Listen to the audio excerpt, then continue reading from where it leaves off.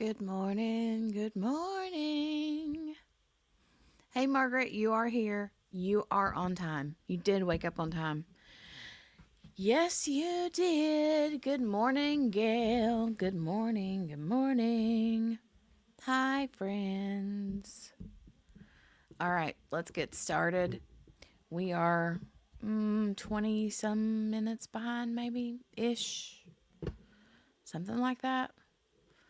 Let's get started. Bring in under Sheriff Google, however, at this point in time, this does not invoke the court to need to go through a Richardson inquiry. The witnesses that you're referring to, have they been disclosed to the state? It's not by us, Your Honor, because again, we have not had a chance to speak with her. Do you intend to call these individuals? If we can confirm the information. These are not answers. If you are not actually intending to call a witness that has not been previously disclosed, at this point, I do not have to engage in a Richardson hearing on this matter. But as far as witnesses that you may be investigating or you may speculate have relevant testimony, until you disclose them, until you actually intend to call them, there's really not much I can do with this. If you wish for me to hear from the under sheriff, I will. But as far as perfecting a subpoena and speaking to these people who are either not under subpoena or not listed witnesses, there's not very much I can do. Judge, it is the defense position that between 12:30 and when we got to the jail shortly before 5, somebody from the sheriff's office spoke with this officer and convinced her that it was not in her interest to cooperate with the defense. We are asking for the court's assistance because the rules. To do what exactly? So that we can at least speak with her to find out if she has anything that's admissible. The court has jurisdictional authority limits. For someone who is not under a subpoena, I just can't compel them to come here, go there, or do certain things. There is no subpoena for this individual. If they choose not to speak with you, so be it. But please bring in the undersheriff. He can speak to these matters that you've raised. Thank you, Your Honor. Why didn't they subpoena her? I don't understand that. Hey, Sherry, good morning. Apparently, Margaret, there's some Judge, if I may. guard. Whatever happened after we spoke with the officer yesterday afternoon, even if we had a subpoena ready to serve, they have represented to us that she is not available to be served. Without the court's assistance, we cannot accomplish that. Well, and this goes to the timeliness of the witness itself and the fact that it's occurring in the middle of trial. But that part of it, again, there's certain things I cannot assist with. And the Sheriff Google, please raise your right hand, sir. Do you swear or affirm the testimony you're about to give to be the truth? Yes, sir, I do. If you can just stand in front of the court reporter instead of taking the witness stand. If you can explain to me what occurred with, I believe this is one of the correctional deputies that may or may not have testimony concerning this case. Please explain what happened with them to the best of your knowledge. To my knowledge, I was approached by Captain Georgia Dent, who has spoken with Deputy Franklin, and Deputy Franklin informed Captain Dent that she had received a phone call from inmate Addison's attorneys, and they were advising her that they were going to be at the detention facility later that afternoon, which was on yesterday, and they wanted to speak to her. So she was inquiring with Captain Dent if she actually had to speak to them, and she was saying that she didn't know what they wanted to talk to her about. Captain Dent then came to me and gave me that information. I then talked to our general counsel, the agency's general counsel, and we were in agreement that she could speak to them if she so choose voluntarily. If she did not want to speak to them, they would have to have a subpoena to compel her to speak. So after speaking with General Counsel, I spoke back to Captain Dent, and she relayed that information to Deputy Franklin. Did you or any other person in a position of authority over this guard instruct them not to speak to the defense? No, sir. Any examination for under Sheriff Google by the defense or state? Not from the state, Your Honor. Good morning, sir. Good morning. It is our understanding that Officer Franklin is now on leave and not available to be served. That's not my knowledge. I have no clue about that. So she is available to be served? I would think so. I'm not aware of her being on leave. Thank you. Yes, sir. Sheriff Google, there is no more inquiry that I will make of you concerning this topic. I appreciate you being here this morning. Yes, sir. Thank you.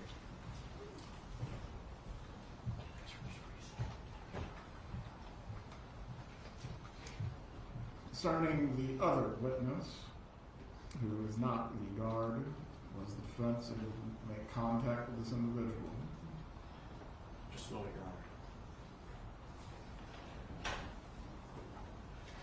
Judge, the information that we provided to Your Honor was purely to put it on the record that we had followed that It's on the information. record. After discussions amongst Ms. Fulford and I, we had decided that we were not going to pursue that given the status of that individual and the misinformation we believe we were being given. Right, as to the, I believe, second witness, is this person going to be disclosed, or are you going to seek to call them as a part of your case? No, Your Honor. As to the guard, if you need to follow up with a subpoena for this individual, as they have chosen not to speak with you, you need to do so with all haste. The jurors at the time of selection were told this would be 3 weeks, that it could possibly go longer, but 3 weeks is what they were told. For today's witnesses, let's go through that before the jurors are brought into the room. And I apologize, I did not have a chance to prepare a list. At least for this morning, our intent is to call Kristen Adelson, Linda Bailey, Sarah Newhouse, and Marisol Descalzo. For this afternoon, This afternoon is up in the air, and that's going to require some additional conversations with our client. during the lunch break, that would be your opportunity to have any final conversations concerning whether she will in fact testify. We'll give the jurors a longer lunch break if necessary to accommodate this. Instead of an hour and 15 minutes, it will be an hour and 30. After that, we are going to have to go on the record concerning is she or is she not testifying. Yes, sir. Please bring in the jurors. Your Honor, I know that Lord have mercy. 3 of the witnesses are here. Mr. Scalzo's flight does not arrive until a little after 10 o'clock, we said. Yes, sir. Sounds like the defense is just all goobered up. They don't know whether they're coming or going, and if their witnesses are coming or going. I'm gonna neglected to give you an opportunity to speak. If you actually wanted to be heard, please do so now.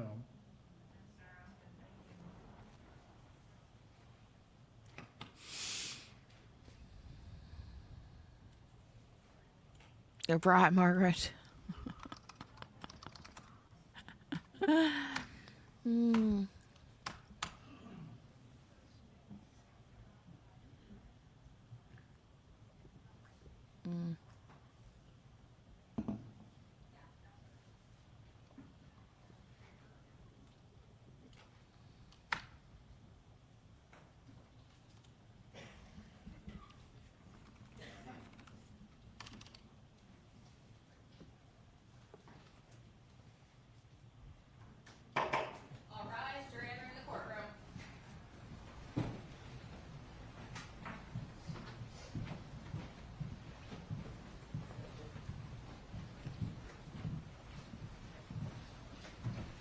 I don't know.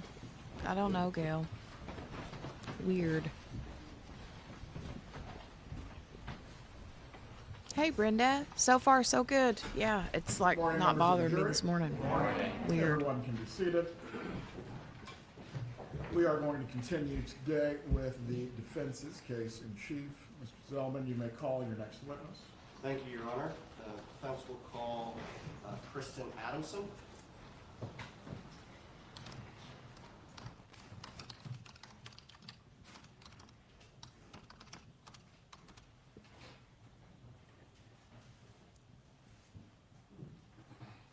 Mm,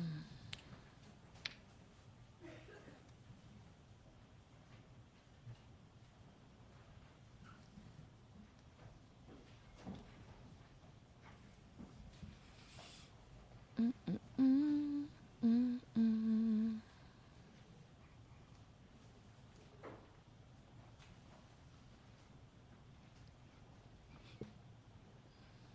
Try not to yawn.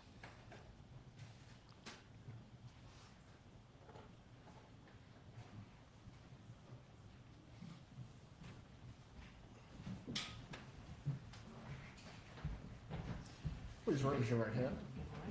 Good morning. Do you swear or affirm the testimony you will give today will be the truth? You may take your seat. So far, so good. So far, so You good. may examine when you're ready. Thank you, Your Honor. Good morning. Good morning. Can you please introduce yourself to the jury? I'm Kristen Adamson. And Ms. Addison, how are you employed? I'm a lawyer. What type of law do you practice? I practice family law and I have done so for 37 years. How long have you been practicing? 37 years. Okay. Are you board certified? Yes, I am board certified in marriage and family law by the Florida Supreme Court. What's involved in becoming board certified? And I've been board certified since 1996. I had to take a test on family law, and I had to pass a peer review by judges and my colleagues in the Florida Bar Family Law section. I have to recertify every 5 years, so I've had to also do that every 5 years. I'm coming up, I think 2026, I will be in my thing again, well, I'll have to recertify. Have you received any other accolades or awards throughout your career for your work in family law? I was heavily involved in the Florida Bar Family Law section on the Executive Council for a long time. I am a fellow in the American Academy of Matrimonial Lawyers, past president of the Florida chapter, and I am a fellow in the International Academy of Family Law Lawyers as well. All of those required board certification prior to being allowed to be a fellow, as well as another test nationally and locally, and written tests and oral tests as well. And how long have you been a member or a fellow of the American Academy of Matrimonial Lawyers? I have been a fellow since 2020, and I was president in 2012. How long have you been a fellow in the International Academy of Family Lawyers? Approximately 5 years. In your work as a family law attorney, did you have occasion to represent Wendy Adelson? I did represent Wendy Adelson in the end of 2012, I believe it was, 2013, and part of 2014. Would you call her divorce a bitter custody battle? I would not. That's not how I would characterize it. How would you characterize it? She had a relocation case where she desired to go to Miami. All relocation cases are a little bit more difficult than just regular custody cases because we almost always have to have a court determination on a relocation case because unlike almost all other family law cases, relocation is a win-lose thing. Almost everything else in family law is sort of a split the baby. Relocation is not. So we did have to go to court on that, and that going to court always is a little bit harder, but in general, this was more or less after that a run-of-the-mill kind of parenting issue kind of case. Is it unusual to seek, in your practice, has it been unusual to seek relocation? No, not at all. I have two right now. Now, speaking to Tallahassee, why is it not unusual? Why is it not unusual? Yes. It's not unusual because it depends on why someone is here in Tallahassee. Tallahassee has a lot of students with the university. They may graduate with a degree, have children, expect to be able to move somewhere else after they graduate. One person wants to leave, the other person doesn't want to leave. The two cases I have right now, they're not here in front of this court, so they're actually, one of them settled. But one of them, the mother received a potential job offer in North Carolina. The father lived here. She wanted to move to North Carolina. All of his family was here. Her family was not. She wanted to move somewhere else, so that was one. And another one that I have right now is a person wants to move to Pensacola. My client wants to move to Pensacola because her family is there, and the father does not want to because his job is here. So it's almost always about moving to be close to your family when a marriage dissolves. I mean, that even happened with my sister when she divorced in Florida. She moved to Atlanta to being close to my parents. It's a very common thing for people to want to move to be near their parents, no matter how old they are. Now, do you have parents who attend client meetings? I do. And it doesn't seem to matter whether my clients are 20 or 40. I have many cases where a mom or a dad or sister or somebody comes to almost every meeting I have, including mediations, and they're heavily involved in the divorce of their sibling or their child, regardless of age. It's just something, families tend to be enmeshed in their other families' divorces. They do. I usually let them come to mediation because sometimes it's important to hear how the mediation is going so that they don't try to armchair quarterback it after the mediation. Understood. Now, you indicated that you typically have to go to court for relocation. How difficult is it to get court approval for relocation? Well, I always tell my clients in Leon County that even though, according to the statute, there's no presumption that someone should be able to leave or not leave, I do think that there's a presumption against relocation. And I always tell my clients that it's a very hard thing to obtain a relocation.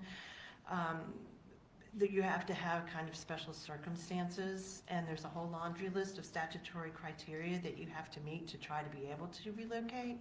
And so we sit down and we go through the statutory criteria and determine whether or not you'll be able to do it.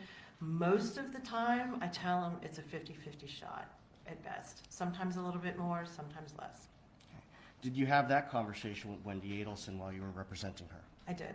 Okay. And did you advise her of that same information? I did. Basically, I told her that if this is something that was important to her, this was her one shot at it.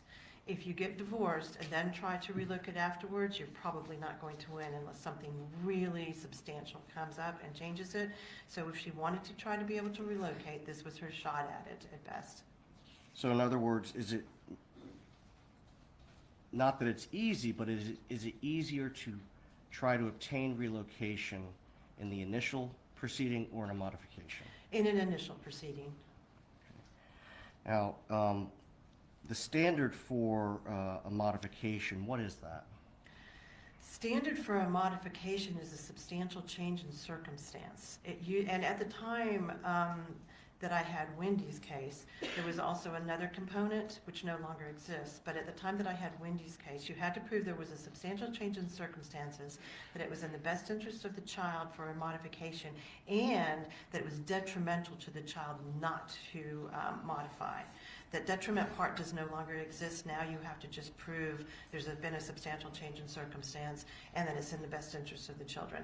But at that point, you would have had to prove that it was detrimental in some way to the children to modify. Is that why you advised Miss Wendy Adelson, if she wanted to try relocation, she should do it at the front end? Yes. Proving detriment is hard to describe to clients because they don't understand how substantial that really has to be. It has to be very substantial. Children are failing in school, children are potentially being neglected or abused, or there's alcohol or drug or mental illness. Okay. Have you ever been successful in convincing a judge to grant relocation? I personally have only won one case in 37 years for relocation. So, would you say it's difficult? I think it's difficult. Now, even though you've only gotten court approval for one with the client, have you been able to successfully negotiate for relocation in other cases? I have been able to negotiate relocation in other cases, sometimes through help of mental health professionals who will interview the parties and the children and make recommendations. Sometimes we'll have a guardian ad litem appointed to make a recommendation. We'll have a parenting evaluation or something like that that makes a recommendation. And if you have those things behind you, then it does help, because most people don't want to go to a judge if you have a mental health professional that says, oh yeah, relocation would be great. So we have been able to do it in that way. I also have been able to have relocations when you have an older child who really wants to relocate and the other parent doesn't object. Or sometimes you have, like in my sister's case, which I actually shouldn't have, but I did represent my sister. She moved to Atlanta, and then her husband was able to obtain a job in Atlanta and move up there to her former husband. So we negotiated all those things. And I think you said you explained all of this to Wendy. I did. Was she aware that the chances of success were low? Yes, I mean, I told her that this was her shot. I thought she had some good reasons. I would never have someone file a relocation if I didn't think they had a shot at it. So I think she did have a shot at it for many reasons. But including the fact that her parents were down there, that Professor Markel had a very flexible job. He had family in South Florida. These were very little children at the time. We did not have the presumption of 50-50 parenting, and she had done most of the parenting. There were lots of reasons I felt like she had a really pretty good shot at it. But I did tell her it's not going to be easy. Okay. Now, let's talk about family law rules of procedure generally. Do the rules require the exchange of certain materials in dissolution proceedings? Yes. And what are those? We have mandatory disclosure in divorce and modification proceedings, including custody and just regular divorce. And pursuant to the Florida Supreme Court rules in 12.540, we have to file a financial affidavit under oath that the parties and lawyers and their paralegals help them fill out. We also have to provide a laundry list of documents that keeps getting larger. It's bank statements for 3 years, it's retirement statements, it's deeds, it is credit reports. I mean, it's a very large, voluminous amount of documentation that we have to exchange with the other party, the other counsel. And when completing the financial affidavits, specifically when you completed Miss Adelson's family law financial affidavit, did you gather records in the process of completing that so you could disclose everything appropriately? We did. We gathered all those records and we exchanged them. and gave them to opposing counsel. Sometimes what does happen is the other side has all the records. For example, tax returns, we have to exchange tax returns for 3 years. Sometimes the father or the husband might have all the tax returns, the wife might have all the tax returns, so you do rely sometimes for the other side to provide the documents that you should have. But Now, that does happen. Do you have to list all assets on the financial affidavit? Within reason, you do have to list your substantial assets. Sometimes I have people that want to list minutia assets, de minimis assets. We don't really do that. We try to keep it as global as possible. We don't list everybody's clothing or, but we list all the cars, generally speaking. But financial affidavits are also a work in progress. We can amend them. And that is part of what happens when you go through a dissolution. Sometimes more documents come to light. A lot of times when people are getting divorced, they're not always in their best mind, and they're not always working as well as you'd want them to. So it takes a lot of help to get a lot of these documents sometimes. So we amend financial affidavits, and I always tell them, don't worry, we'll amend before we go to court. If we have more documents that come up or we find out more information, or you change jobs, we have to do that. What about non-marital assets? We generally list non-marital assets as separate if we have knowledge of them. Non-marital assets can be very clean, where you absolutely know something's non-marital, or they may not be, because what people don't always understand, it's an education process as you're educating your client as they're going through divorce. Simply because it's in your name alone does not mean it's non-marital. So it can be in your name alone and still be marital if you have obtained it during the marriage. However, sometimes it can be both, and we have to separate things out. I know with Wendy's case, that was one of the things that happened, is she had an asset that was potentially marital and non-marital because she owned some of it before the marriage, and then she had some of it, she contributed some of it after the marriage. So it's hard to determine how much initially, and we sometimes have to hire expert witnesses, financial witnesses, to come and help us determine what part of this is non-marital and what part is marital. For example, if you have a retirement account and you've contributed to that retirement account before the marriage, everything you contributed before the marriage is yours. It's not marital. And whatever increase in value due to the market is also non-marital. So if you have $100,000 in a retirement account, you get married, that $100,000 theoretically, except for 2009, that $100,000 continues to grow, so you're entitled to the growth on it too as non-marital. So that's why sometimes it gets very complicated and we can't determine it initially when doing a financial affidavit, but we do try to determine it by the time we get to court at least. Now, I want to back up a little bit. What happened with Wendy Adelson's relocation? She did not win her relocation. Can you tell us what happened at that hearing? So we had a hearing on the relocation. We put on Wendy Adelson, and she testified about the reasons that she wanted to move. She did have a job offer in Miami. We put on the lawyer from the law firm that had offered her the job. He testified about what the job would be, how much more money she would be making, and the flexible hours, et cetera, et cetera. We put on all of that, and then at the end of our testimony, the judge asked to speak to counsel, which happens a lot, and she took counsel out. It was me and Professor Markel's lawyer, and she told us she understood why Ms. Adelson wanted to move, but she wasn't going to allow it because she didn't think she had met her burden of proving it was in the best interest of the children. During that hearing, or after the judge made those comments, did Wendy go out in the hallway to speak to her parents? Well, after she made those comments, I went to both Mr. Duggar and I went to our respective clients. We told our respective clients what the judge had said. And basically, if the judge had already determined this without hearing from Professor Markel, we didn't really have a chance of winning this at all because she'd already heard the best case of our case.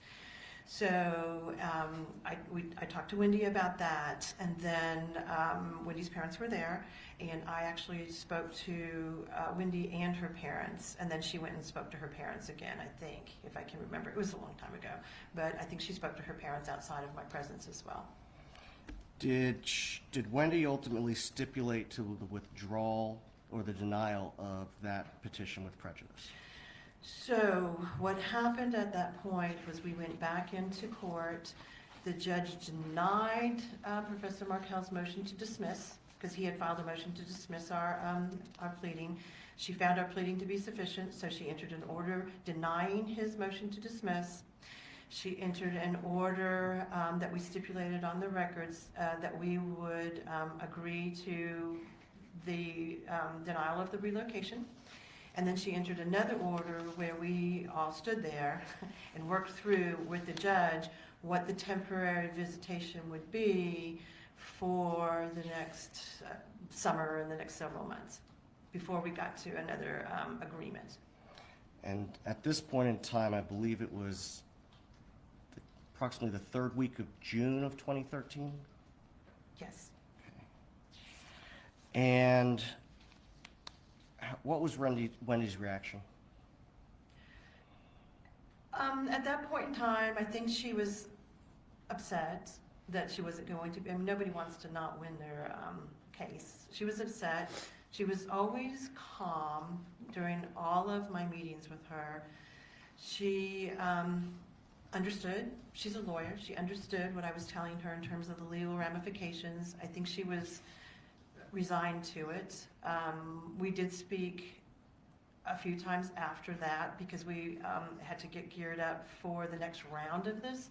We had already gone to mediation before that, and we had not been able to agree at the mediation on the relocation. So we knew we had to go to another mediation. So I talked to her several times about the next mediation, which would be dealing with all the other parenting issues, and the financial issues. So I did talk to her quite a bit after that, and she seemed resigned to it. Now, although the court denied the petition, would it have been possible for Wendy Adelson to offer Mr. Markell any financial incentive in order to convince him to change his mind?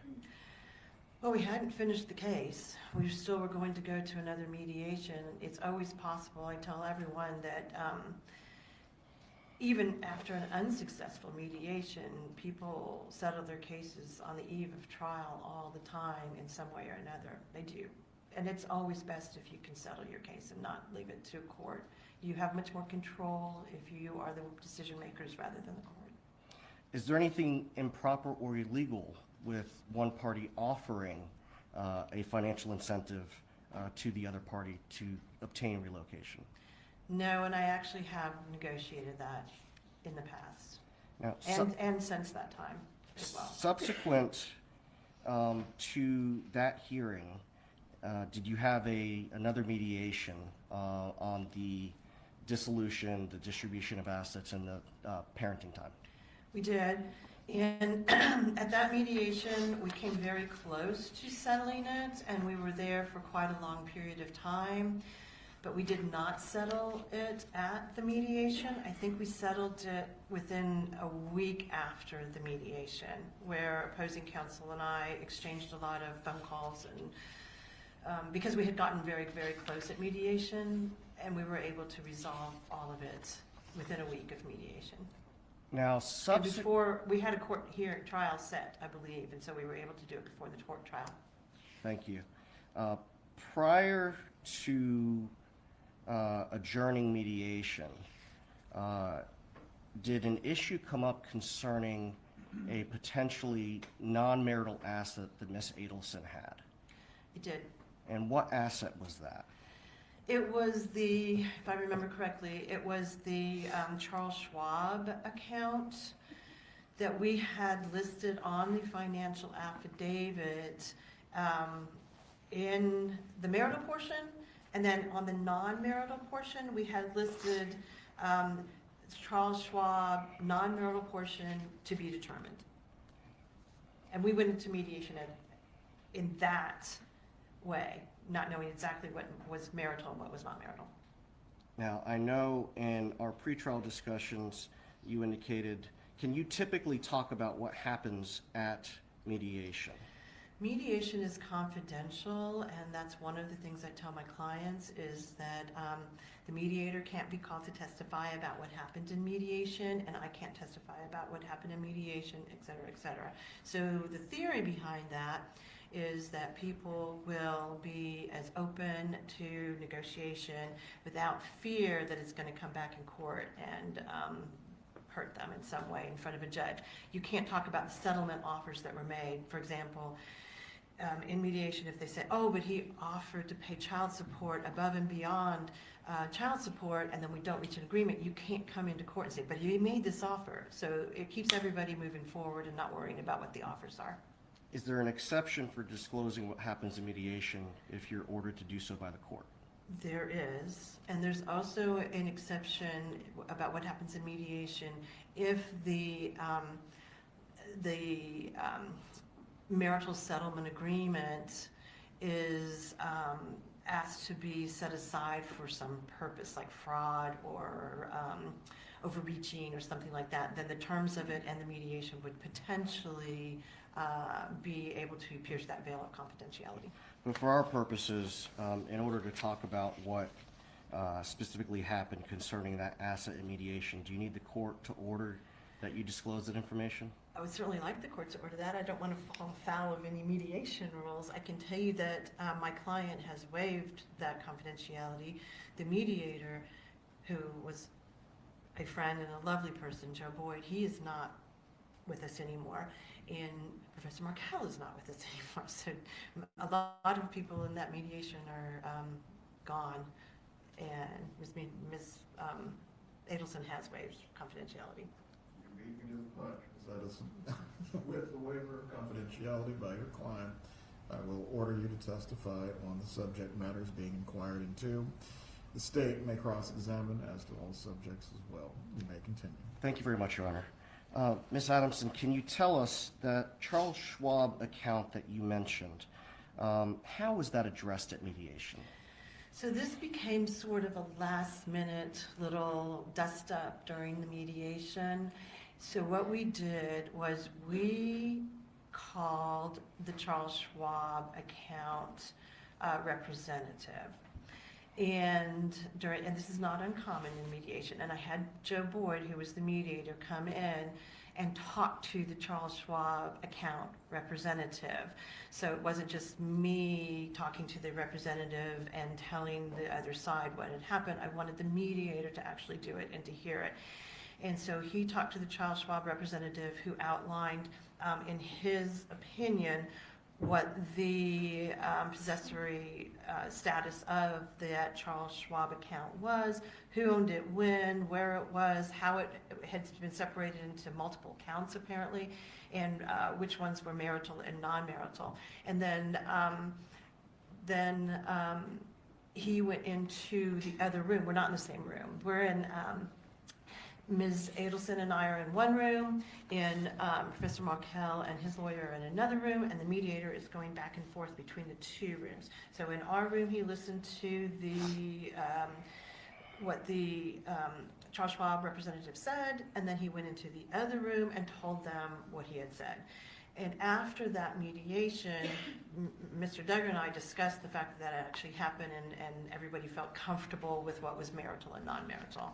And that was when, along with other little things about the parenting and other loose ends being tied up, we were able to actually have a marital settlement agreement. The Charles Schwab account, in all its different permutations, was listed in the marital settlement agreement. And Professor Markell had almost $500,000 worth of non-marital Charles Schwab accounts of his own. So he had non-marital money as well. So based on what you've discussed, Mr. Markell was aware of the non-marital status of that portion of Wendy Adelson's portion of what she would get. He was.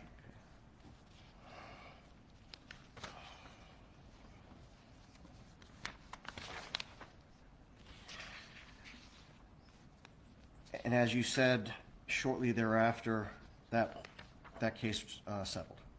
Within a week, I think, ish. Shortly after the divorce was final, did Wendy invite you to get her groove back party? I don't remember when the party was, whether it was a month or 2 or 3, but she did invite me to a party in her new, I think it was an apartment or townhouse. I don't remember what it was exactly, but she invited me to a party. It was called Wendy Gets Her Groove Back, and I had several friends I knew of Wendy's that were there as well, and it was just sort of a Wendy's in a good place, come celebrate my new life party. Yeah, in Tallahassee. Throughout the course of your representation, could you tell us the total amount of attorney's fees and costs that you incurred in this case? I think the total amount of costs and attorney's fees, we did take a couple depositions. We had 2 mediations. One was ordered by the court on that relocation case, and then that was a pretty short mediation. It was only a couple hours. The other one was much longer. I think the total attorney's fees were probably about $30,000. And costs of? That includes costs and everything, I think. Now, I know that sounds like a lot, but it wasn't that much compared to a lot of litigated cases. okay. Now, litigated cases have multiple evidentiary hearings. Correct. Did this? No, we had, I don't believe we actually had any evidentiary hearings. The only other hearing that we really did have was post-dissolution. So aside from the relocation, prior to the divorce being final, there were no contested hearings. There were no contested hearings. Now, did the marital settlement agreement require that Mr. Markell pay Wendy and yourself certain sums? So according to the marital settlement agreement, Professor Markell kept the house. So he was supposed to pay Wendy for her part of the house. And all the other assets were divided equally, so that he kept an equal amount, she kept an equal amount. He was supposed to pay, I think it was about $120,000 for his part of the house within 60 days. He had the money, because he had more than $500,000 in non-marital assets, and he had also marital assets as well. He was supposed to pay me $10,000 in attorney's fees because he made a lot more money than Wendy did, and it's based upon, attorney's fees is based upon who has more resources, and he had considerably more resources than Wendy did. So that was part of the agreement. He was supposed to pay me $10,000, he was supposed to pay her $120,000, all within 60 days of the agreement, which was July, sometime 2013. July 31st? I think that's right. Did Mr. Markell pay the sums that he was obligated to pay under the settlement agreement? He was supposed to transfer, if I remember, from one of his Charles Schwab accounts to Wendy, the money. He gave her $50,000 of the $120 in a pretty timely basis, and then he just didn't pay the rest. And I don't like to file enforcement hearings on things like that because it takes a long time to get to court. It's not fun. It's just kind of, so I was pretty much once a week or once every other week asking opposing counsel if Professor Markell was going to pay. Did he pay? He did not. What did Wendy ask you to do to enforce that? At some point, I wrote a letter, I believe, to opposing counsel. So this was, first it's a bunch of emails and phone calls, and then it's a letter saying, please pay, so we don't have to file an enforcement. A part of our marital settlement agreement, if we have to file an enforcement and we win, which we would have because he had to pay, then he would also have to pay additional attorney's fees for doing that. So then it just becomes more and more money that he's owes and he's not paying theoretically. So, and this was all on property issues. So unlike custody, we're not going to be able to, or child support, we can't put him in court or in jail. We're not going to be able to put him in jail or anything like that. We're only going to have to be able to go after his assets and things of that nature. It's a lot easier if people will just pay. So I finally filed a motion for enforcement saying he'd only paid $50,000. He owed the other money, and he owed me money, and I asked for a court hearing on all of that. Sounds like it was pretty straightforward motion that you filed. It was pretty straightforward. It was probably 4 or 5 paragraphs. Did that prompt Mr. Markell to pay? No, I did not. What happened? So then Mr. Markell hired a new lawyer. And his new lawyer filed a responsive pleading to that my motion, basically saying that he shouldn't have to pay because Ms. Adelson had breached the marital settlement agreement. How did he allege that she breached the settlement agreement? He filed multiple motions, but this first responses and motions, his first one, basically, if I remember correctly, was all about the money. And he said that he shouldn't have to pay because she had hidden the Charles Schwab money from him, and he used to have power of attorney, so he knew that she hid the money, which doesn't make sense because if he had power of attorney, he would know what the money was. So it didn't make sense to me. But anyway, that she had hidden that money, and that she hadn't told him about several other of her retirement accounts, and therefore the marital settlement agreement was breached, and he shouldn't have to pay her the money.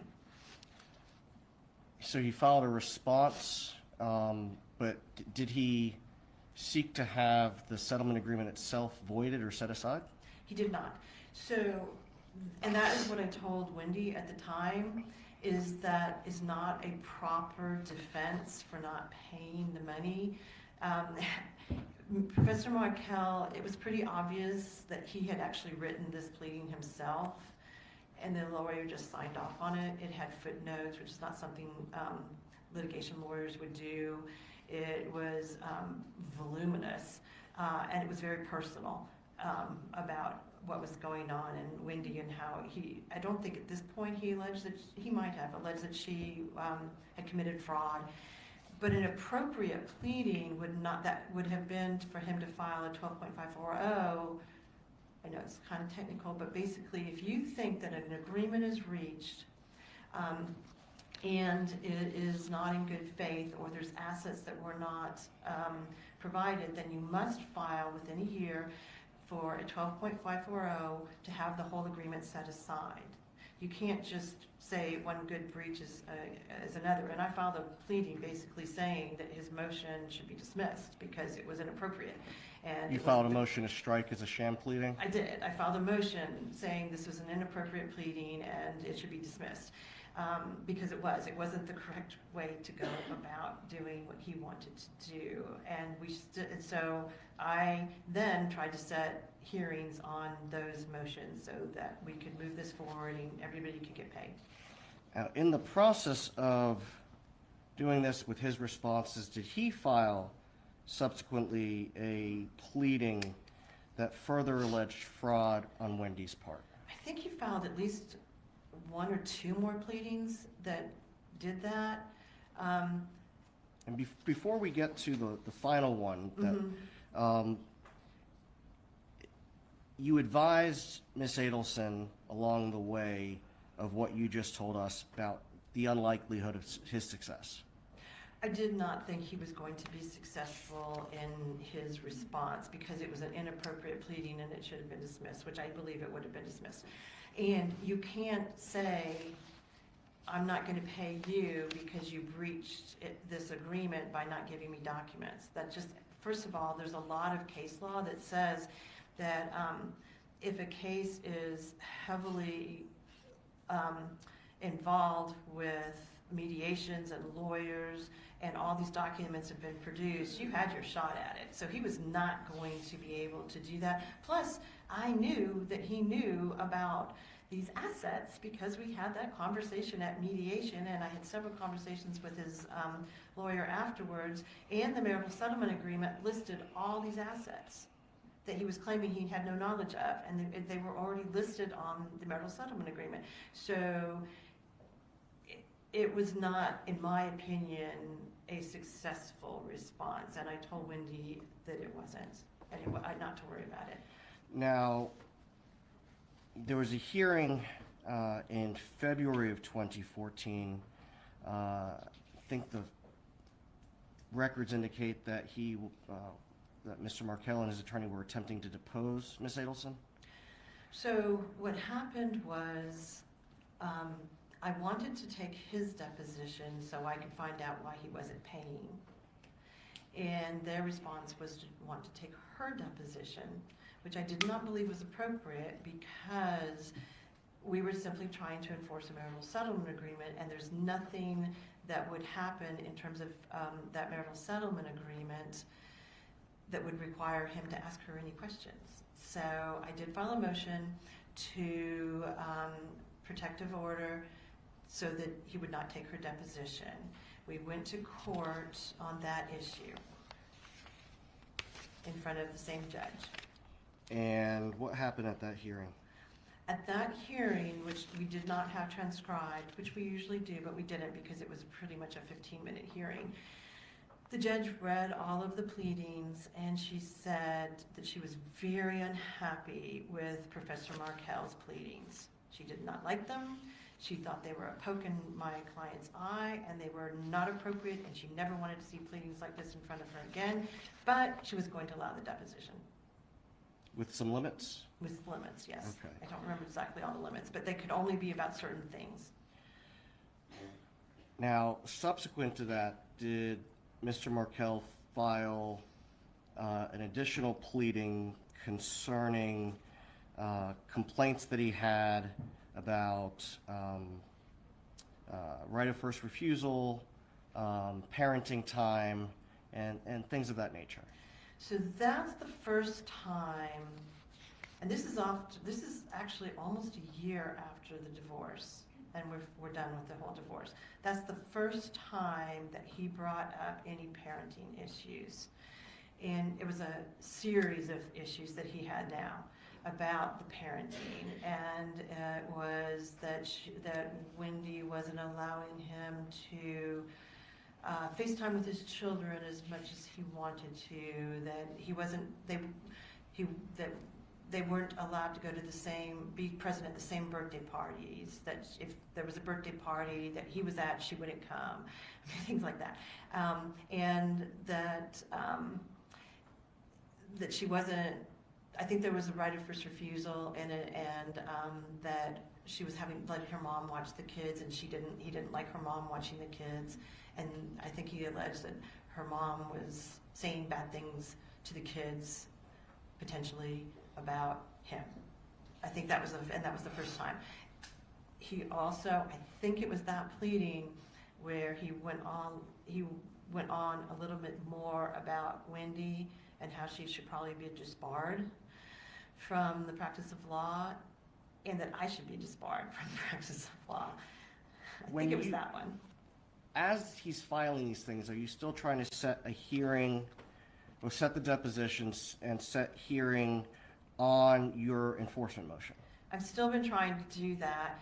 There were a number of hearings that got canceled. Some of them I think were because of the court needed to move things. Some of them were because I was trying to work this out. Still, I'm always trying to work out a case and not go to court if I can. So we were trying to work it out, but he wasn't paying, and I was trying to set hearings on all of this so we could get the money and we could get his motions dismissed because they were frivolous.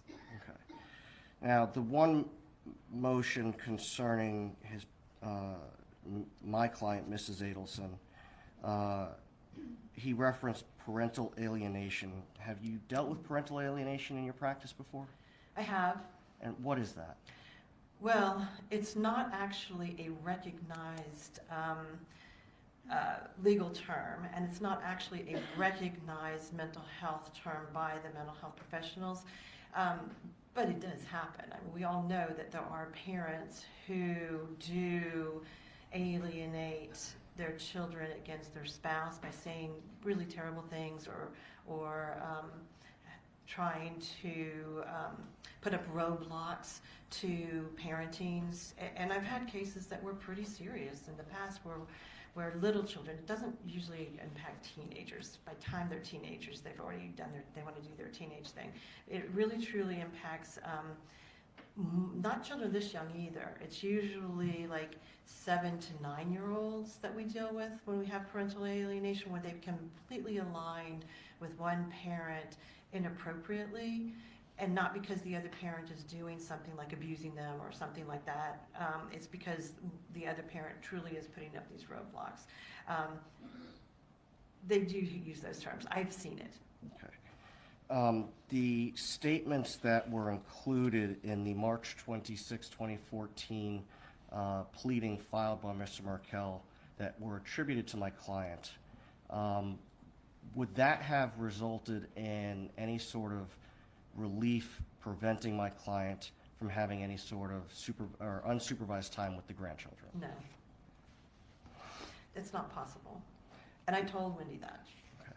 Now, as Professor Markell continued filing things, did you realize that you were going to have to become a witness? So I can't remember how many pleadings he filed on that regard. It may have been 3. And it was the last one that he filed. I believe it was in May, I believe, where he said that, where he became very personal to me, which occasionally happens. It doesn't usually happen with professional people, so I was surprised, but he became very personal towards me and said that I had committed fraud and that I should be disbarred based upon what had happened. At that point in time, I knew that I was going to actually have to be a witness now in this case. And as a witness, you can't be a witness and a lawyer representing your client. So I knew that I had to withdraw. So I withdrew so that I could testify in the case that was going to come up. And I sought a new counsel for Ms. Adelson at that point.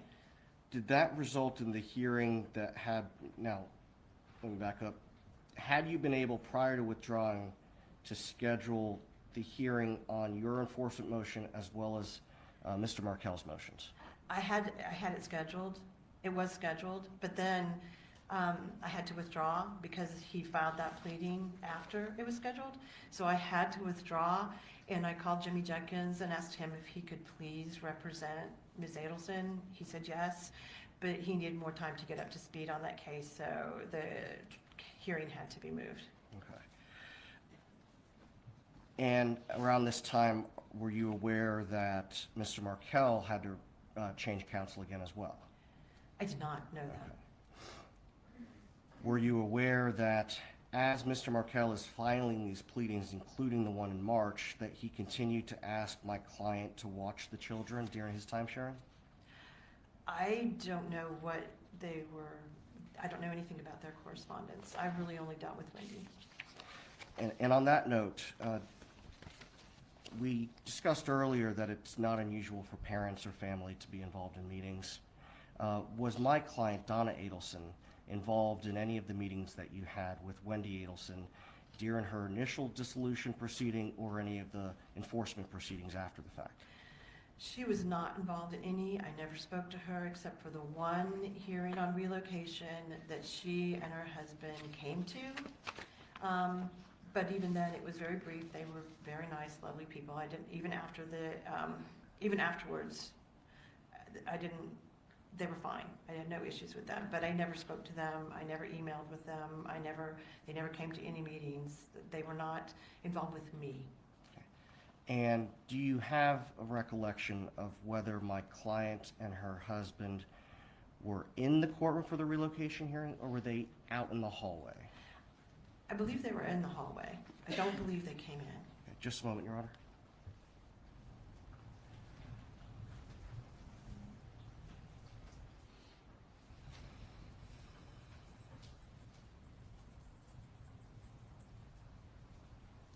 further this time? Cross-examination.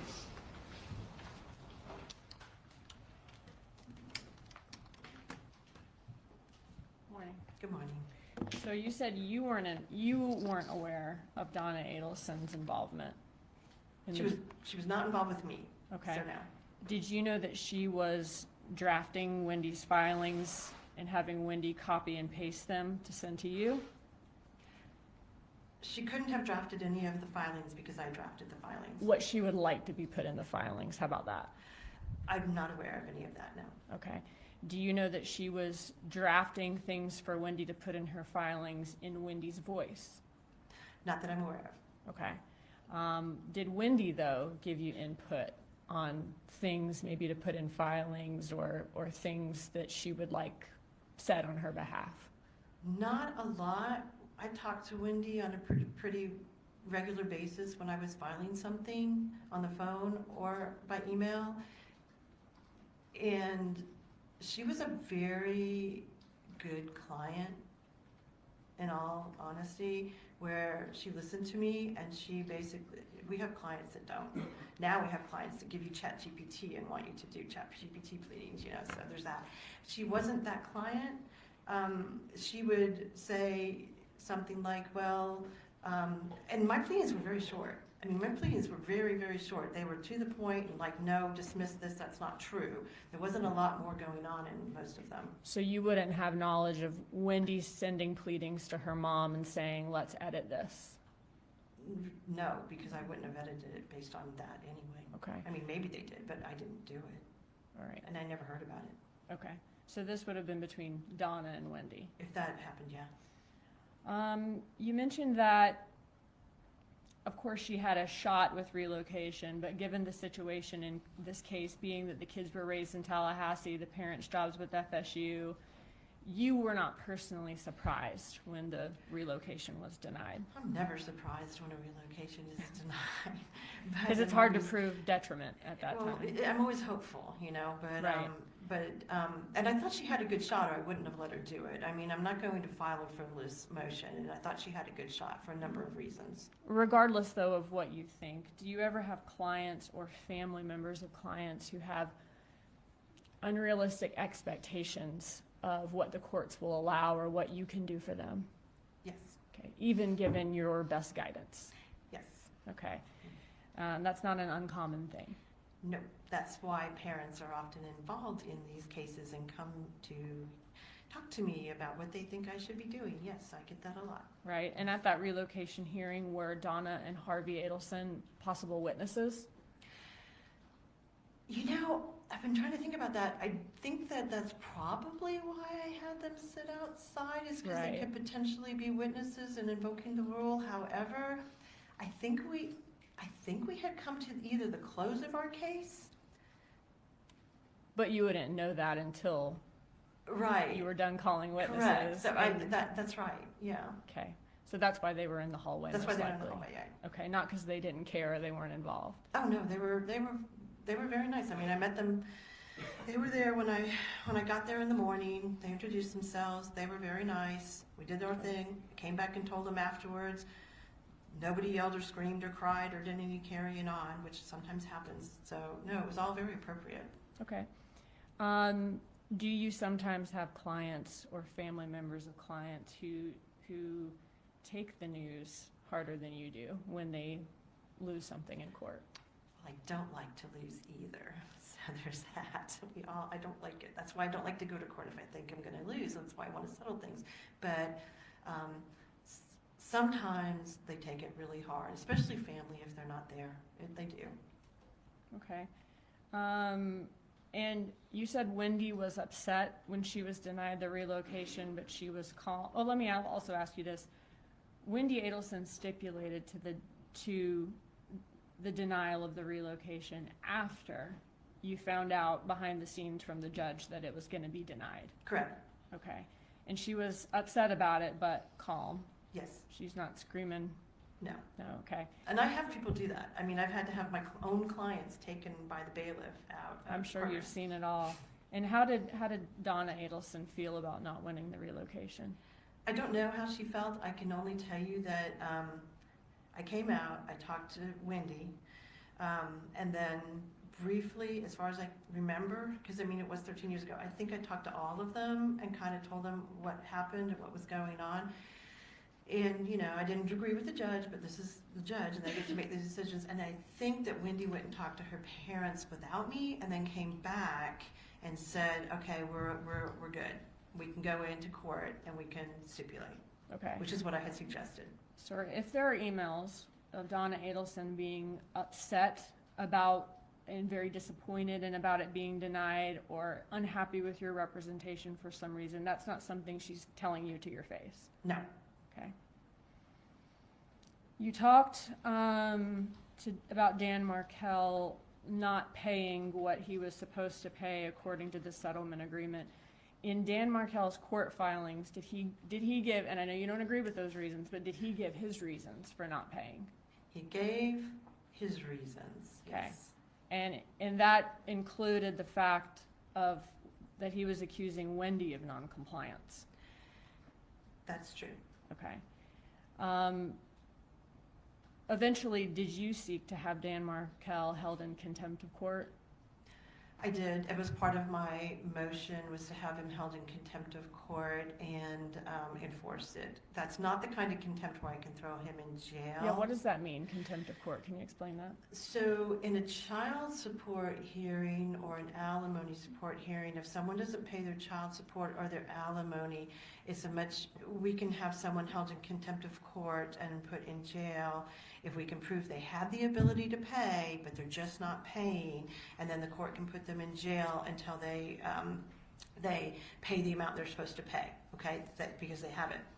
If it's a property issue, we can't really have them held in contempt of court because it's a property issue, and that was part of why Dan's pleadings didn't make a lot of sense, because he was mixing up property and child issues, and you can't do that. It's strictly property or it's kid issues. In a property issue, it would be a multi-step thing to have him held in contempt of court. He would basically, the judge would have to find that he was not paying, he's willfully not paying, and then. Could I ask you a different question? Okay. I'm sorry. But even in a property situation, the court could put him in jail ultimately, but it would be multiple steps I would have to go through. It wouldn't be just one step, and it would be difficult. What ultimately is the consequence of that is my question. So ultimately, the ultimate consequences, we would probably get a final judgment against him for the amount that was owed. Like a lien. And a lien against, and we would get a lien against the house, and and I have to do this often, I would send them to a debt collector attorney who would then have to file another suit to be able to collect that money, and then they would probably be able to go into his assets and get the assets. So it's a multiple stage process, which is why I just wanted him to pay the money and not make me do this. So if it was successful, probably a lien, worst case scenario, he could go to jail. And then him being an attorney, though, could he lose his bar license, possibly? If he's held in contempt of court? Or at least be in trouble with the bar? He could. I've had lawyers held in contempt of court over these issues before. I haven't had one lose their license yet. Okay. But they could. It is a possibility. Did you inform Wendy Adelson that you were seeking to have him held in contempt? Yeah, I'm pretty sure I probably did. Because it's kind of a generalized form. It's a motion for contempt and enforcement. Okay. And then at some point, did he allege that Wendy Adelson should be held in contempt? I don't know if contempt, I can't remember if he actually said she be held in contempt legally the way that I was using it. I think his pleadings were much more, Wendy should be disbarred. Okay. I mean, that's what he specifically said. Right. That she was committing fraud and she should be disbarred. Would you describe this divorce as contentious? I wouldn't describe the divorce as particularly contentious at all compared to most of the divorces I had. I mean, we settled it. I don't settle a lot of my cases where we actually go to week-long trials over things of that nature. I think it was like any divorce where there were ups and downs of moments where it was contentious and not fun, but for the most part, we kind of settled it. We settled it after mediation, and it wasn't a problem. I do think that this whole issue of the enforcement got a little contentious. I really didn't understand it because he paid the first $50,000 fine. And then all of a sudden, he decided not to pay the rest. And I didn't really get it and know why he was doing that, because the parenting stuff didn't come up for like several months afterwards. So none of what he was doing made sense. I think he just got upset with Wendy or something. I don't know what it was. Okay, thank you for that information. It wasn't contentious, but you did say that his motions were very personal, his pleadings were very personal. That's where I think it became contentious, is And when he did that. Was that personal attacks on both Wendy Adelson and you? Correct. And he was alleging that Wendy Adelson committed fraud, right? Yes, He's alleging you committed he fraud. did. It got so bad that you had to get off the case so that you could be a witness on Wendy Adelson's behalf, right? Correct. That's happened before, though. I mean, I've had that happen before. And he alleged Wendy should be disbarred, you said. Correct. And he's having issues with Wendy's mom, Donna Adelson, even being able to watch the kids, is what you said in one pleading. One of the pleadings said something about the right of first refusal that he had, and she shouldn't be allowed to have the kids unsupervised, I think, during right of first refusal, because she was saying things about him to the kids, he thought. And did the litigation between Dan Markell and Wendy Adelson continue even after you got off the case? Once I got off the case, it was the end of June, and I think that he was gone within a few weeks after that. So you were supposed to be a witness on Wendy Adelson's behalf, right? Correct. Were you ever able to have that hearing? No, Why not? because I got a call from Jimmy Jenkins when I was in Tampa at something that he was dead. It was pretty shocking. Does that happen very often in your divorces? That does not, we've had a few people get murdered, and I've had a few suicides. But it's rare, and I remember all of them. Right, but not contentious. Sometimes, I don't know with the suicides, you know, I don't know. That's all. Thank you. Redirect examination. Briefly, Your Honor.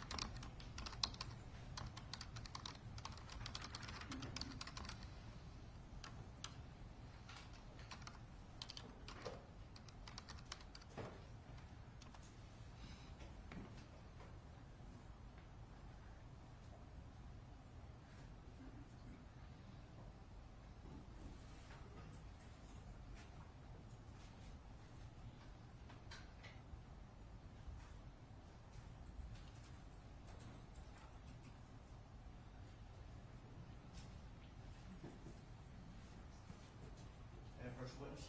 You may. Ms. Adelson, I'm going to approach and show you, I'm sorry. States demonstrative A, I think it's Court Exhibit 1, page 441 of the demonstrative. And then I'm holding 454, if you can hold that, Sure. please. Okay. Is that the March 26, 2014 pleading that Mr. Markell filed? It appears to be. Can you turn to 454 that I had tabbed? Yes, Is that the prayer for relief for that motion? yes. Can you direct your attention to the portion that reflects my client's, Donna Adelson's, time with the children? Does that reflect that Mr. Markell was asking that my client's unsupervised time with the children not interfere with his right of first refusal? I think you're talking about paragraph 6, where it says, enjoin the former wife from allowing the maternal grandmother to have unsupervised time with the children consistent with the right of first refusal. That was that right of first refusal. Yes. And to impose appropriate limitations to safeguard the children from being subjected to disparaging comments about their father.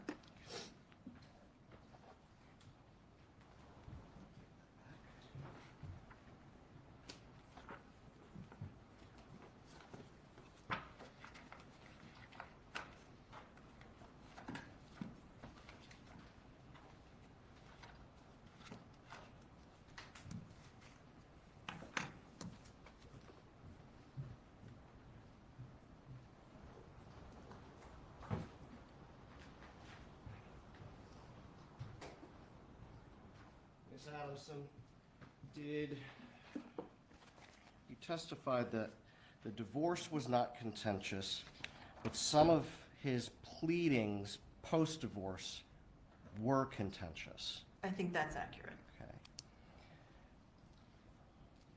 And that his pleadings were personal. He essentially he attacked both Wendy Adelson and yourself. Correct. Is that what caused you to withdraw? I'm very used to personal attacks. I've had a lot of personal attacks. The only reason, and I'm fine with that, the only reason that I withdrew is because I was going to be a witness, not because I cared what he said about me. Had Mr. Markell not included in his pleadings these attacks, would that hearing have gone forward in May of 2014? If he had not included personal attacks against me that I would have had to testify about, then I would have continued with the hearing.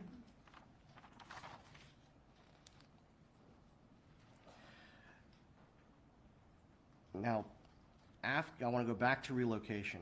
After the relocation hearing, my client, Donna Adelson, appeared to accept the court's ruling. To you. As far as I know, You don't know what she said privately, do you? I do not. Concerning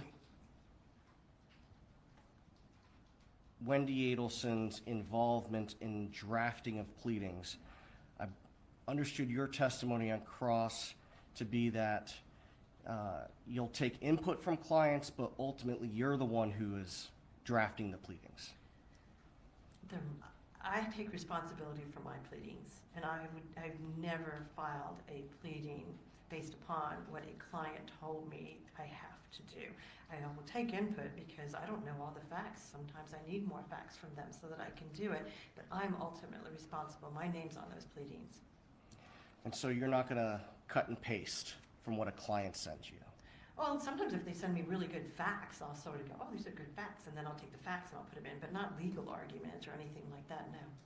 So if you took facts that were provided to you by Wendy Adelson and put those in the factual statements or arguments concerning pleadings or memoranda, the law is still your own writing.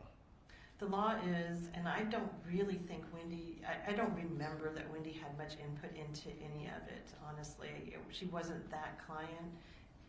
I have clients that are those clients, and she was not that client. I get a lot of ChatGPT now, a lot, telling me what I should be filing. I don't think you're the only one there, ma'am. Had you not withdrawn to be a witness, the motion would have been heard in May of 2014. May or June, whenever it was set. I don't remember exactly when it was set. Okay, Whatever the docket says for whenever it was set, yeah. So if the docket reflects, I think it was May 15th of 2014, the hearing would have gone forward. Correct. The judge would have been able to make a decision on all the pending issues. I believe that's the case. Nothing further? Will this witness be recalled? Just a moment. We'll retain her, but she's free to go about her business. Thank you. You may step down. Please call your next witness.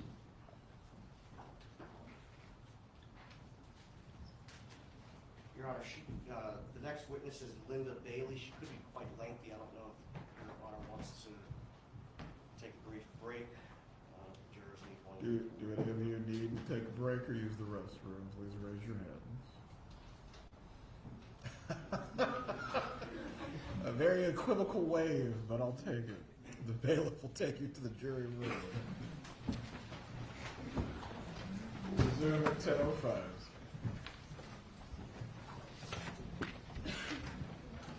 Good morning.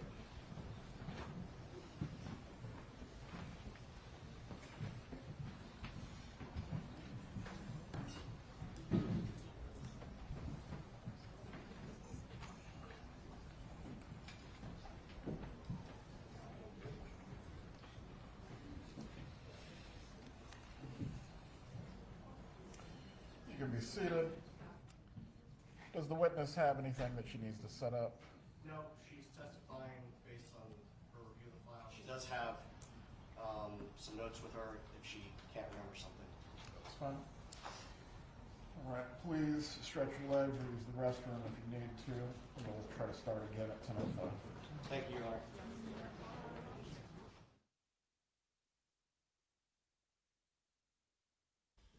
Okay, let's fast forward.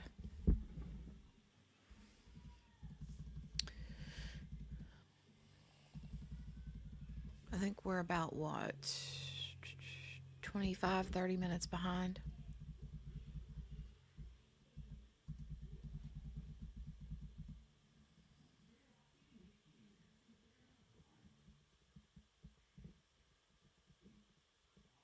They took a long break. Of London. All right. Information. Or when we advise Ms. Bailey of this information. Well, if whoever's listening on digital, if you can go ahead and look through the sidebars for Thursday and Friday to determine when the topic of Lyndon Bailey as a witness was discussed.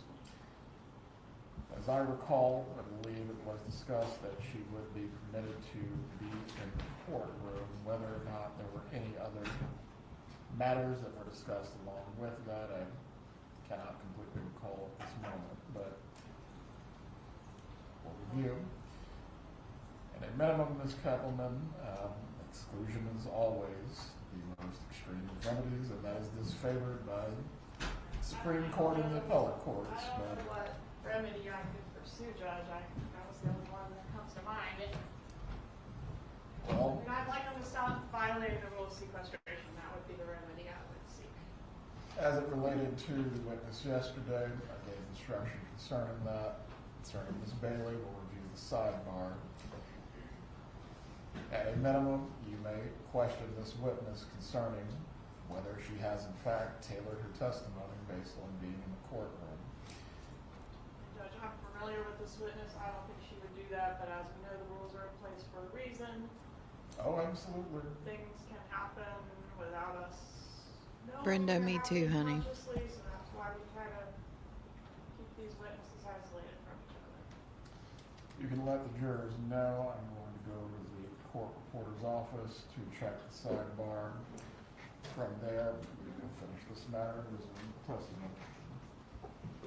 Me too, Brenda. I am super sleepy today. I am super sleepy.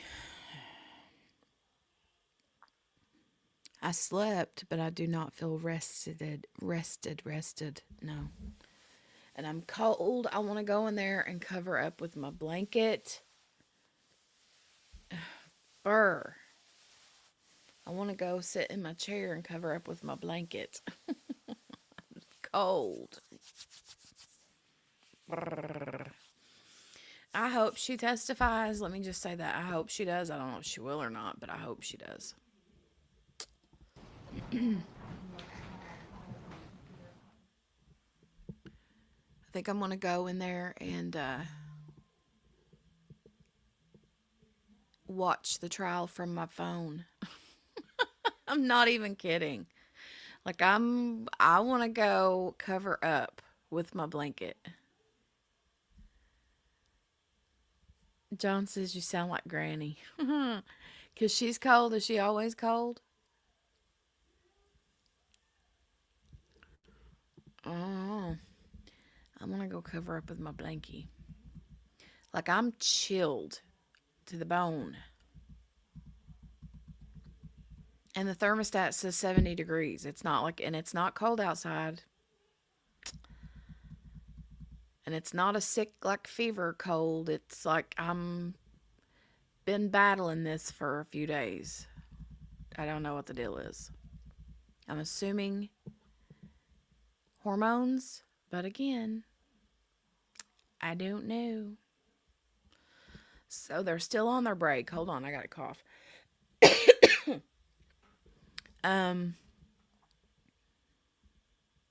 Still on their break. Oh my Lord, how long is this break gonna be?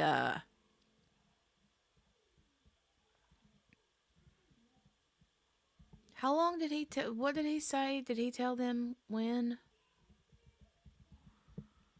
Hold on. Remedy I could pursue. I couldn't Judge. understand what they were saying. Well, if whoever's listening on digital, if you can go ahead and look through the sidebars for Thursday and Friday to determine when the topic of Linda Bailey as a witness was discussed. As I recall, I believe it was discussed that she would be permitted to be in the courtroom, whether or not there were any other matters that were discussed along with that. I cannot completely recall at this moment, but we'll review.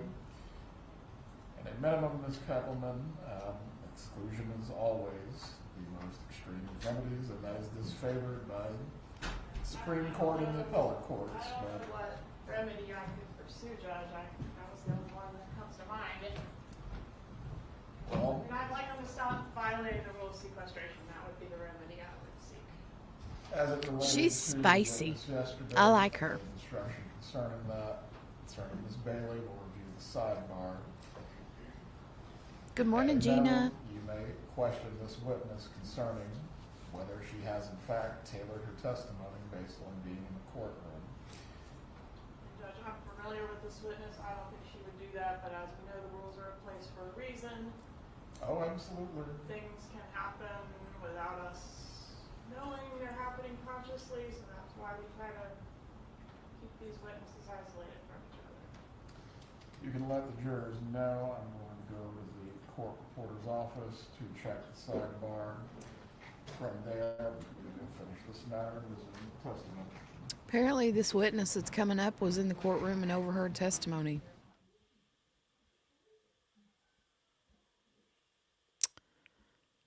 If that's the case, that would be twice now. Or more. Twice that I know of in just the last couple days. Not good. Not good at all. Well, if they went to pee, they're taking an awful lot. See Wait. later. Here we go.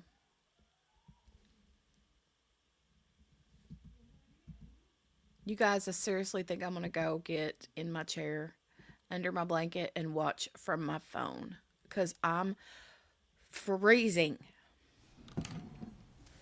So hot from the presses from our very capable court reporters. Has everyone reviewed the transcript at this point? Yes, Your Honor. Please make your argument.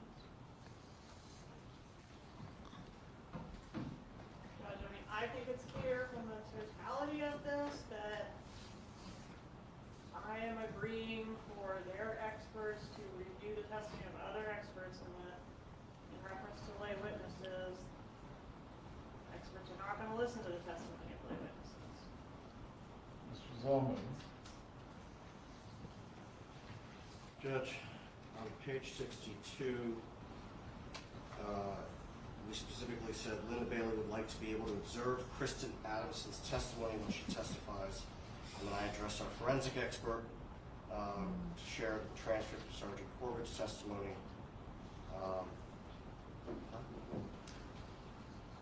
Certainly, I see later where we're discussing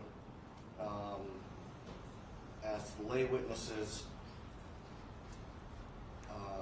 page 63, starting lines 11 through 14, as to the lay witnesses, so non-experts, other than Linda Bailey and Kelsey Y, to be able to observe witnesses. We were not asking for that. Y'all are talking me right into it, aren't you? Suppose the context and the discussion is concerned an adverse expert listening or reviewing or listening to the testimony of the other expert. Ms. Adamson was called as a part of your case in chief. Ms. Bailey is being called in your case in chief. Ms. Adamson was not an expert. The state never agreed to what is being discussed now.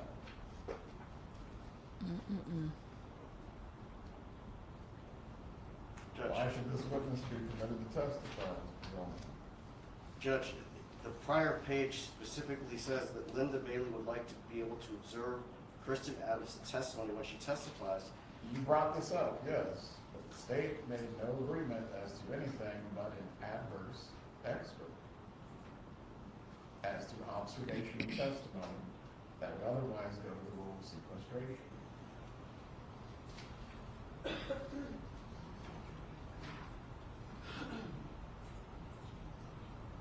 Judge, with respect to the context and the statements, we were obviously asking that It's in black and white. I know what you asked. What happened though was the opposite of that. As to that, what is your argument now? Your Honor, exclusion of a witness is an extreme remedy, as you recognized previously. We took the court's, this conversation to authorize Ms. Bailey to be present during Kristen Adamson's testimony. And that is what we advised the witness when we spoke with her later in the week. But for this conversation, we would not have done that. This is the second time in this trial where a defense witness has been in the courtroom and appropriately in violation of the rule of sequestration. Witness was addressed at sidebar. You brought up the topic, but the state only agreed as it related to your expert reviewing an adverse expert, their expert's testimony. That has not been the case today. Why have you not been more careful with this individual or even brought up this topic to make sure we did not end up in this point and place? Judge, we thought we adequately addressed it last week during the sidebar. Ms. Kaplan, what are you asking for? Seeking exclusion, Your Honor. As to exclusion, what is your argument? That this is not the first time this has occurred, that this issue was addressed at sidebar, the ruling was clear, that witnesses, that our experts would be permitted to listen to, and only in that circumstance, and that particular exclusion, which we're all familiar with in the rules, the other side's experts. So I'm just a little miffed that here we are. I didn't ask for any exclusion the first time this happened, or really any remedy, but It's you already been admonished the read. defense to not let it happen again, and now it's happened again. So, you know, does the state get a fair trial too? Do we get a remedy when it's the second time that the rule's been violated? I think it's appropriate. So, As to your point of the state getting a fair trial, Ms. Kaplan, the court is bound by the rulings of the Supreme Court and the appellate courts. I don't get to make it up on the fly. Clearly, this has happened twice, but moving to exclusion, again, is the most extreme remedy. Judge, if I may, Last word. reviewing Earhart, exclusion of the witness, court may exclude the witness only if it finds that the testimony of the challenged witness was substantially affected by the testimony to be heard, to the extent that his testimony differed from what it would have been had he not heard testimony in violation of this rule. Which Absent, is why I believe you wanted Ms. Bailey to listen to Ms. Adamson's testimony in the first place. I'm sorry? You wanted Ms. Bailey specifically to listen to Ms. Adamson's testimony for a reason. Our expert requested it, yes. As it relates to what you just read in that passage, how the expert's or the witness's testimony somehow would have changed or been affected. I think the only way to determine that is to speak with Ms. Bailey concerning her testimony. Ms. Bailey, come to the witness stand so that Crawford can be taken on this matter. After that, I will step down, briefly review what I need, and make a ruling. So this woman that they're wanting to testify is standing in the back of the courtroom listening to this whole rigmarole. She wasn't supposed to have been in there to begin with. Why is she still in there listening to this mess? I'm so confused.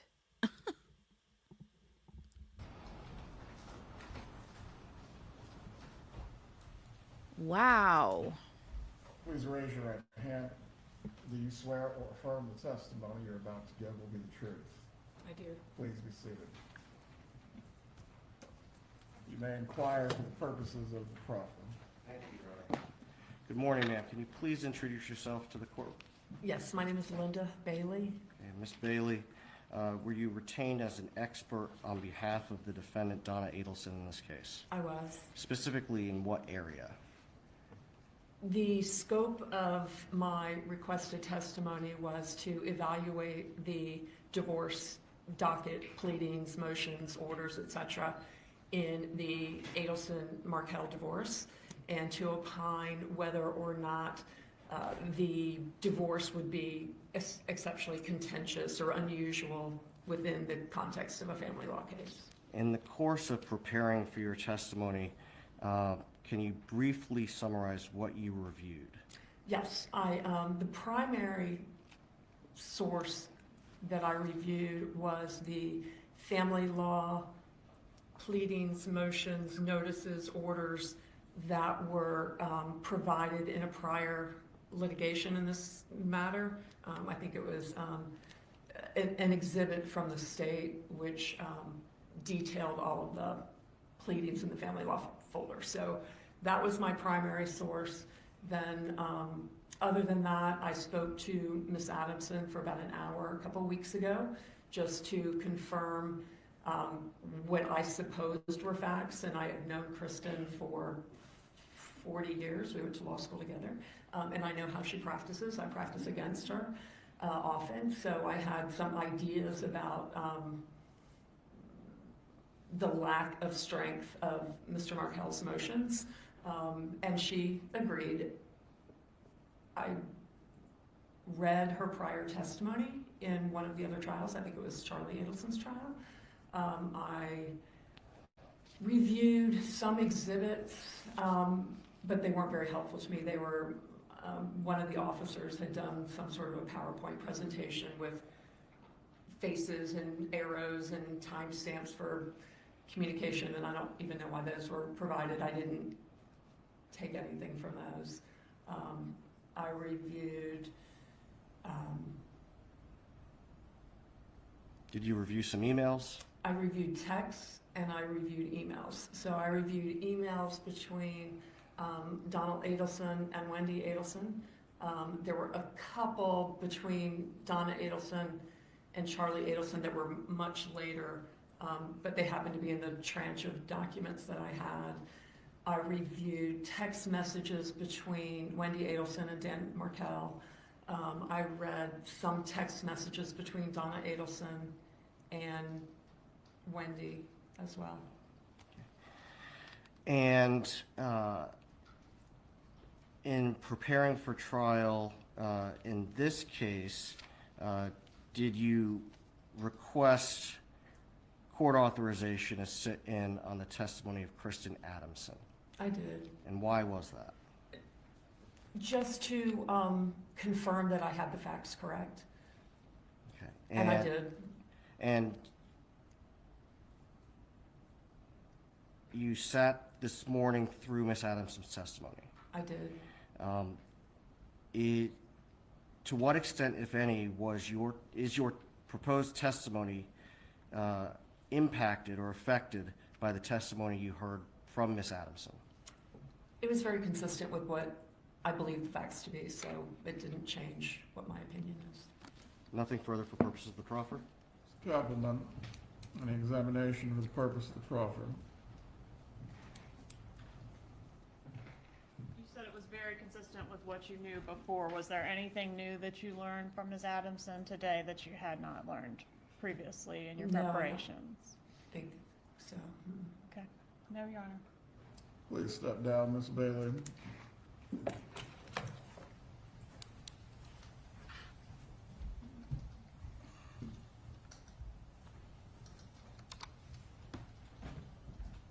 Return in a few minutes. Lord, Lord, Lord, have mercy. Okay, well, I'm gonna crack it back to live stream time. So we are live. I'm gonna go potty, and then I'm gonna go crawl under my blanket, and then I'm gonna watch on here with you guys and see what happens when they come back. So, I'm gonna heat my coffee up too, so I have something warm to drink because my coffee's getting cold. It feels like a Monday. Today is Wednesday, but it feels like a Monday. Yesterday felt like a Monday too. Today feels like a Monday. It's like Groundhog Day all over. All right. I'm going to go potty and then go get under the blanket, and we'll see what the judge decides when he comes back. I'll be in the chat with you guys.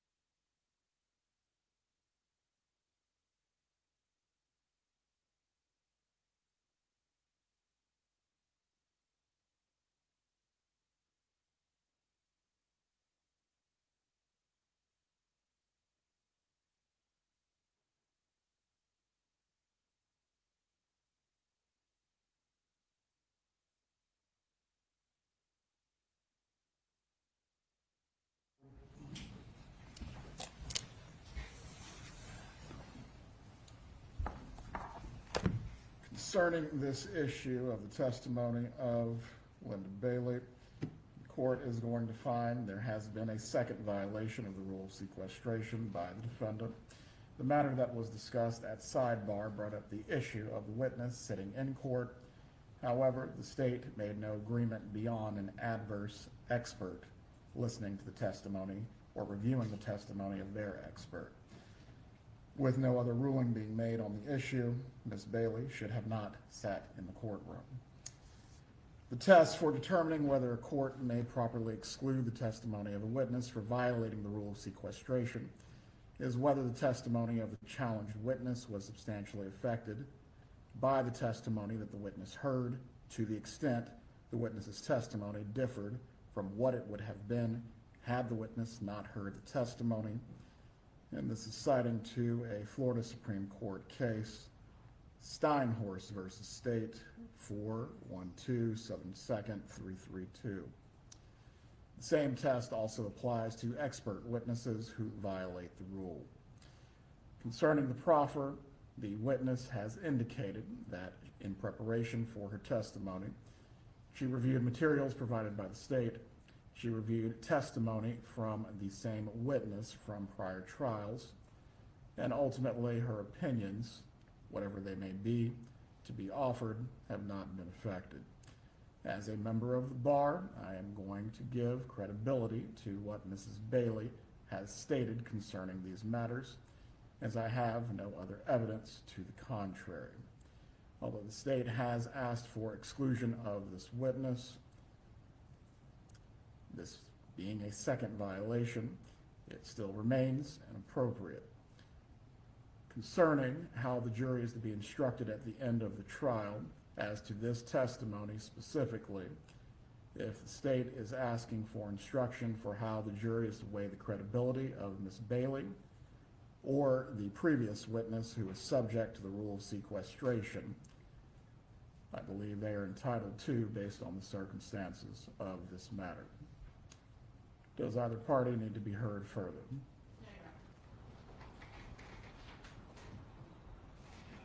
As long as the instruction that the court is going to give the state's going to specifically be asking for, ask the jury to determine whether the witness's testimony was impacted by what they observed. We can wrangle over the language at a later point. I have no objection as long as we can agree on the language. Please bring in the jurors. Ms. Bailey, please come to the witness stand.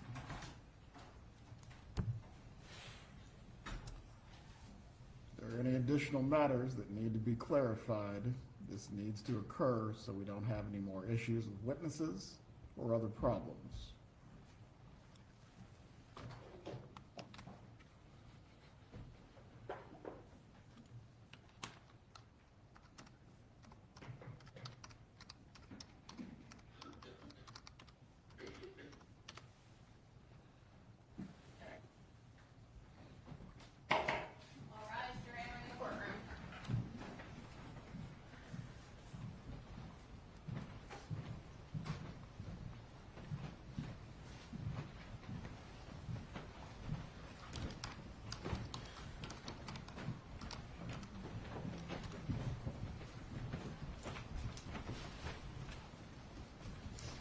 Everyone can be seated.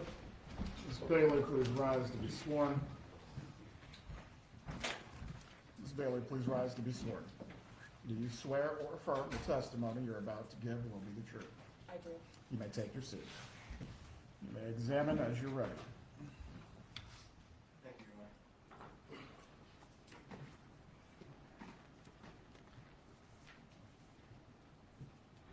Good morning. Can you please introduce yourself to the jury? Yeah, my name is Linda Bailey, and I'm a family law attorney here in Tallahassee. Tell us briefly about your educational background.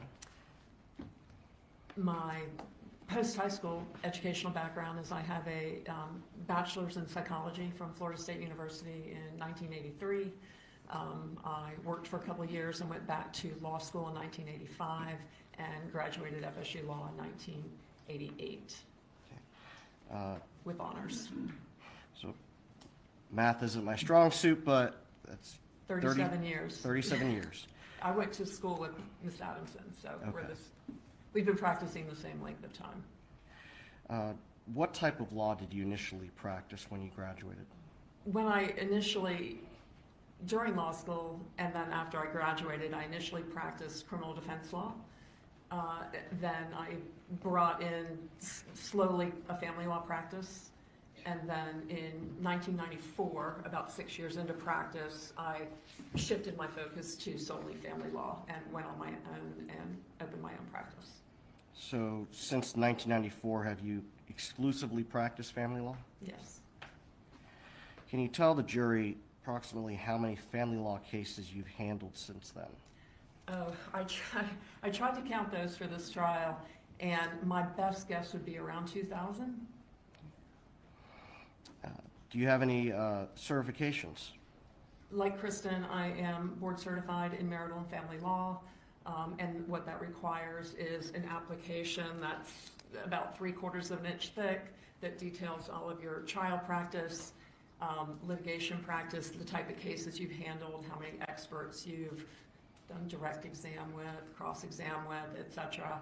Then once you provide your application, the bar does a peer review, and that includes sending very detailed questionnaires out to opposing counsels and judges in front of whom you practiced.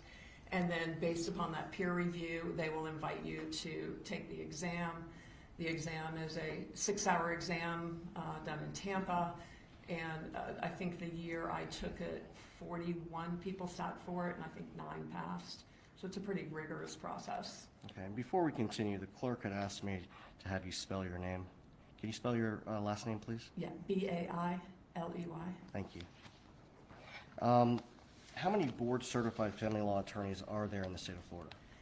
I believe there are about 274, according to the Florida Bar. Okay. And do you know what percentage of lawyers in Florida are board-certified in marital and family law? I think less than 1%. What do you have to do to maintain your certification?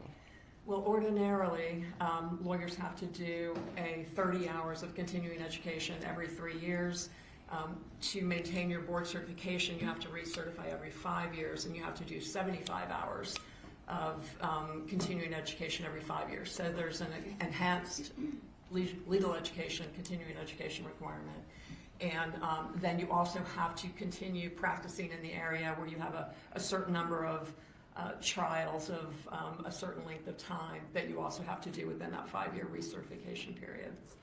And you have to And they also send more peer reviews out every 5 years. So all of the other opposing counsels, other board certified lawyers in your community get a questionnaire, and they get to fill that out about their impression of working with you, and that goes back for your recertification. And judges also get that same peer review? They do. Do you have any other certifications? I'm a board Supreme Court certified mediator, and that was probably the mid-aughts, 2006, 8. I can't remember exactly when that was. What's required to be a certified mediator? It's a 40-hour course. I went to Orlando Monday through Friday, and then after the course you do co-mediations with other mediators, and then you have to do some supervised mediations, and then you're certified. They have the same recertification period, not as enhanced as a board certification, but you do have to take enhanced continuing education. It might be a little bit different than you do for either your bar license or your board certification. Have you maintained your board certification since you were first certified in 2011? Yes, I have. Have you received any other recognitions during your career?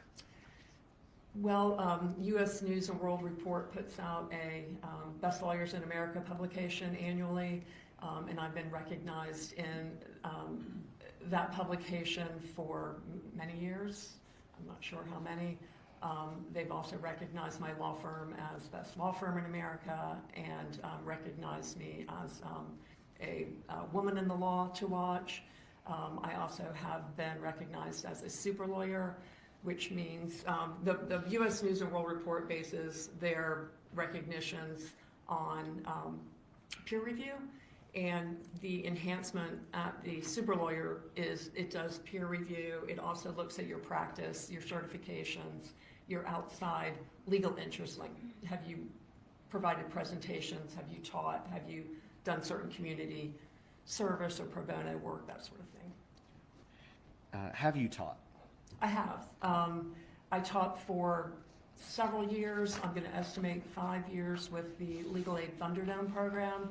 And that's really an incredible program where family law attorneys, now it's grown to do other disciplines, but at the time I was doing it, it was strictly to teach other lawyers who don't do family law how to do family law well enough to provide pro bono services, free services for people who can't afford lawyers.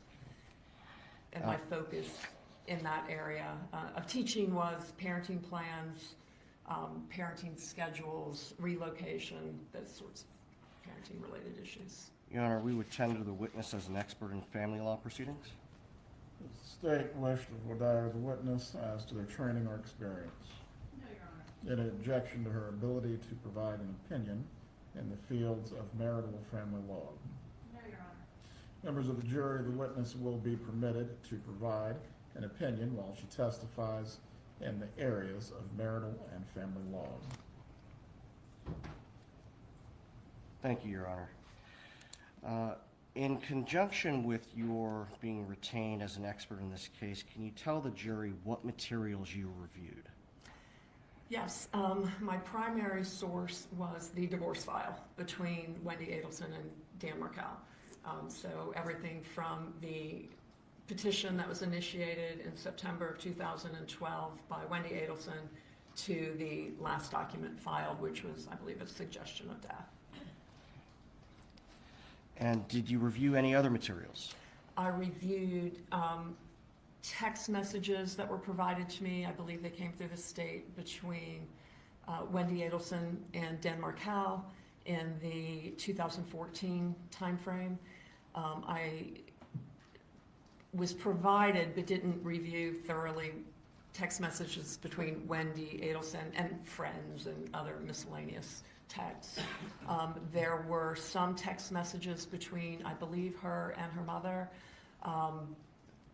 but most of their communication, I think, was by email, and I reviewed the emails that I was provided between Wendy Adelson and Donna Adelson from maybe 2011 up through about 2017.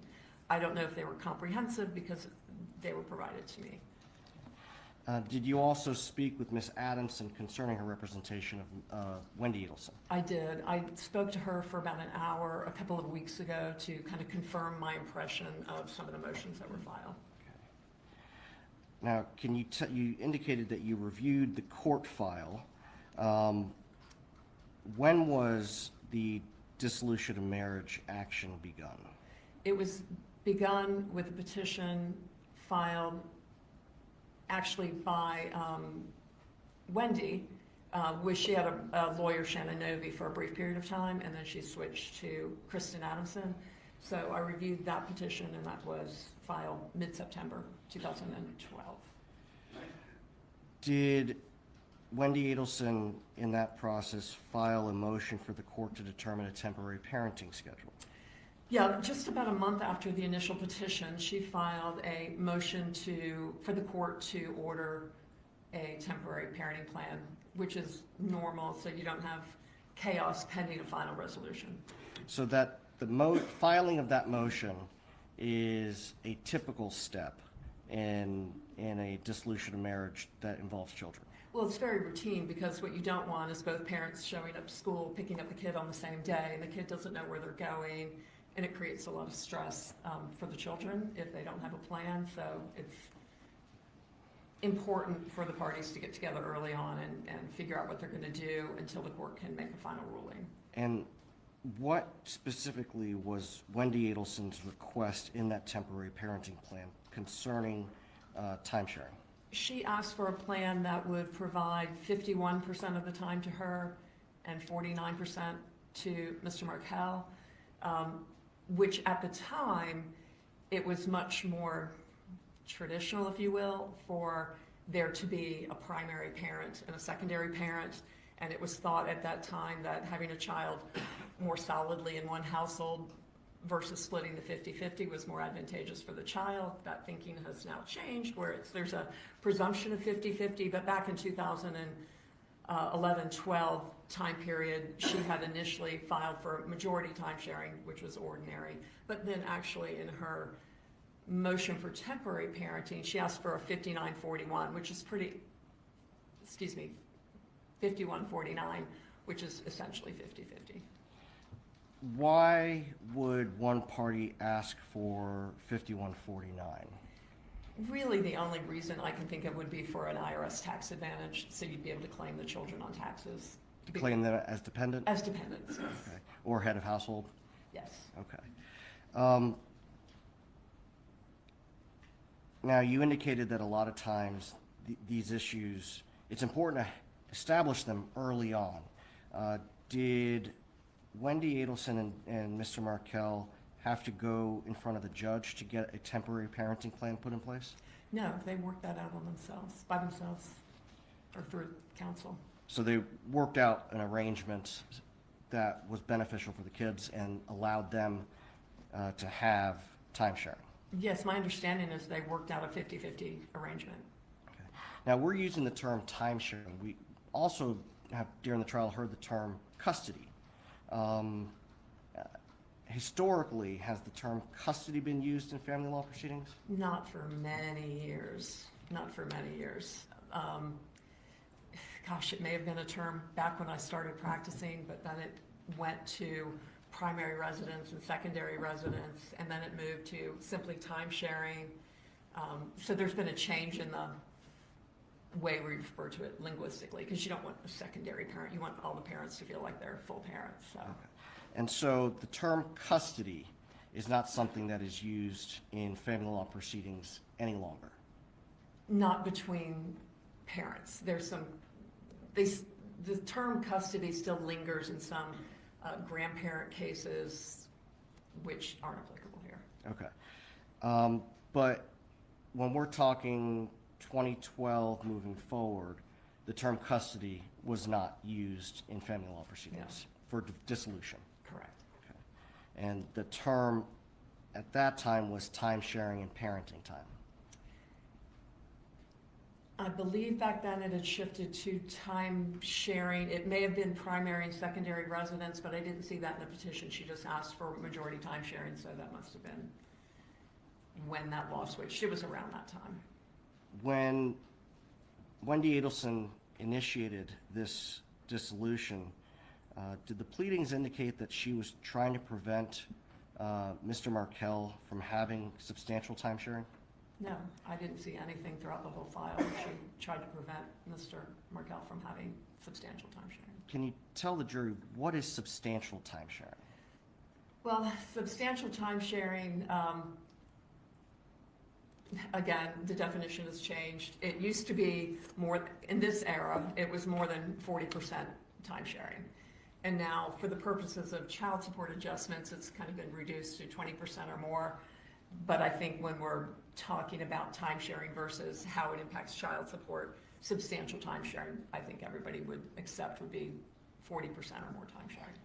So, in other words, when Wendy initiated the dissolution against Mr. Markell, she was not trying to prevent him from having 40% or more of the overnights.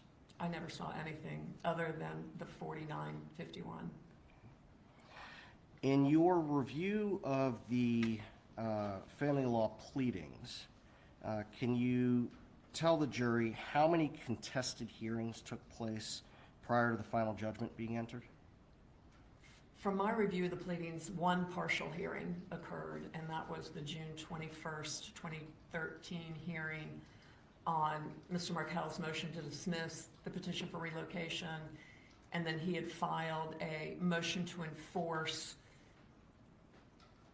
life as he would have liked to have seen it, and then the relocation was all within one hearing. The court adjudicated the first two issues. His motion to dismiss was denied. His motion for enforcement was denied because there was nothing to enforce. There was no court order that required the things he wanted to enforce. And then In other words, he was asking the court to enforce something that they had agreed on but hadn't been a court order?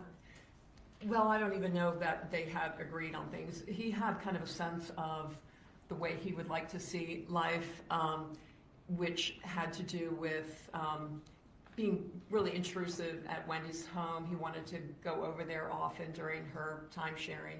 He wanted to have a great deal of contact. He wanted video contact, things like that. And so, and I think there was maybe a recommendation, I could be confusing this with a later motion, where the child care owner had made a recommendation about something, and he wanted to enforce the recommendation from the owner of the child care. None of those were enforceable because they'd never been ordered by a court or even put into any sort of formal document. So that was denied. So let me understand correctly, he was asking for court authorization to be able to go over to Wendy's house?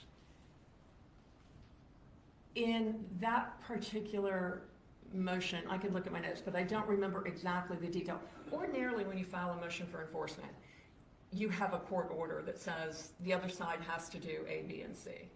And if you don't do A, B, and C, you file a motion to enforce. But you can't enforce an email communication back and forth where you said, you know, you can have them on Tuesday, and then Tuesday you change your mind.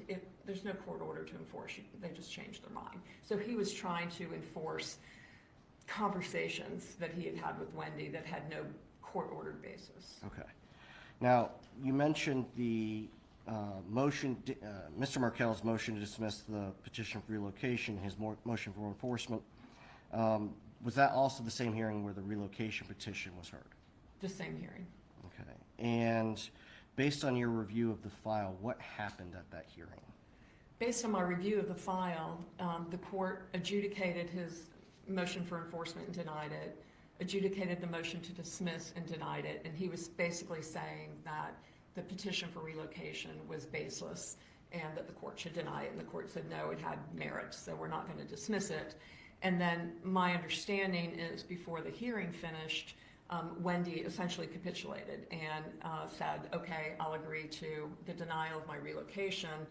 And what's consequential about that is if they could have continued the hearing, finished their testimony, and appealed the order. So by her capitulating and stopping the hearing midway, she waived her right to appeal the denial of the relocation.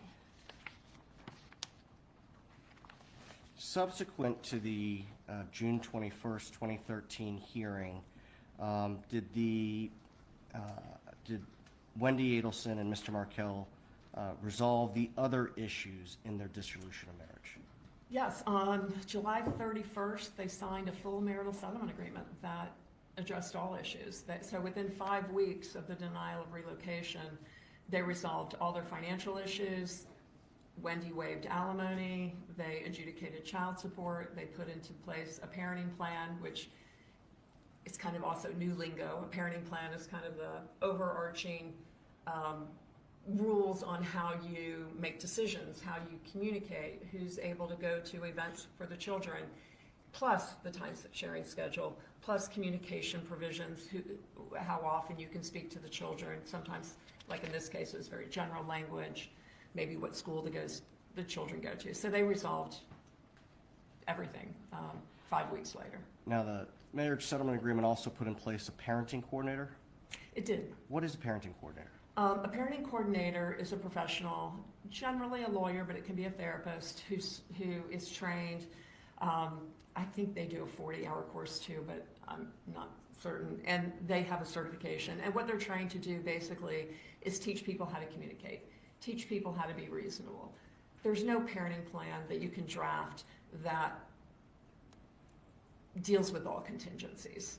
People are always going to come up with something, and we don't have a provision in the marital settlement agreement to deal with that. So a parenting coordinator helps people set, for example, communication guidelines. Maybe one person is calling 10 times a day, and that's overbearing and it interferes with the other parent's life in households. So a parenting coordinator may help them reach agreement on what a reasonable communication might be. Maybe it's once a day at 7 o'clock. Maybe it's every other day, maybe it's 2 times by video and 4 times by, telephone or something like that. So they help them work out the details and just keep the conflict low.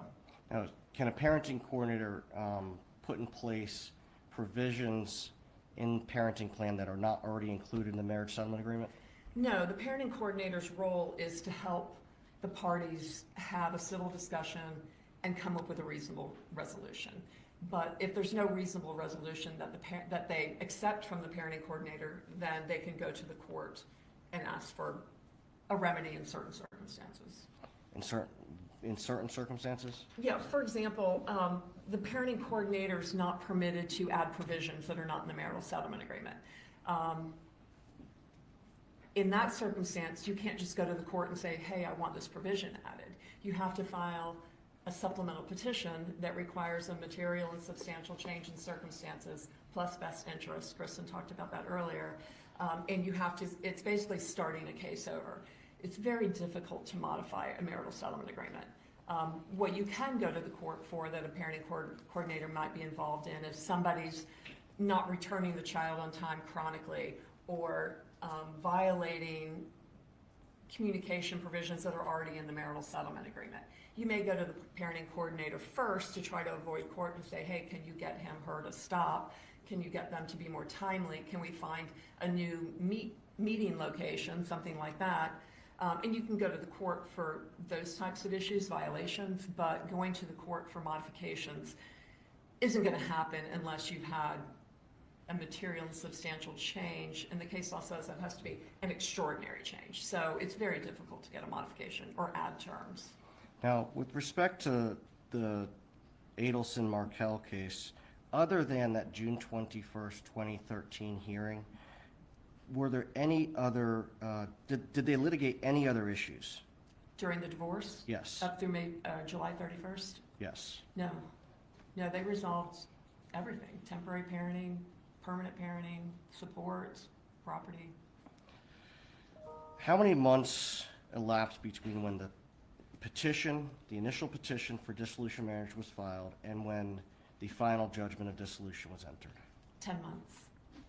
How does that compare with cases that have similar issues? If you take the relocation issue out, it's probably average. If you add the relocation, it was brief. Most relocation cases take 2 years or so to get to trial. As of the final judgment of dissolution on July 31st, 2013, would it be your opinion that this case was in any way unusual or highly contentious? No, to the contrary, it was settled amicably, and everybody was moving on with their lives. And quickly? Yes. During the underlying litigation, so between September of 2012 and July 31st of 2013, when it was when the final judgment was entered, did either party file a motion to compel against the other?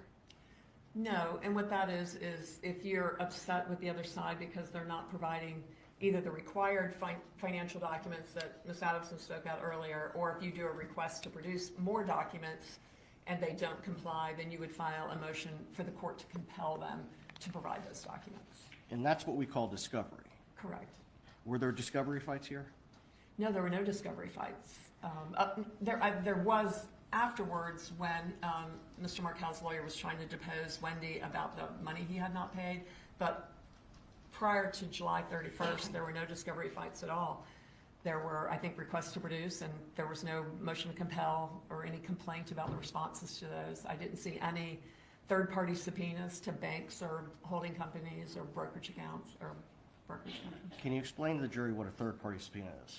Yeah, so for example, if you believe that a party has an asset that they're not disclosing, and if you know, in general, sometimes we do kind of blanket ones, but generally if you know where those documents might be held, whether it's Fidelity or Wells Fargo or Bank of America, then you can do a subpoena. You do a notice first, and then you have to wait 10 days And then you can issue the subpoena directly to the bank or the person holding those records and ask them to provide you the records directly, so you don't have to get them from the other party. So oftentimes, not oftentimes, sometimes we'll have parties who just don't cooperate. They don't provide anything. We know they have retirement accounts. I have one right now, and he will not give us his retirement account because he does not want it split. So we are having to send third-party subpoenas out to all his prior employers to get his retirement records because he's just not doing it. So it's an easier way to get those records than fighting him directly. And so in that type of scenario, you'd have to first subpoena his records from prior employers in order to get the names of the retirement companies, correct? If I need to do that, they could be company-held employment plans, depending on what kind of company, you know.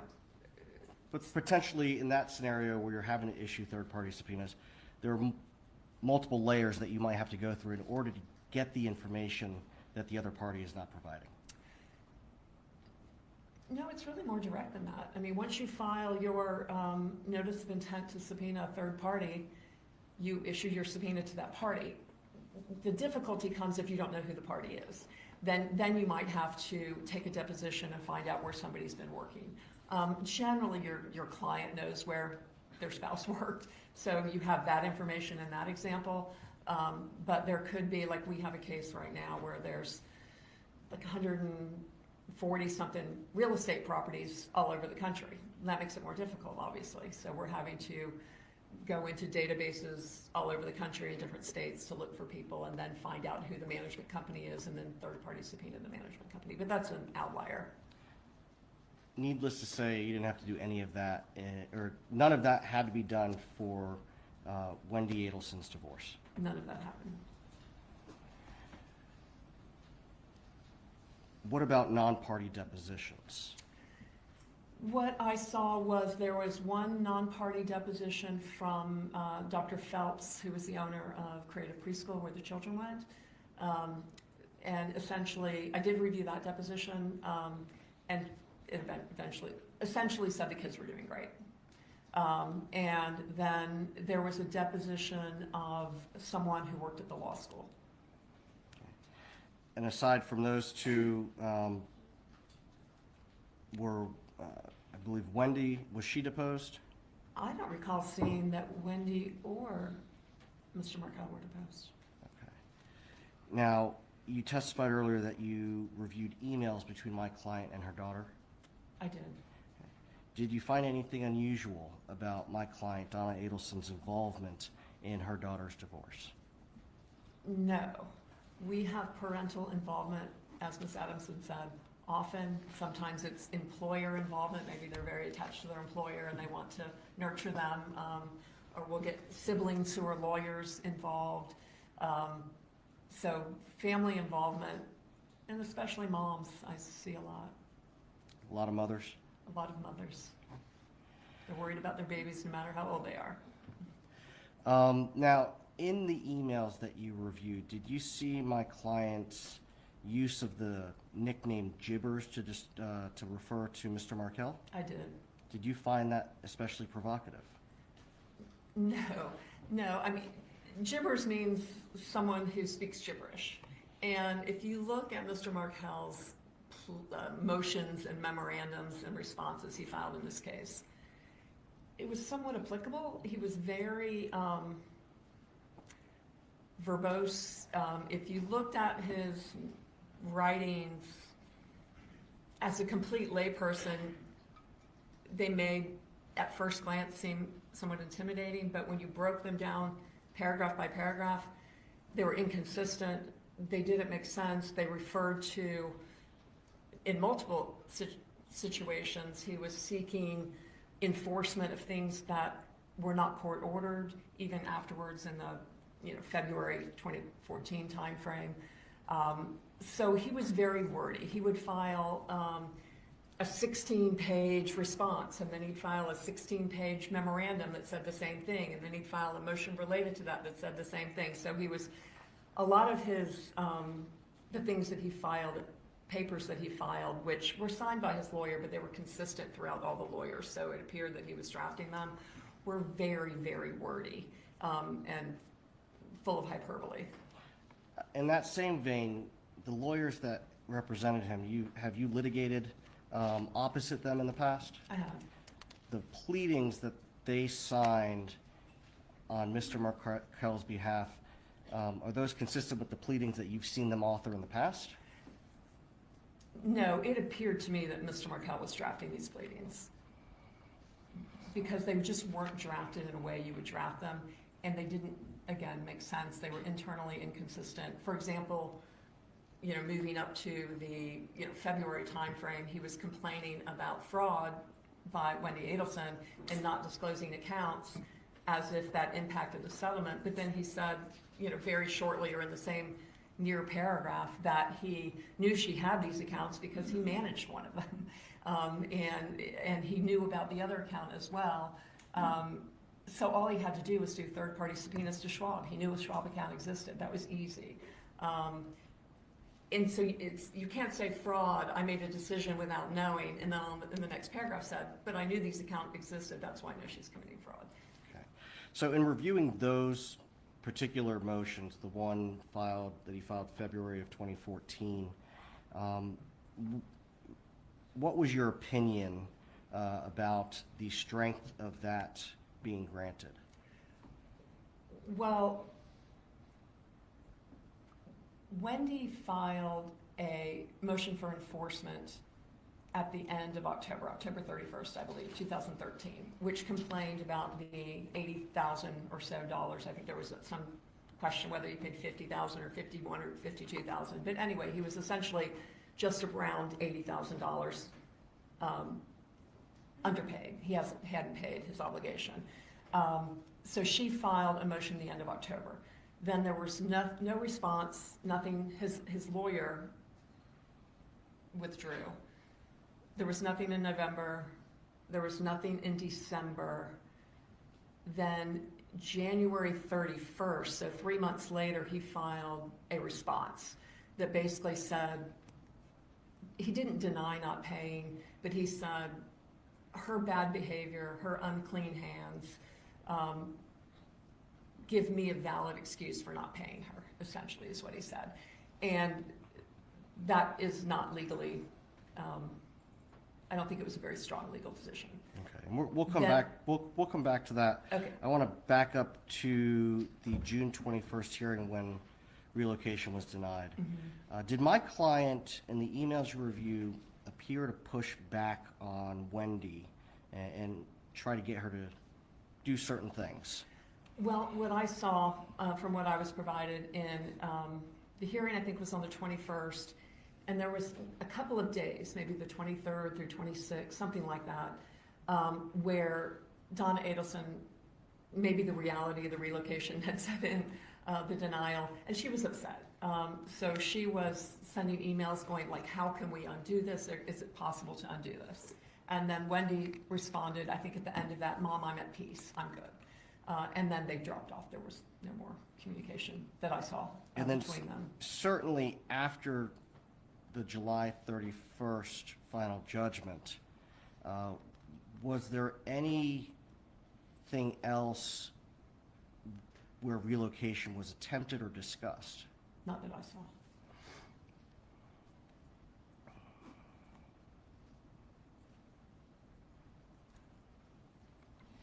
Now, when you are representing clients, how do you handle the involvement of their parents or loved ones in your client's divorce?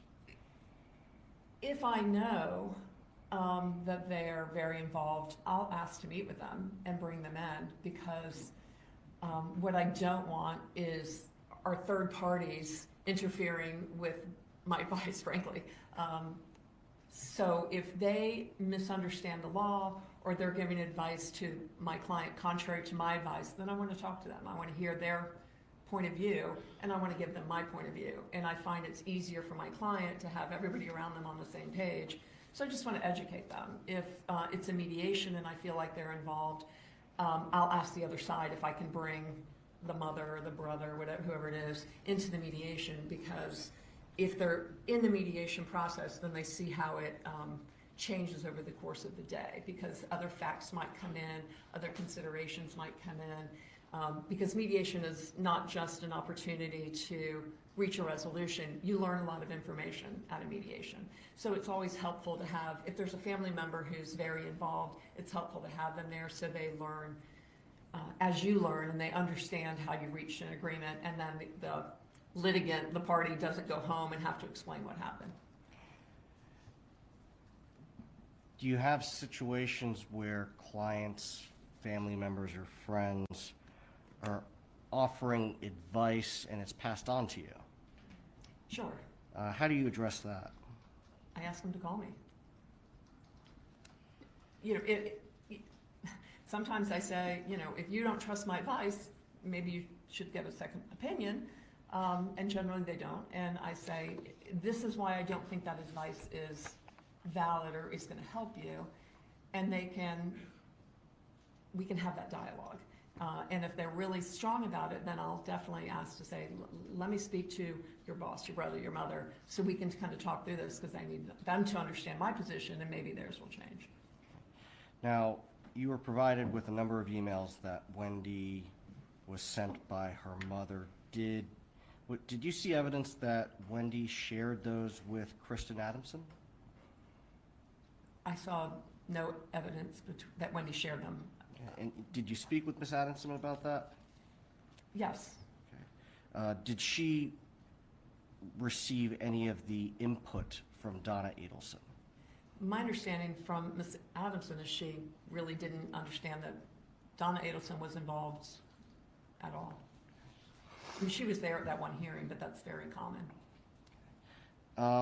Did Wendy Adelson get the parenting plan that she was requesting in her settlement agreement? She did. The entire marital settlement agreement was very beneficial for her from all the way through. She actually got a parenting plan that was more, I think it was more like 45, 55, something like that. It was, instead of 7 days out of every 14 days, he was getting 6 days out of every 14 days, with 5 days and then 1 day in the off week. So it was split up a little bit, which was a typical parenting plan for that time period.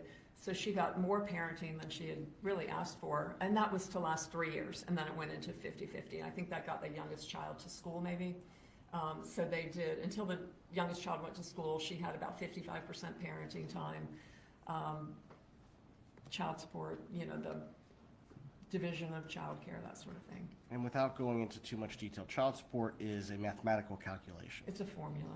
And it's based on a number of factors: income, child care, insurance, health insurance, and parenting time. Exactly, exactly. And then Mr. Markel had asked for sole decision-making, for example, because he was upset if the children didn't eat kosher or whatever his complaints were. So he wanted sole decision-making, which is extremely difficult to do. The only time a parent gets sole decision-making is if the other parent is just incapable of making decisions, like drug addicted or seriously mentally ill, something like that. So that was really also telling that he was drafting that, because I don't know that either of the lawyers that filed on his behalf would have asked for sole decision-making. That's just rarely granted. And so she got shared parental responsibility. He didn't get any superior decision-making that he requested.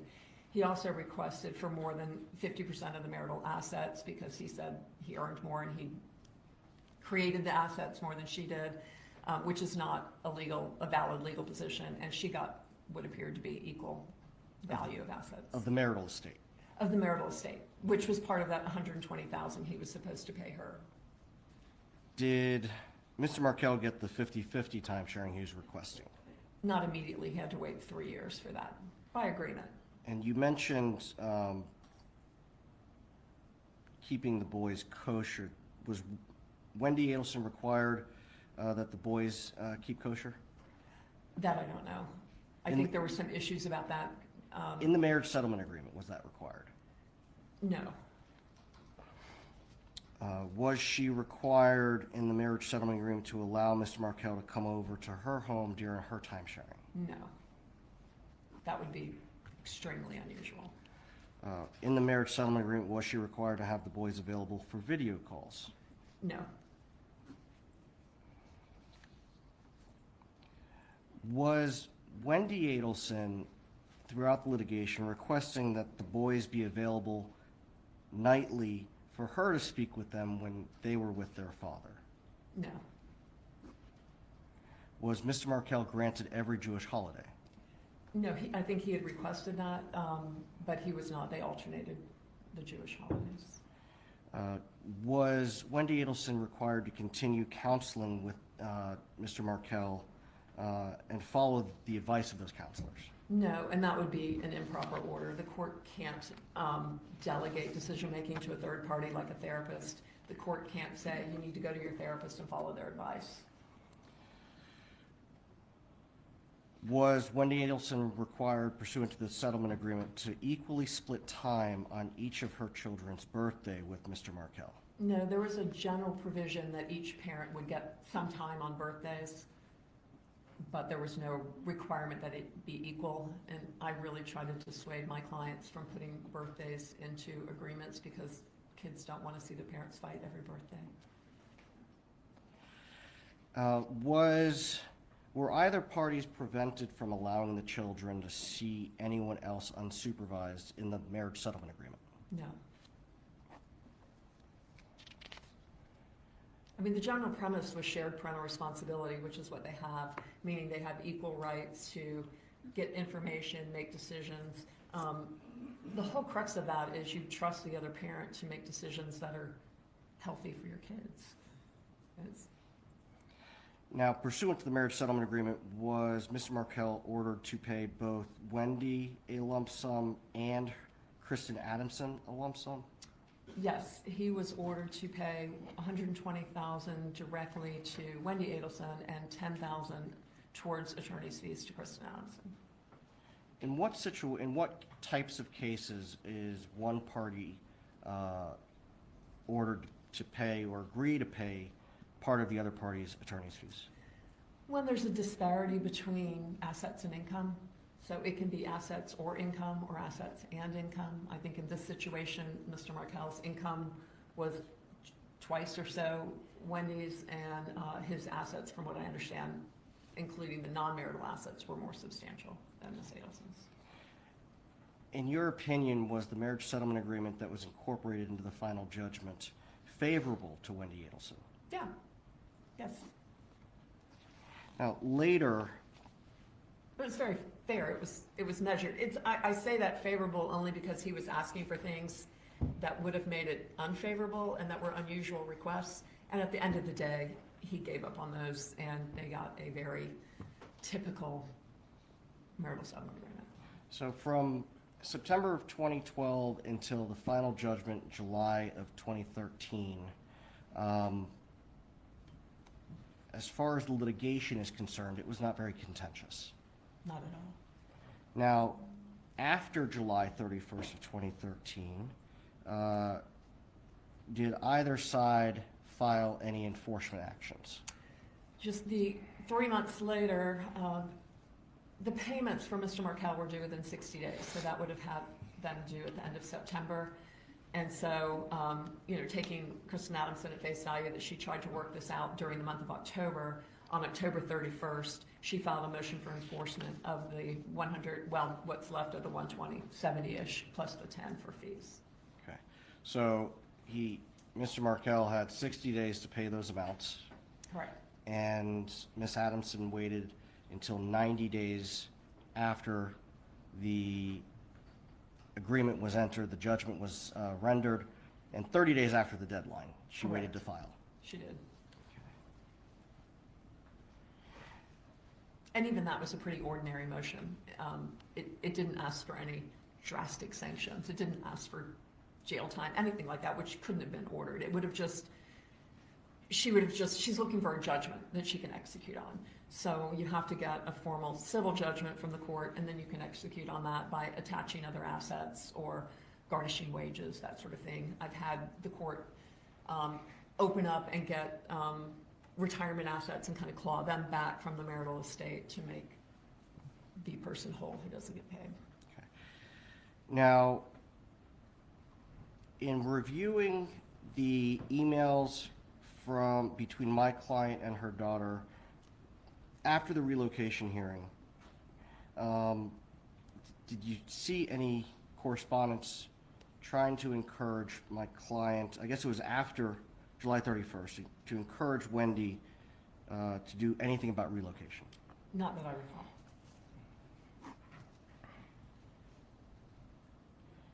From your review of the emails and the pleadings, did it appear my client accepted that Wendy was going to be staying in Tallahassee? Yes, it was done. When you say it was done, what do you mean? I mean, Wendy waived her right to appeal that by agreeing that the relocation would be dismissed, so. Now, prior to final judgment being entered, would Wendy have been able to attempt negotiating with Mr. Markel to try to get relocation even though the judge denied it? She could have. Would there be anything improper with Wendy or her family through Wendy offering some sort of financial incentive to Dan Markel to convince him to agree for her to relocate? I see that all the time. I mean, I had a client pay $850,000 to somebody who didn't, to get her to not relocate. I've seen $35,000 to get whatever parenting plan you want, or to get less time. So depending on your financial circumstances, that number can be wide-ranging, but it's common. And in mediations, it's often common to see where the pain points are. If the pain point is money, then you use that pain point to get what you want on parenting. It's a negotiation, so that's routine. Nothing unusual about Routine. that. Now, you testified earlier that you were provided text messages between Wendy Adelson and Dan Markel after the divorce was finalized. Yes. Although they didn't agree on everything, did it seem to you that it was amicable? Yeah, I was only provided, I think, what the state provided to you, which was between maybe April of 2014 through June of 2014, so it's a few months period, even after these motions had been filed that kind of upped the temperature a little bit, and they were working well. I saw some communications where Mr. Markel was inviting her to join him in the Boys for Ice Cream. I know that there were many occasions where he was traveling and his travel plans adjusted, and she adjusted exchange times based on his travel. I think he did the same for her. They were swapping days. It was actually much more amicable than many cases I see. They were very flexible with each other. Now, you indicated earlier that October 31st, 2013, Kristen Adamson filed a motion for enforcement. Correct. You mentioned a motion for enforcement and contempt. What is contempt? Well, in this context, I think that's just the title of her motion, because in the body of the motion, she didn't ask the court, I don't believe, to find him in contempt of court. She was just looking for a judgment so that she could execute on the judgment and collect her money. So although the motion itself may have been entitled enforcement and contempt, the prayer for relief didn't include any request that the court find him in contempt? I don't recall seeing that at all. I think the court said make him pay, ask the court to make him pay. And what that means is give me a judgment so I can enforce on that judgment, however that may be. It's just a collections issue. You indicated that you don't think it was there. It would be helpful to see the pleading itself. Sure. May I approach the witness?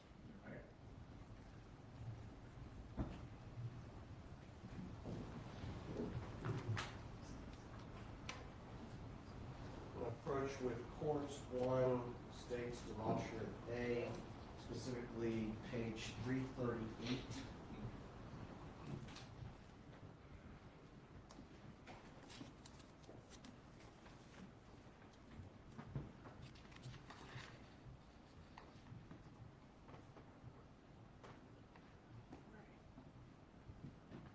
Is that the October 31st, 2013 motion that Ms. Adamson filed? It is. Okay. And the body of the motion, does it seek anything concerning contempt?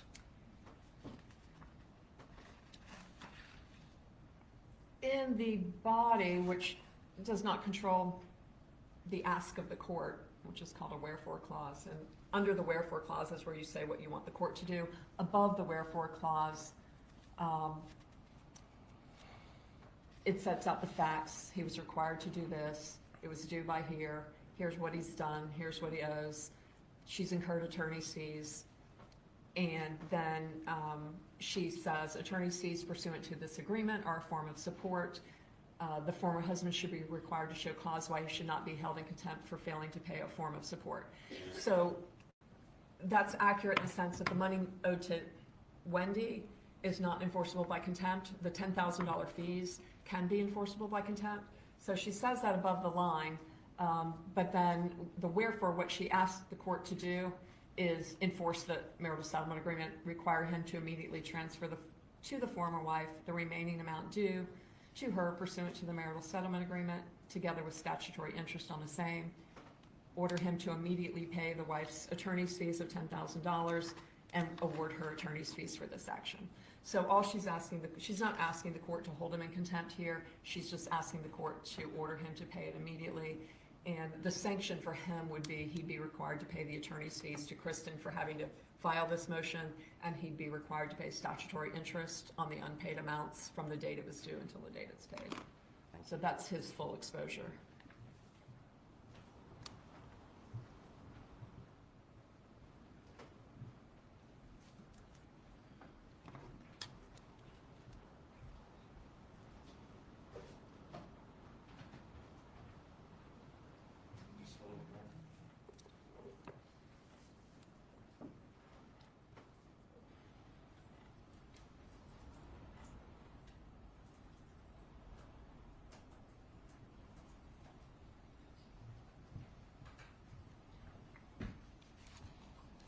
In the scheme of this dissolution and the circumstances of this case, was the amount of money that Ms. Adelson was seeking through this enforcement motion an enormous amount?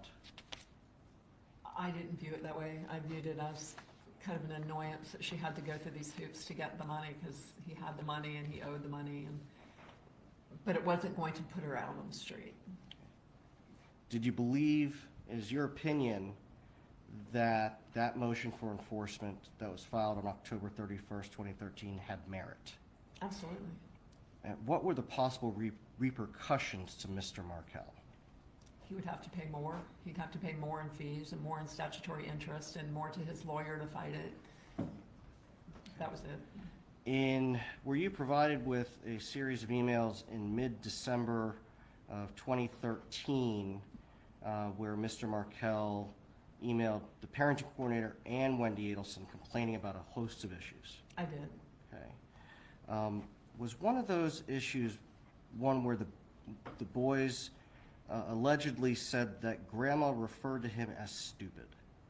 Yes, he brought that complaint up to the parenting coordinator and to Wendy in the same email in December 18th, maybe, of 2013. From your review of that correspondence, what did he want to happen? My recollection is he was asking Wendy to be mindful of that and to be alert and make sure it didn't happen. Did he ask that my client not be around the children unsupervised? Donna Adelson, no, he did not ask for that relief. According to what you reviewed, when did those quote stupid events allegedly occur? According to the email, he said there were 2 or 3 occasions in November where the kid said something like, "Grandma thinks you're stupid," or something like that. Did Mr. Markell file any action, any motions or supplemental petitions in November or December of 2013? Related to that allegation? Yes. No.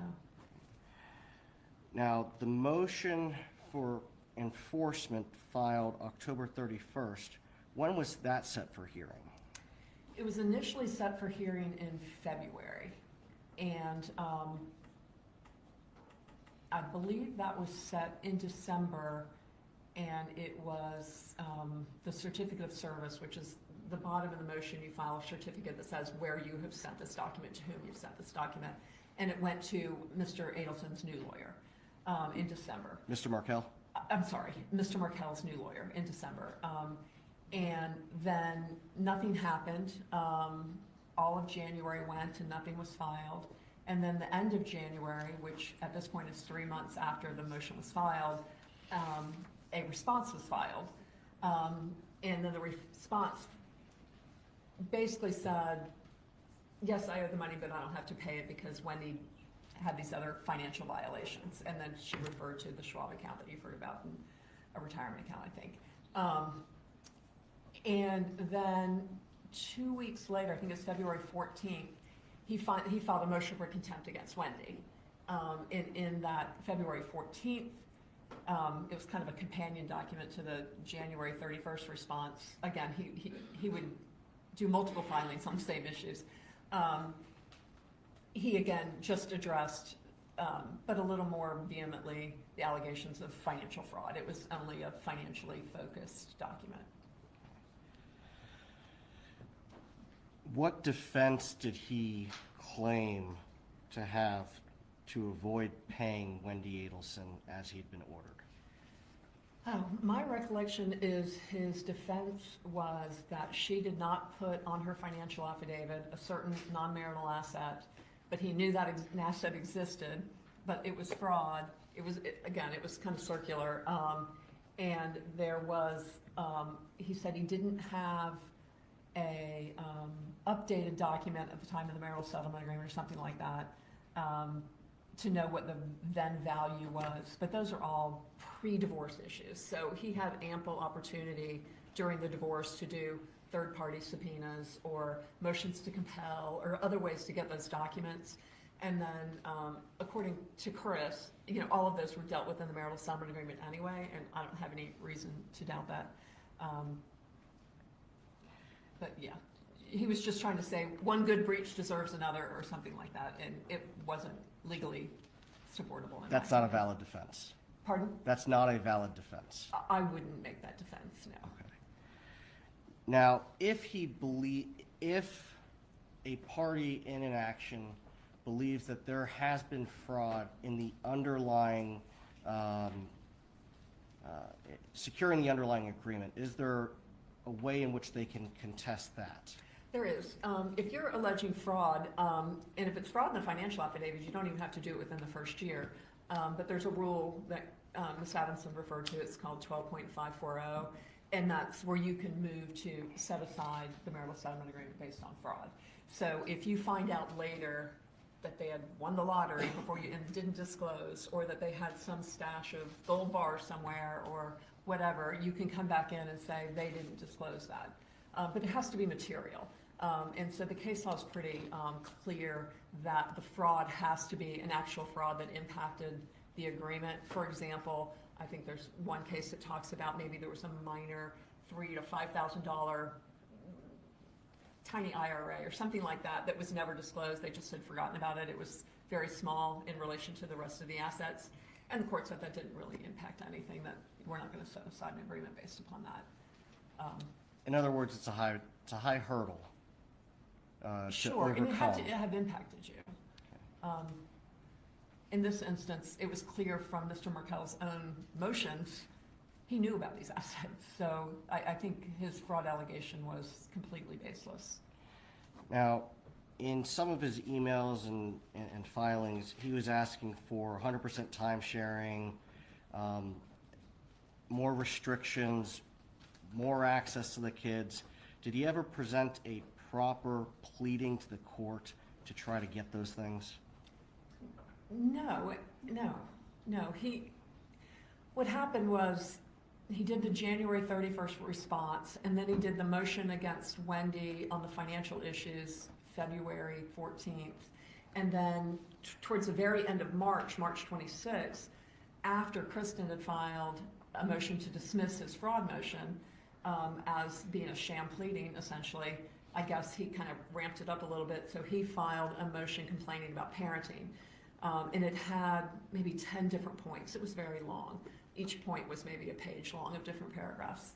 And in that motion, almost all of the related violations were not violations at all. There were no court orders.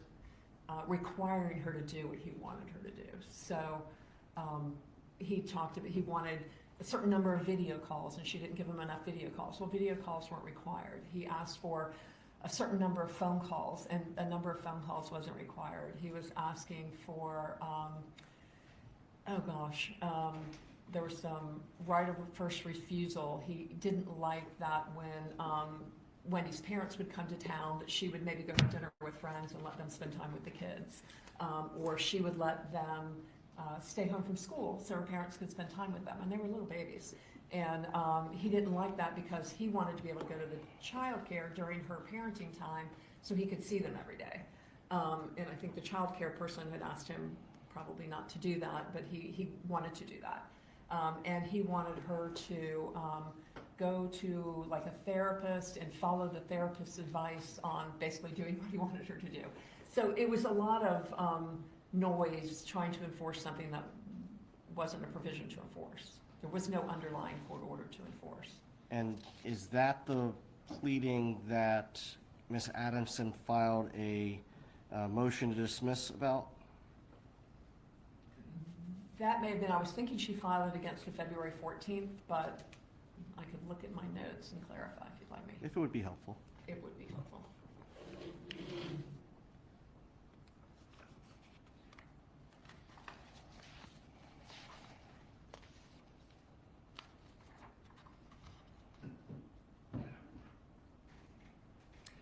Yes.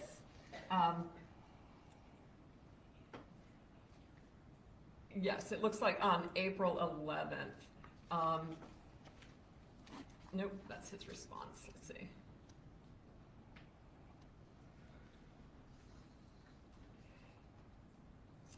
Yes, it was before my recollection was correct. She filed a motion to dismiss on March 10th. To dismiss the motion regarding the fraud that he alleged on February 14th. And then I think as a response to that motion to dismiss, then he kind of amped it up with this motion to enforce that dealt with the parenting issues. And the motion to enforce that dealt with the parenting issues, is that the March 26, 2014 Exactly. motion?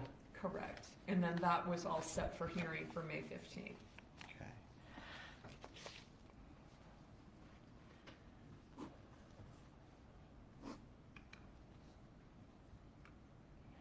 The complaints that he raised in the March 26, 2014 motion, you indicated there were things that he was asking for that hadn't been ordered. And are you referring back to the marriage settlement agreement? There were conditions that he wanted that weren't actually in there? Right. He was trying to enforce his view of what this post-divorce parenting should look like. But there was no court order that required her to make the children available to him during her parenting time. I think one of the complaints was he wanted one-on-one time with the kids, and she should be ordered to let him take the kids during her parenting time one-on-one. There was a couple of different provisions about communication. I think like the 8th point he made, well into this very long motion, was he brought up the stupid allegation from November, and this was the end of March. So I didn't see anything in his allegations that had any recent problems with him being disparaged or by anybody calling him any names. So he mentioned that. I think it was his 8th of 10 points in that motion. Was it in that pleading that he was asking for sole decision-making authority? Yeah, I believe it was. Would there have been a basis for the court to grant that? No, he would have had to go through that supplemental petition that we talked about earlier, where he would have had to show material and substantial change in circumstances, and that it was in the best interest, and there's no indication he would have been successful there. And he didn't plead it correctly anyway. Okay. Now, with respect to the complaint about my client allegedly saying that she hated Dan Markel or she called him stupid, was that allegation a feature of his motion? No, it was buried, like I said, 8 points down, 8, 10, 12 pages down. Just a few paragraphs of his motion? Yeah, 3 paragraphs. Was there any indication that those claims were true? No, and I don't think he could have proven that because he's talking about what purportedly a 4-year-old may have said to him. And I think even in this motion, he says, I don't know if this is true or not. I don't know if Wendy was present or not, but I would like Wendy to make it stop if it's true. Did this motion, the March 26, 2014 motion, that the state has called the grandmother motion, did that request that my client not be permitted time with the children? No. Did Mr. Markell request that my client's time with the children be restricted? The only thing he requested, and he had the first right of refusal, maybe 0.4 or 5, and then he kind of tied in this grandparent thing on 0.8. But what he appeared to be upset about mainly was when she came to visit and they kept the children home from school, that he couldn't go visit the children at school, so he didn't want her having unsupervised time as it related to the first right of refusal. He wanted the kids to go to school and not be left alone with the grandmother because he wanted to see them.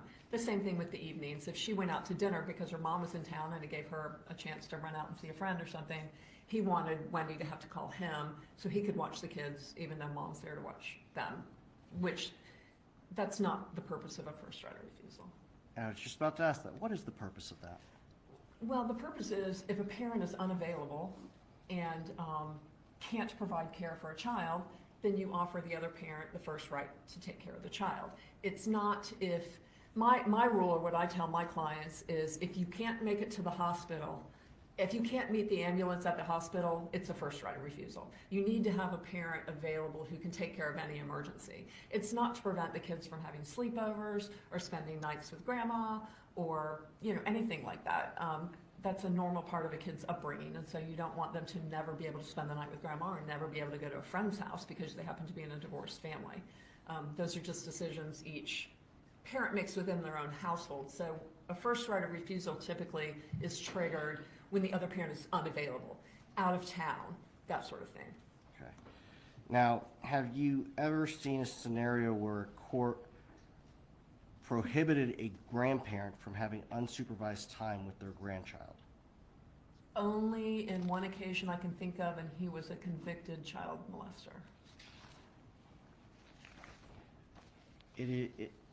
What is your opinion about the persuasiveness of the March 26, 2014 motion that Mr. Markell filed? I think it would have been similar to what Ms. Adelson described the judge saying in the middle of the relocation hearing, which is, don't file things like this. I don't think it would have been well taken by the judge at all because it was a complete waste of everyone's time and money and emotion because it was baseless. It didn't tie to anything. Now, even if his allegations had been true, would the court have been permitted to modify the terms of the marriage settlement agreement based on his filings? No. Why?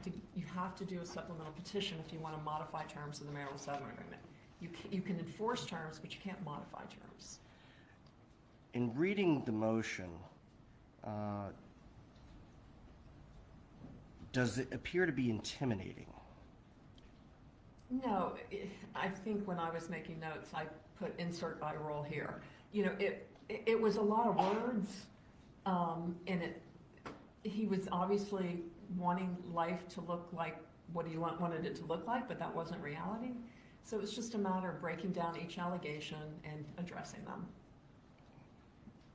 Should Wendy Adelson or my client Donna Adelson have felt threatened, or would they have felt threatened based on that motion? They shouldn't have, and that's one of the reasons I wanted to call Kristen because, again, when I read that motion, I was kind of taken aback that a lawyer would have signed that and allowed that to be filed. And I thought it was kind of nonsense, and I wanted to get Kristen's take on that and see if she agreed, and she did, and she said that she had advised Wendy of that, and that's what I would have expected from her. In the emails or text messages that you reviewed, did you see any communication that indicated that my client Donna Adelson was aware of that March 26, 2014 motion? No, not what I was provided. I saw early during the divorce period that Wendy had sent her mom a couple of documents. I know the petition for relocation that Donna helped make suggestions to beef up the facts, which I thought were pretty helpful suggestions because, like Ms. Adelson said, relocation is extremely difficult and you really have to have as many facts as you can to support yourself. So I saw that there was some editing and some input on that petition. But after the divorce, I didn't see any communication about sending pleadings. I don't even know that I saw any reaction from the financial motion, but certainly not from, I saw nothing either that she communicated the motion to her mother or that her mother reacted to it in any way. I didn't see any responses. Would Mr. Markell been able to sustain his burden of proof for that motion?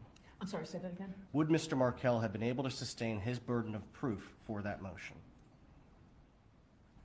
No, I don't think so at all. You know, if you're talking specifically about like point 8 about calling him stupid, his only evidence is a 4-year-old child. Otherwise, it's hearsay, and I don't think a judge is going to talk to a 4-year-old child about whether their grandma thinks their dad's stupid. It's just, there's so much worse that goes on that's not significant. In your experience, what do judges typically do when this type of allegation is raised? My experience is the judge tells everybody to behave themselves and sends them on their way.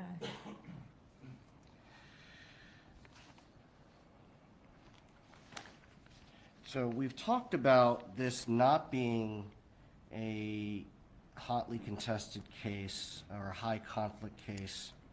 How many pages are in the court file? I think there's roughly 570.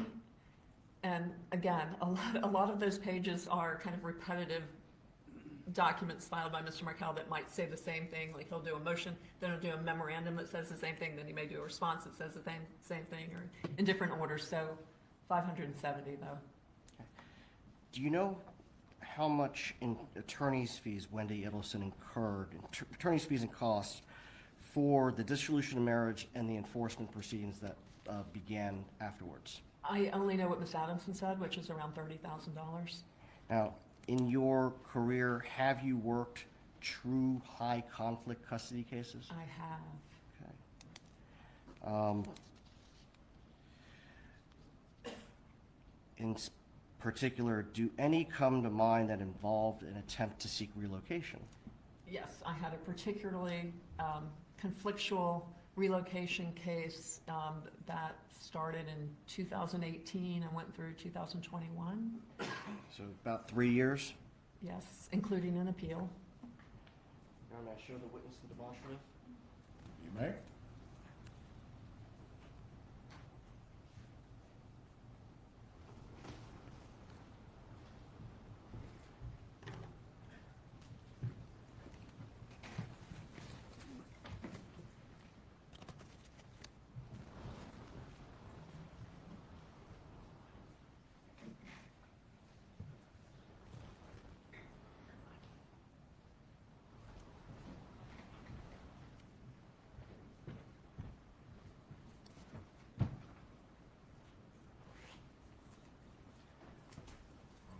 Volume 1, Volume 2, Volume 3, Volume 4, Volume 5. Is there a question to the witness? Do you recognize this file? Yes, I think I forwarded this to you. And are these 10 volumes a example of a hotly contested relocation case?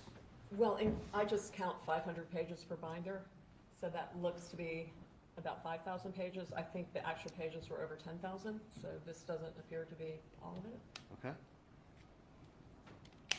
And there were 2 volumes on the record on appeal, so perhaps only one of those volumes got printed.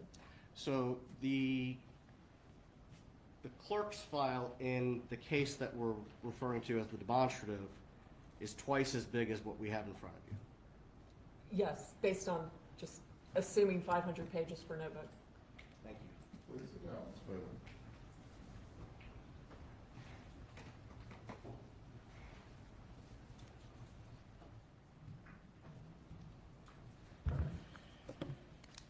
Can you tell the jury what the issues were in that case?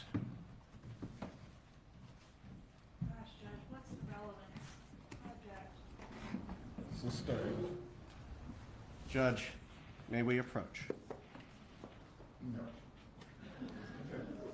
Judge, we're entitled to make a record. I believe I have the... Members of the jury, the bailiff will take you into the jury room.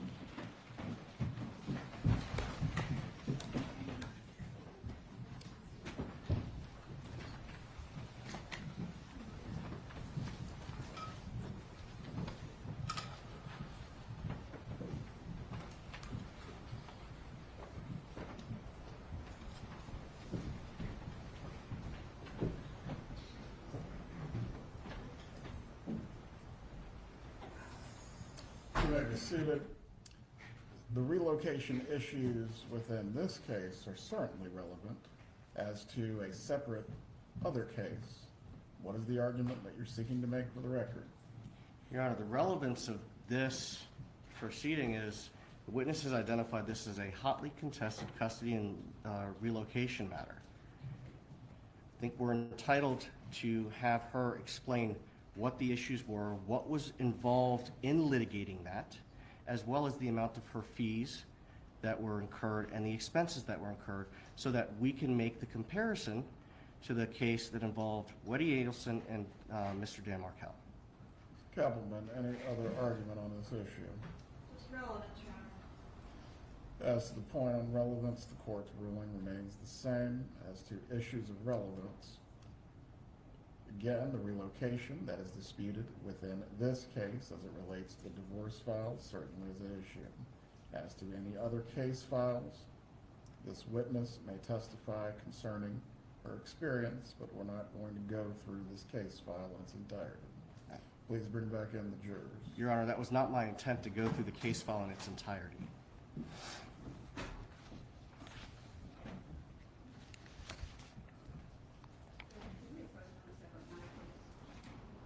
It's brief. Ms. Bailey, please step down, step out of the court or the courtroom doors. If you can radio Deputy Bunk to leave the jurors in the room, please approach.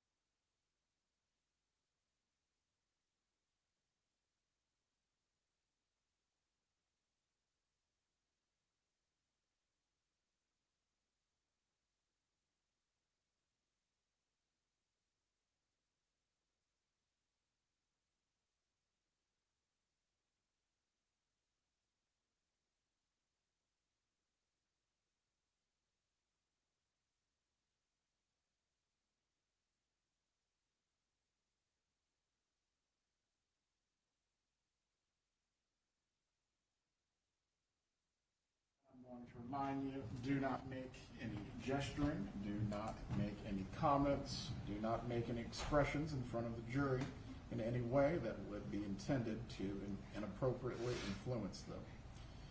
The jurors using the restroom.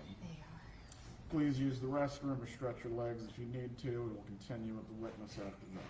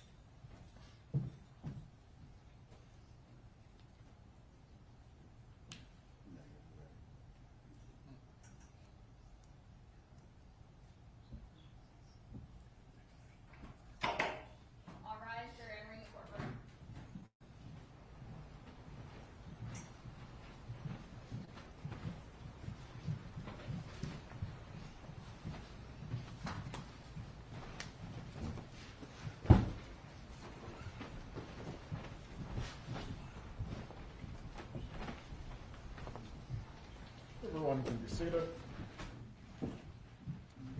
Please continue with your examination. Thank you, Your Honor. Ms. Bailey, how did the Adelson-Markell divorce compare across the variety of cases that you've handled? Simply, it was routine, it was amicable. I've done similar cases that have had anything from 2-day to 7-day trials. I've had them range from $200,000 to $500,000 in fees and costs. I've had multiple financial experts, child development experts, vocational experts, all retained, deposed, testifying. I've had cases with multiple discovery issues, discovery over psychological records, financial records, third-party subpoenas, 2 full days of deposition of just one party. This was an easy case compared to many. Did it look worse than it was because of the way in which Mr. Markell's pleadings were drafted? Yeah, I mean, he drafted pleadings, motions, I think responses would be more appropriate than pleadings, but that's kind of technical. He drafted them like he was drafting a law review article or something. They weren't technically correct. They were verbose, they were hyperbolic. He used a lot of inflammatory language, but when you really looked closely at his requests of the court, there was no foundation for his asks. Nothing further, Your Honor. Cross-exam.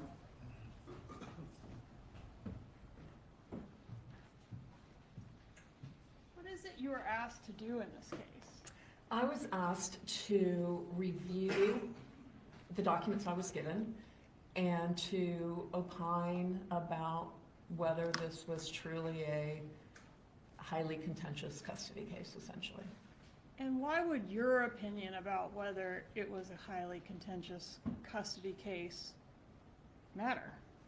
Well, that's for somebody else to decide. I mean, I've done 2,000 cases, or give or take 100 on each side, and I think I have a pretty good judge of where this falls as far as contentiousness. Sure, but you're somebody that has vast experience with a ton of divorces, right? Sure. The parties only have experience with one divorce, right? I don't know how many they have experience with, So but isn't sure. the contentiousness in the eye of the beholder, in the sense that to you it might not seem like a big deal, but to the parties it might be the most important thing in the whole wide world? Do you Well, that's agree one with reason- that? Do you agree with Ms. that? Kappelman, Ms. Bailey, wait for the question, wait for the answer. Do not speak over each other. Do you agree that a case, as a lawyer, might be routine, whereas to the parties it's the most important thing in the world? To some degree. That's one reason I called Kristen, is Ms. Adelson, in particular, of the lawyers in our community of the family law bar, is extremely measured and calm, and I find that when I litigate against her, we reach resolutions, that people stay measured and calm, and we get things done. She's not one of the other lawyers in town who may stir cases up or play on those emotions. So our job as lawyers is to explain to our clients when we get a motion. If I get something, for example, that, although I've never had, something similar to what Mr. Markell would file, the immediate response is to call your client and go, I know you're gonna read this at first glance, it's gonna seem messy, but there's no legal basis for this, so don't worry. And my understanding is that is what she communicated to Wendy. And when you communicate these things to your clients, hey, this is no big deal, this is no problem, this is a bunch of gibberish, do they always accept that? Well, that's not the way I would present it, but Do they ever get upset about the gibberish in the pleadings, the offensive materials in the pleadings, regardless of whether or not it's going to impact their chance of success in court? It can be emotionally charged, can it? I would say annoying more than emotionally charged. You would not say that divorce and child custody issues are emotionally charged? They can be, but in this case, they weren't. They weren't? How do you know? From the pleadings, because I don't have 10,000 But you're pages in not- front of me. You're not in the mind of the people whose lives are impacted by these pleadings. It's not just about pieces of paper and a binder, is it? I don't think that's what I said. People's lives are impacted by the decisions that go on in court, which for you are routine. Would you agree?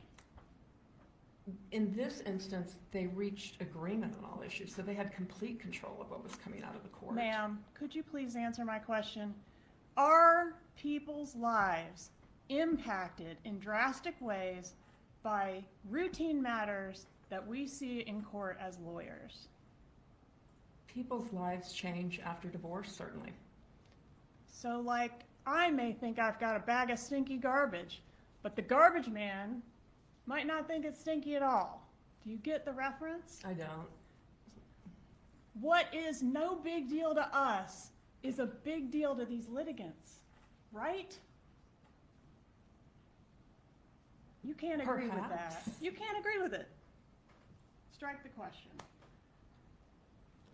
You were asked, let me ask you this. Let's go on to something else.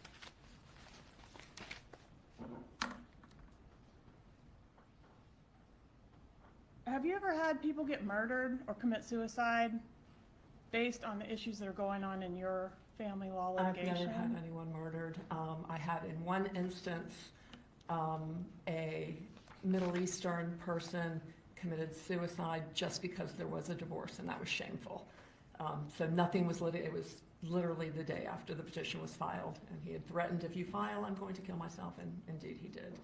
And to you, divorce is not shameful, is it? To me, divorce is not shameful. Divorce is not a basis to commit suicide, is it? Not according to me, but I didn't grow up in Iran or wherever this custom or feeling. Exactly, Ms. Bailey. To Derived. that person, it was a reason to commit suicide, right? Apparently so. Aren't these issues raised in these pleadings potential fuel to make people upset? Potential fuel to possibly make people upset?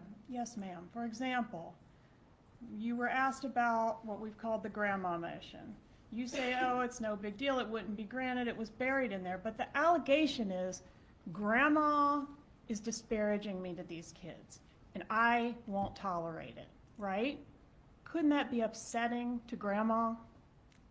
You'd have to ask grandma. I don't know. Exactly. It shouldn't have been. There was no proof, It shouldn't have been, in your opinion. in my opinion. But in your opinion, divorce is no reason to commit suicide, right? True.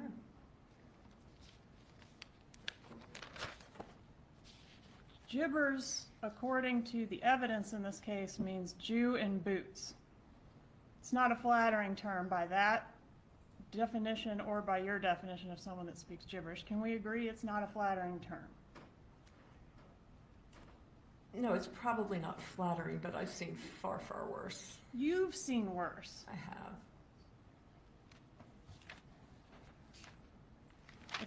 If Mr. Markell wasn't paying by the deadline, isn't that something that would be potentially upsetting to the parties or their family members?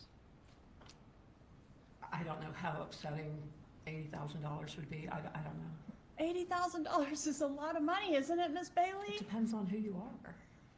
Exactly. So we'd have to ask the parties, right? Right? Sure. Okay. Yeah, I think on that issue, he clearly had the asset, so at the end of the day, he was going to pay. It was just a matter of jumping through hoops to get the money. He was either going to pay, or he was going to get sanctioned by the court, or he was going to end up in jail, right? I don't see any possibility he was going to end up in jail. Okay. Well, you sat in the courtroom during Ms. Adamson's testimony, I did. didn't you?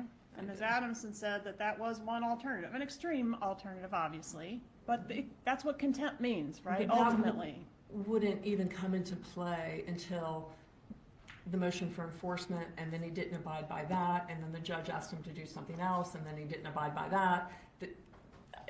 I think jail was pretty far-fetched.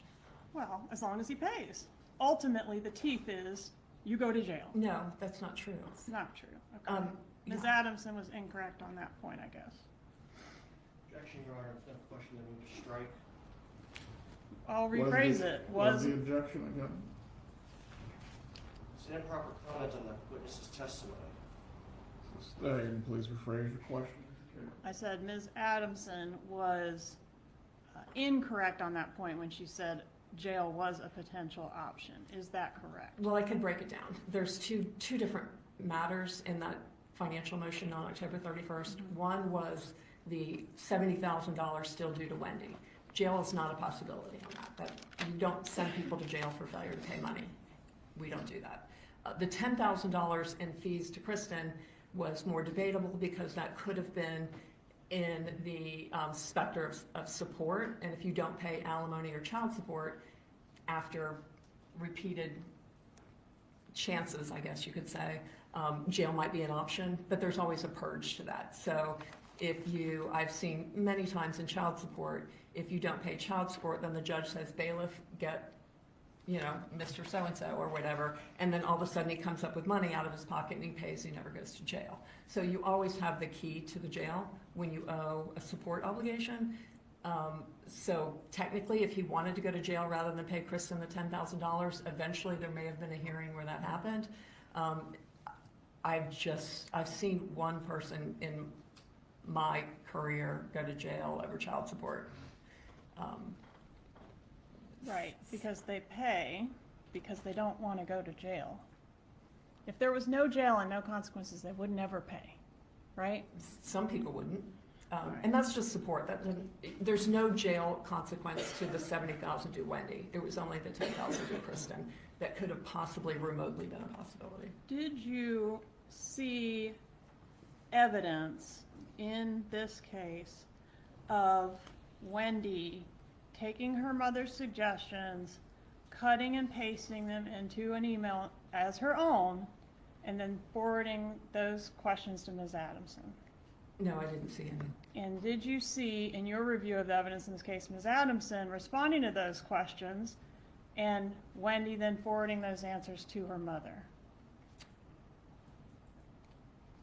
I don't recall that. I don't recall seeing that. Did you review the communications from Donna Adelson, both in the form of email and text messages, that suggest that she was in fact extremely disappointed and upset about the outcome of the relocation motion? I did. In probably the 5 days after the relocation, which was, say, 4 weeks before the ultimate settlement in July, there were a flurry of emails where she was obviously upset. Did you review Mrs. Adelson's communications after July 31st that suggest she's consistently still upset about this? I wasn't provided. So you were, I'm sorry, finish your answer. You weren't provided any? I wasn't provided after the flurry, right after the relocation, before the final judgment was entered in July of 2013. After July 2013, I don't recall seeing any emails from Miss Donna Adelson, about the relocation. Did you see any emails from her at all post-settlement? Not until maybe December. It was a while. October maybe. Okay. Several months.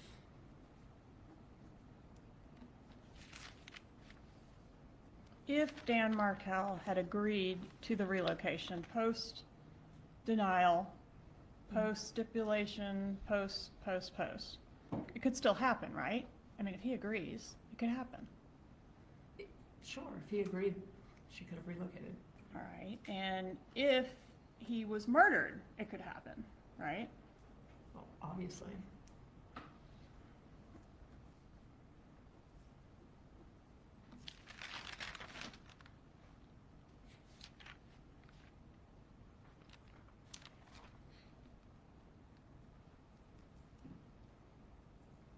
So you categorized Dan Markel's pleadings in a lot of different ways: baseless, untrue, unenforceable, gibberish, nonsense, suggestion of unethical filings on the part of his lawyer to sign off on them. are you saying, I think what you're saying is that those things wouldn't amount to much in court because it's not really effective filings. Is that what you're saying? What I'm saying is his motions post July 31st were not based in the law, and I don't think that allegations about accounts he knew of not being on an early filed financial affidavit would amount to fraud, and it certainly wouldn't excuse him not paying what he was supposed to pay under the terms of the court order. And the motions related, the motion in March 26th related to parenting, he was trying to enforce things that weren't in the marital settlement agreement. There was no court order to make her do the things he wanted her to do. So there's no basis for the court to have granted his motion. Right, so they weren't going to be successful. It's your opinion they weren't going to be successful. Yes, that's my opinion. But would you agree that the things he was putting in there are inflammatory? I would agree that they were inflammatory. And they potentially could make the parties or their relatives upset to read those pleadings and those inflammatory accusations. Sure, nobody wants to read those allegations, true or not, about themselves in a public record. You were shown a bunch of binders on a case. That case has nothing to do with this case, right? No, it was a relocation case. All right. And that case, was anybody murdered in that case? No. Okay, so if somebody had been murdered in that case, there might have been a lot less paper, right? Case Well- would have been shorter if somebody gotten murdered, wouldn't it, Miss Bailey? If there wasn't a party, the case would have ended, if that's... And if our case, we hadn't had a murder, we might have a lot more paper in our case, wouldn't we? No, because the divorce was over in July. Divorce was over in July, but they kept filing papers, didn't they? Well, and the case was set for hearing May 15th, 2014.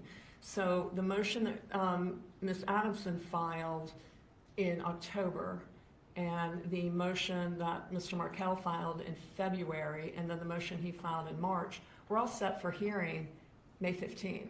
And then Mr. Markell amped it up again, and on May 5th, he filed the motion that accused Kristen of fraud. So she had to withdraw, so they had to move that motion. So had that not been filed, they would have had a resolution on May 15th. We don't know that. How do you know it was going to go on May 15th? Could have gotten continued for any zillion different reasons, couldn't it? It was set for May 15th, and it was noticed for May 15th. Set for May 15th, but at the time of Dan Markell's murder, litigation was still ongoing in this case. It Yes? Yes. And even after that was resolved, there would be nothing stopping them from having a bunch of other time-sharing issues or whatever come up, and they might have ended up with reams of paper, right? Objection, Your Honor, calls for speculation. Overruled, the witness has provided an opinion, the state Well- will cross-examine. I guess my It's- response to that would be, I think it would have been to Wendy's benefit to proceed with those hearings, because nothing makes someone stop filing nonsense pleadings and motions better than having them ordered to pay the other side's attorney's fees. So had they gone to the hearing on May 15th, and had Wendy have been successful, he would have very likely had to pay Wendy's attorney's fees. And I really encourage my clients in these situations to take it to hearing, so once the other side gets kind of slapped down, if you will, by the court and made to pay your fees, then they tend to back off. But So that hadn't happened yet. it had not happened yet. And we'll never know when that was going to happen, because we never got to that point, right? Clearly, Because he was murdered. clearly. May I have a moment to confer, Judge? Go ahead.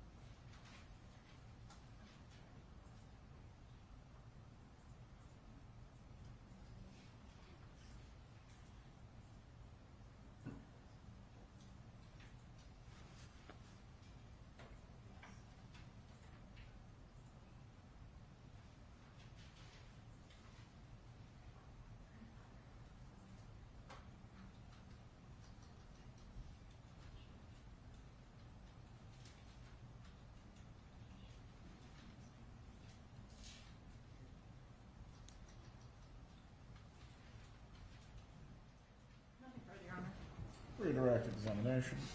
Briefly, Your Honor.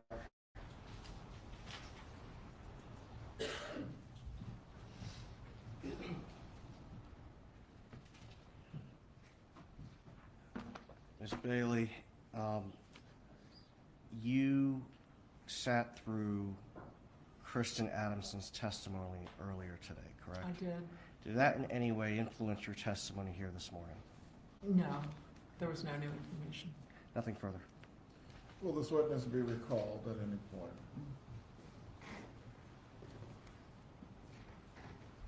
Potentially, Your Honor, but she's free to go about her business. You remain under your subpoena. Please do not discuss your testimony with any other witness in this matter. Have a good day. Members of the jury, at this point, we are going to take our lunch break. Once again, I will instruct you not to discuss your testimony with each other or any other person. Do not review or seek out any information outside from this courtroom. We will resume with the trial this afternoon today at 2:20. Please report by 2:15. Enjoy your break.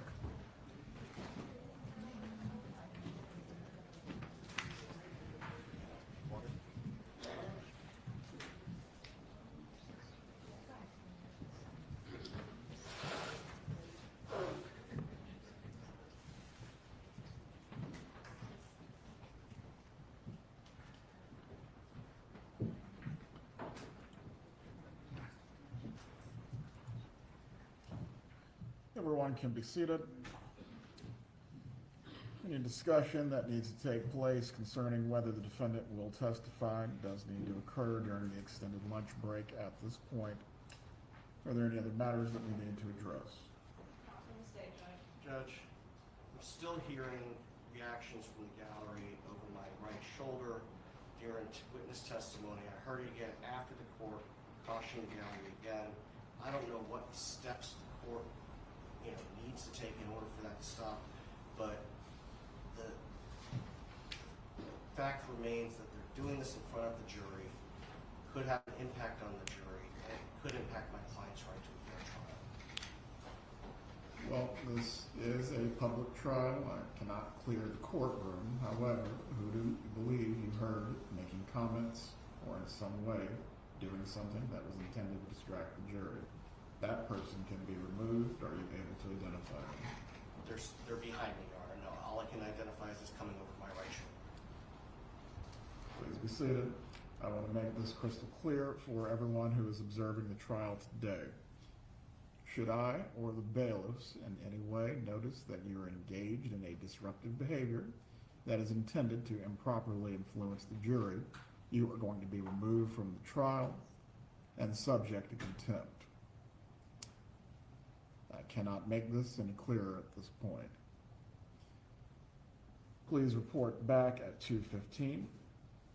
Once the jurors are assembled, we will continue with the trial. Mr. Scalzo, I believe, is still to be called by the defense. Yes, Your Honor. Mr. Scalzo and Ms. Newhouse are slated. Concerning the rule of sequestration, the remaining witnesses understand they are not to be in the courtroom. I'm not aware that they have been, Your Honor. Please scan the courtroom to make sure none of your witnesses are present, so we do not have any continuing violations of the rule of sequestration. I don't see any witnesses in the courtroom, Your Honor. Please return at 2:15.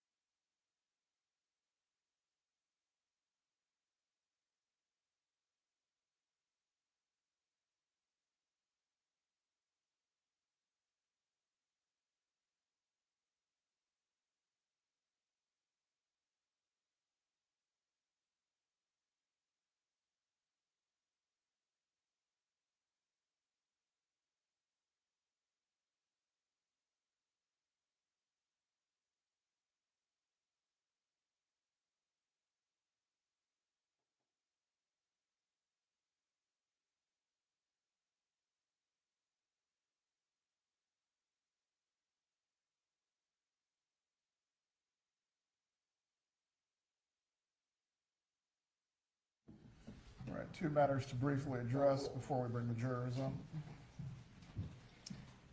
The first concerning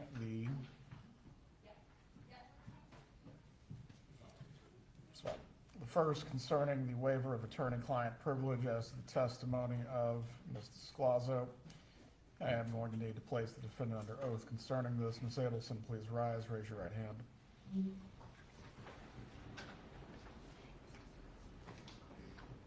Raise your right hand, please.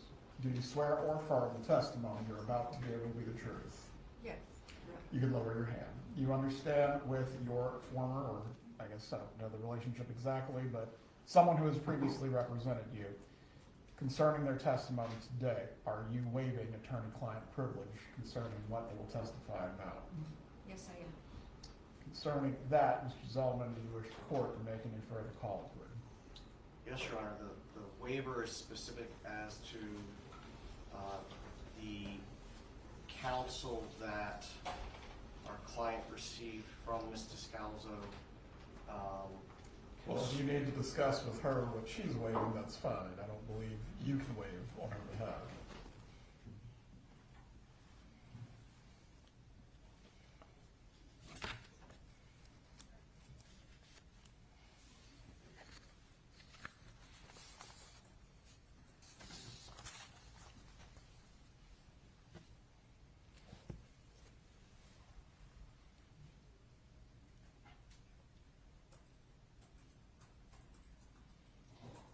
Mrs. Adelson, do you understand the scope of the waiver that you're providing?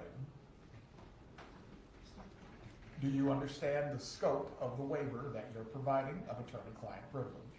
I do, Your Honor. What is that scope? The information that we discussed after my son's trial regarding my travel and my state of mind. Is the defense planning to examine this witness on any other topics than what has been identified as the scope of the waiver? No, Your Honor.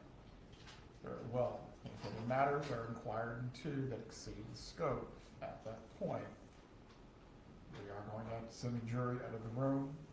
As I previously stated before, the state is permitted to cross-examine as to all topics that are inquired to on the defense direct, and also as well matters of impeachment and bias. Does the state need to be heard in any way? As to the other matter concerning whether Mrs. Adelson will testify as a part of the defense case in chief, Mr. Zellman, were you able to speak with her as to a final decision? I'll allow, the short answer is we were allowed 20 minutes during the lunch break to speak with Ms. Adelson. In addition to the time that you had yesterday and other times? Yes, Your Honor. If I may, Judge, the issue is that Well, one moment. Who's handling this matter? We're not tag teaming any arguments of any sort. Your Honor, what Ms. Fulford and I had discussed was the factual issues that are concerning our client's decision. She was more involved in than I was. So the only thing that I intended to address was the time that we had during the lunch break. Aside from that, I'm asking that Ms. Fulford be allowed to address the court. Ms. Fulford, go ahead. the issue that we're facing, Judge, is this was 6 days of testimony from witnesses for the state and a great deal of evidence that they have entered. We have discussed with our client, of course, her right to remain silent or whether she wants to testify or not. We have not had an opportunity to go through all of the evidence that's been entered in this case and have a full and frank discussion with her about that evidence. If there are any issues that she thinks need to be addressed for her testimony, whether she thinks she needs to testify or not, and what her decision is on that. When we had the break yesterday at 2:45 in the afternoon, you did not speak with your client concerning whether she wished to testify or review Absolutely. the evidence? Yes, Judge, and that's what I said. We have discussed with her whether she wants to testify or not. The defendant in every single case, Ms. Fulford, is faced with this moment as the defense case in chief ends. What are you asking for? I'm asking for additional time to be able to go through all of the testimony and evidence with our client so that she can make a fully informed decision as to whether she wants to continue to remain silent or testify in this case. Ms. Fulford, concerning that has been provided by the court. If she wishes to testify, we do need to go through the colloquy. If she does not, it's a simple matter. But there has been time pre-trial to prepare for this moment. There's been time during trial, and specifically, we recessed court early for you to address any issues of witnesses or whether your client would testify. Yesterday, when you allowed us to recess early, Judge, Mr. Zellman and I spent time going through the evidence that was admitted, making sure that we understood everything that was there, because there was some confusion during the trial about things being added and things being removed, so we wanted to make sure we understood completely what there was there. We left here, went straight to the jail, and had the issue with the potential new witness and spoke with our client. But that's not an ample time to discuss with her what is actually coming in the state's case. Your client is in a no different position than any other defendant who has to decide whether they wish to testify or not. I will give you 5 additional minutes to discuss this matter. From there, the defendant is going to have to make a decision whether she is going to testify or exercise her right to remain silent. Please check with the jurors, let them know that we will get started momentarily.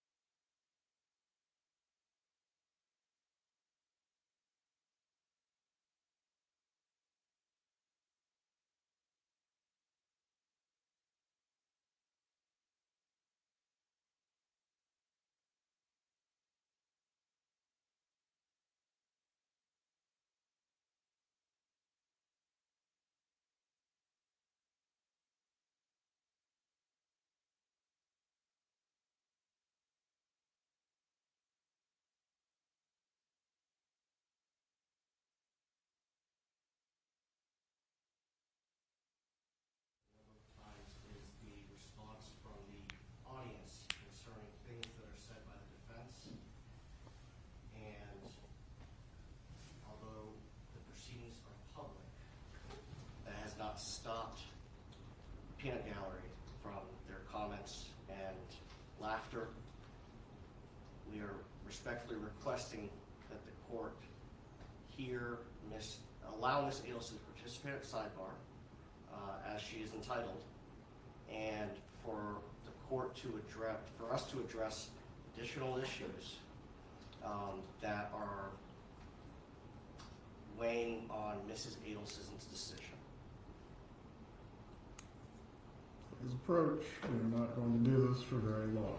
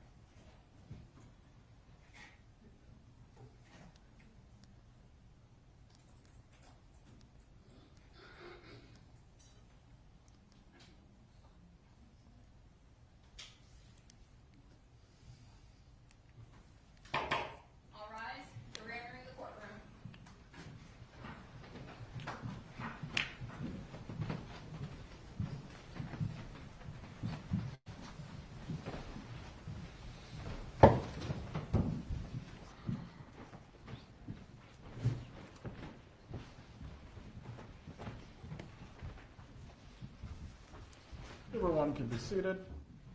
Members of the jury, I hope you had a restful lunch break. We are going to continue at this point with the defense's case. Please call your next witness. Mayor, before we call our next witness, we laid the foundation through Luis Rivera for Defense Exhibit 50. At this point in time, we'd like to introduce that into evidence. Any objection from the state? No, Your Honor. Defense 50 is admitted. Thank you. At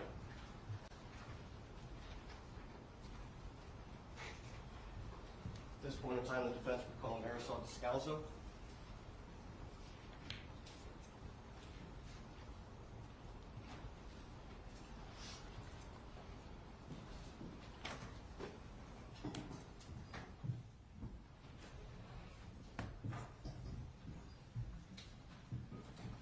Please raise your right hand. Do you swear or affirm the testimony you're about to give will be the truth? I do. You may be seated. Thank you. You may inquire. Thank you, Your Honor. Good afternoon, ma'am. Can you please introduce yourself and spell your last name for the jury? Marisol Descalzo. My last name is spelled D-E-S-C-A-L-Z-O. And Ms. Descalzo, can you tell us how you're employed? I'm an attorney, Okay, what type of attorney? a criminal defense attorney, And how long have you been practicing? since 2003. During a period of time ending shortly after her arrest, did you represent Donna Adelson? Yes, I represented her sometime in 2022 through maybe 3 months after she was arrested. And I want to direct your attention specific to the late October and beginning of November of 2023. During that time period, was her son on trial? I'm not sure about the dates, but it sounds about right. Okay. During that time period, when her son was on trial and shortly after, did you have some concerns based on statements that she was making? Concerns about Mrs. Adelson's mental state, yes. Yeah. Can you tell us what those were? She had made numerous statements about terminating her life if her son Charlie Adelson was convicted. Did that cause you to take any steps or actions to determine what you needed to do? Yes. And what were those? Well, first, I conferred with Daniel Grashbaum, who represented Charlie Adelson. So we discussed it, and we decided that we needed to call Ethics Council and call the Florida Bar to determine if we needed to take any additional steps, such as Baker acting her, or Baker acting is putting her in a mental institution, or anything else. Okay. After doing that, did you have further discussions with Mrs. Adelson about her mental state and what she was going to do to try to clear things up? Mr. Rashbaum and I spoke to her further, and, you know, she told us that what she really wanted to do was she wanted, you know, to get away on a vacation with her husband. Her husband agreed that this would be good for her mental state, and so we discussed a potential vacation. Okay. At that point in time, was there anything preventing Mrs. Adelson from traveling? As far as Mr. Rashbaum and I knew, there was not. Okay. And specifically, there were no warrants for her arrest? My understanding from speaking to Mr. Rashbaum, that Mr. Rashbaum had communicated with law enforcement and that there was no outstanding warrant. I had been in touch with the prosecutor of this case, and I apologize because I only remember your first name, but with Georgia. And we had discussed previously, not around this time, we had previously discussed that I represented Mrs. Adelson, so I assumed that if anything would happen, that if there was a warrant or if Ms. Adelson was going to be arrested, that I would be contacted.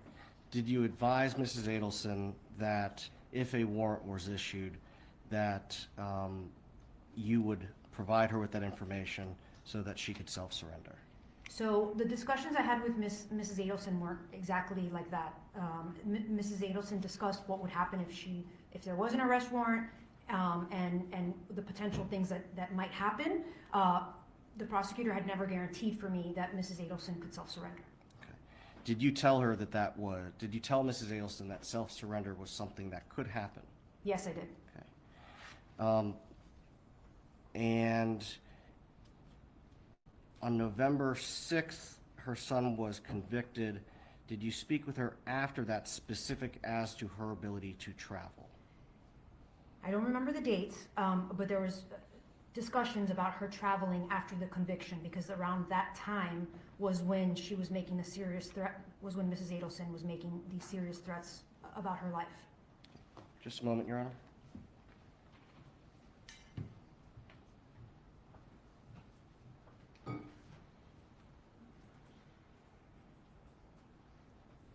Nothing further, Your Honor? Cross-examination. Yes, sir.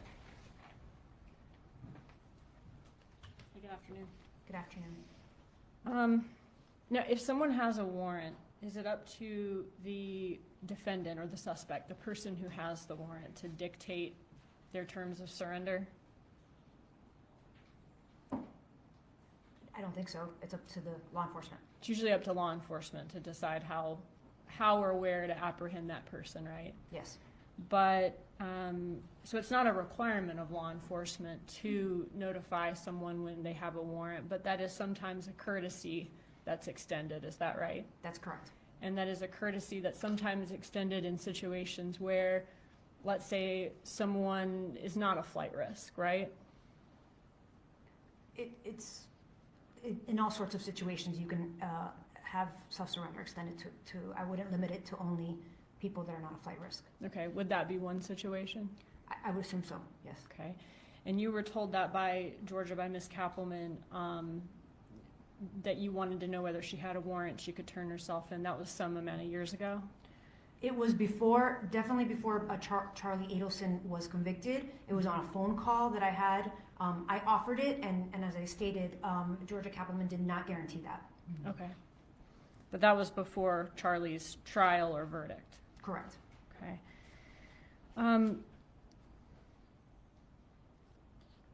After the verdict, or I guess during the trial or after the verdict, did you disclose to anyone in the state attorney's office that Ms. Adelson was suicidal? Of course I didn't. Okay. No, I had an attorney-client privilege relationship with her, and I didn't think that would have been appropriate. Sure. And why was she suicidal? Because her son had just been convicted, and she was worried he was going to spend the rest of his life in prison. Was she also worried about getting convicted herself? I don't believe that was even crossed her mind. She was only worried about her son. Okay. Are you aware of a text message where she said that she was afraid she was next, but don't worry, she would take care of that? I'm not, I'm sorry. Was that a text message to me, or? I don't believe so. Yeah, I don't have any knowledge of that. Okay. At the time of, were you present when Dan Rashbaum told her that she may make it to the airport in time, or she may get to the airport and not be able to make it out? Mr. Rashbaum and I don't believe that was a telephone call. I don't believe that was in person. And I was on a call, and I myself also told Mrs. Adelson that we did not know whether there was, that we understood there wasn't a warrant, but that didn't mean she couldn't get arrested at the airport. Okay. When you suggested, I guess, was the suggestion that you said that she take a vacation? I don't believe I suggested it. I believe that that's something that was being discussed between Mrs. Adelson and her husband as something that would help her with her mental state. Okay. So that's something they suggested, but not you? Correct. I did not suggest that they take a vacation. Okay. Did you know at the time that the vacation that they were suggesting, they were considering Vietnam, China, or Korea? I did not know the location of where they were going. Okay. And it was never discussed with me. So at that time, you didn't have knowledge that they were specifically looking for non-extradition countries? I did not know one way or another where they would vacation to. If Donna Adelson was overheard by law enforcement debating between either committing suicide or fleeing to a non-extradition country, do you think that would change law enforcement's stance that she could turn herself in? Objection, Your Honor, calls for speculation. Overruled. The witness has opined on this matter. I'm not law enforcement, so I'm not sure, and I've never been in law enforcement, so I'm not sure. I can rephrase it. Would you expect that to change the stance? If I was law enforcement and I heard a target of investigation discussing a flight, As her attorney, okay, would you expect if she's overheard debating either committing suicide or fleeing to a non-extradition country that she wouldn't be expected to be able to just turn herself in on a warrant again after that? I don't know, I think it would take, to be honest with you, I'm a criminal defense attorney, so it would be case by case. Probably that would make the bond hearing a little bit more difficult if those conversations were overheard. But every prosecution is different, and maybe the prosecutor would agree, I don't know. Okay, 1 second.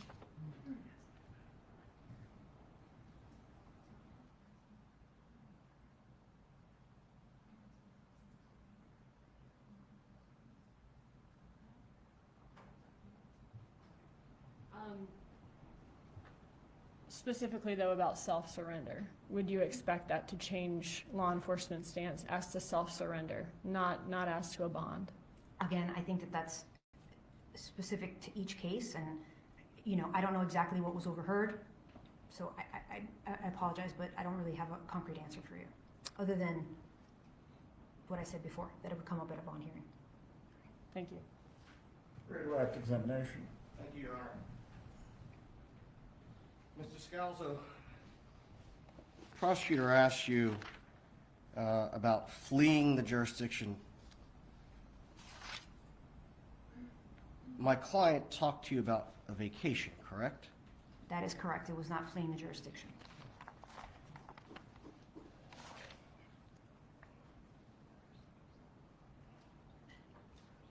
And the state also asked you about fleeing or going to a non-extradition country. Have you, in your career, dealt with extradition from foreign countries? Yes, I have. And merely because someone is in a non-extradition country, does that prevent the United States from attempting to seek their return or their extradition to the United States? It absolutely does not, especially if you're a U.S. citizen. Nothing further. You may step down. Is this witness going to be recalled for any purpose? no, Your Honor, I believe she might be able to get the early flight this evening. You are released. Please call your next witness. Just a moment, Your Honor. Defense would call Sarah Newhouse.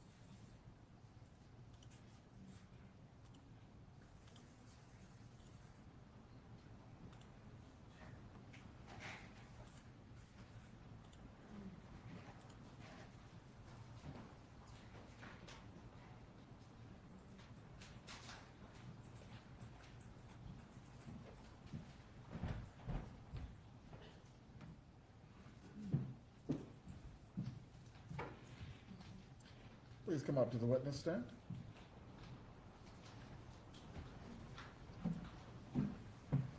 Raise your right hand down.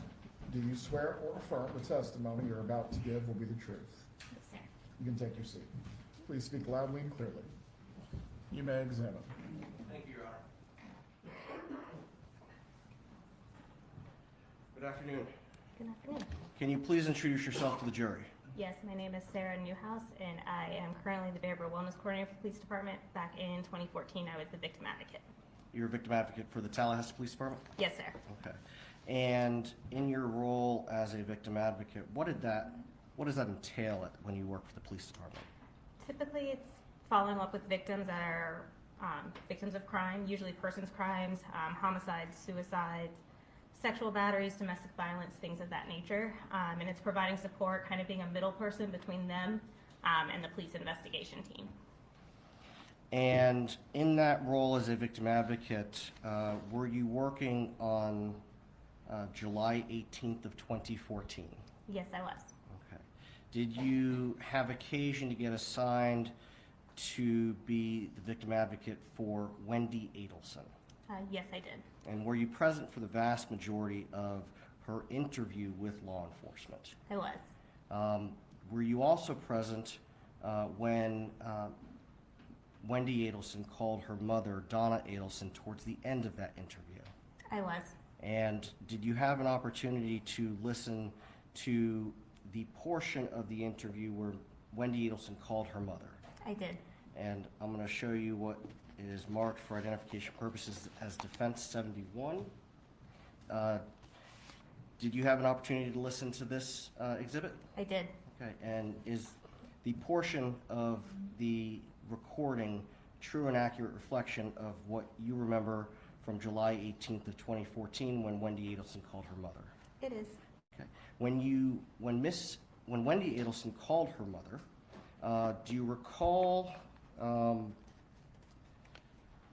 Donna Adelson's reaction to being told that Dan Markrell had been shot? Yes. Did this upset her? She sounded shocked, I guess would be the word that you'd say. And it appeared that this was the first time she was hearing about it? Yes. And did she make any statements that you could hear from where you were sitting? I don't recall if I could hear other than reviewing the video, but it sounded like a normal amount of upset given a crisis situation. At this point in time, I'm moving to evidence Defense 71. Any objection? Judge, I haven't reviewed this exact item, but based on what the defense has represented to me is on there, I don't have an objection. I do want to review it on the break and reserve the right to object. So subject to that, objection. A lot of qualifications. Well, there's just, Members of the jury, we're going to take a brief break. The bailiff will take it to the jury room.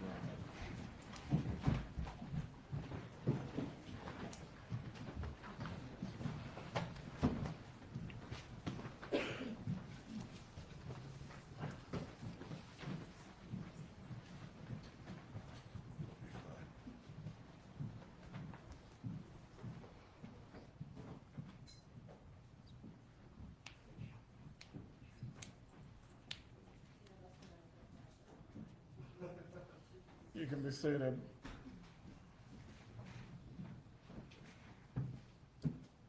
If anyone needs to stretch their legs or use the restroom, please do it now.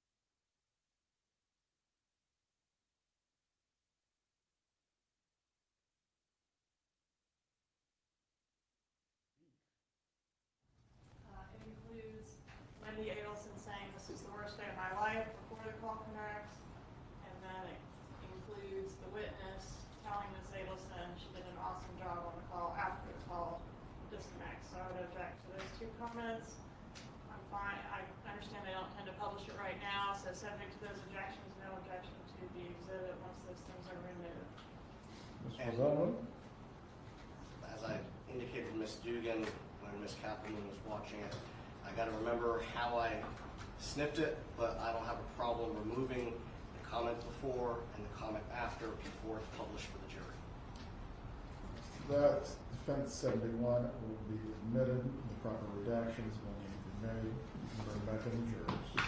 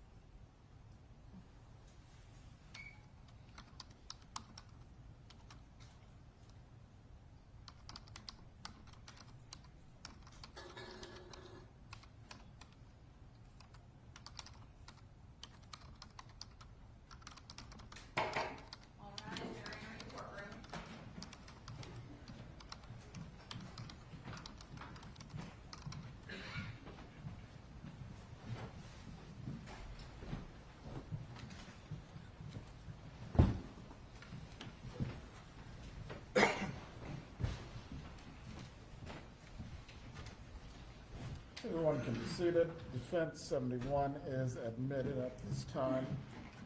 You may continue with your examination. I have no further questions for this witness, Your Honor. Cross-examination. Did you hear any weeping or wailing going on at the other end of the phone during this phone call? Not that I recall, no. Did you know Donna Adelson? No. Have you ever met her? No. So you don't know what her normal demeanor is like? Correct, I don't. Okay. But Wendy Adelson, her daughter, presumably does know. Correct. Do you remember Wendy Adelson making the comment after that phone call that she handled that well? Objection, Your Honor. That's hearsay. That's exactly what was asked to be removed from the floor. Please sit down. As to the hearsay, sustain. No further questions. Redirect. Your Honor, can you just strike the question from Ms. Kappelman? Members of the jury, you are to disregard. The last question of the prosecutor is to be struck from the record. You may step down. Will the witness be recalled? No, Your Honor. As to your exhibit, do you wish to publish or just leave in evidence?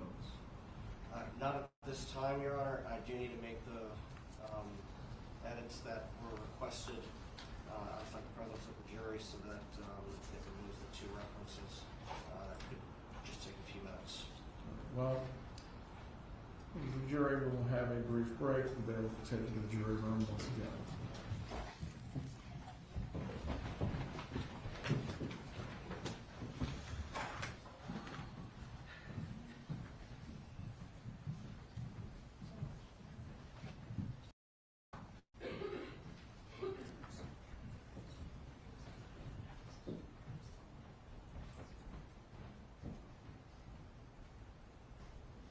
Everyone can be seated. Please make all necessary redactions and changes at this time.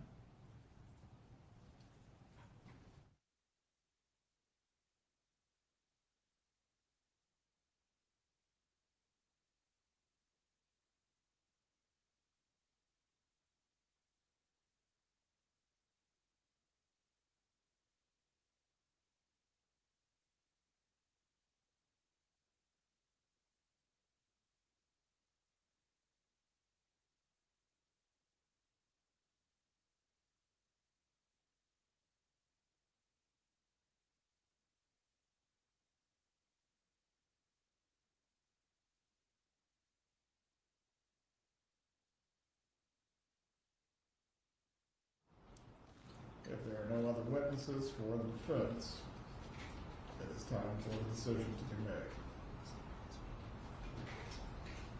I can tell the court that co-counsel and my client are deep in conversation. Mr. Hernandez? I am capable of seeing that, Mr. Zeldin. No narration is needed.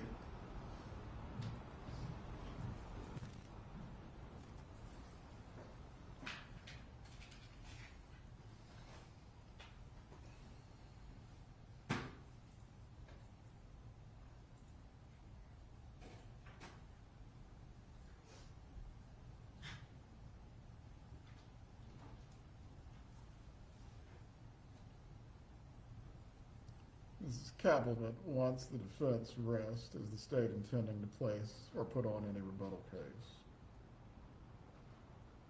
I think not. If they rest without calling any further witnesses, that could change if Mrs. Adelson decides to testify. Very well. At this point, I do need a decision. Mrs. Adelson, please rise. You've been placed under oath earlier this afternoon. Mrs. Adelson, I will advise you concerning your rights. You understand that you have the right to remain silent, and the jury will be instructed that your silence cannot be held against you in determining the merits of this case. Do you understand this? I do understand. Do you also understand that you have the right to testify as a witness in your case in chief on your own behalf? Yes, Your Honor, I understand. You understand if you do choose to take the witness stand, you will be cross-examined by one of the prosecutors. Yes, I'm aware of that. You understand that your credibility will be placed before the jury like any other witness. Yes, Your Honor, I understand. Have you been able to discuss, or have you been able to discuss with your attorneys the two rights that the court has placed before you? Yes, we discussed the rights. Concerning those rights as to whether you will remain silent or whether you will testify, have you made a decision concerning this matter? I haven't. I'm not prepared to make that decision. This decision affects the rest of my life. Mrs. Adelson, you're in the same position as every other criminal defendant who faces trial. Ultimately, you must decide whether you will testify or whether you will not. I cannot make you testify. Your attorneys cannot make you testify. But ultimately, you must choose whether you will testify or not. I don't have to choose. I was hoping I would have some time to speak to my attorneys. This has already been discussed, ma'am. What is your choice?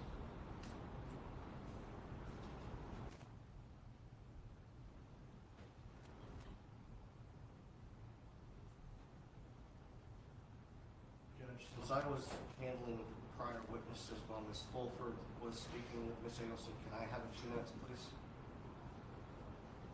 What exactly are we going to accomplish that we have not been able to since the trial started, pre-trial, the long recess yesterday, or even the lunch break today?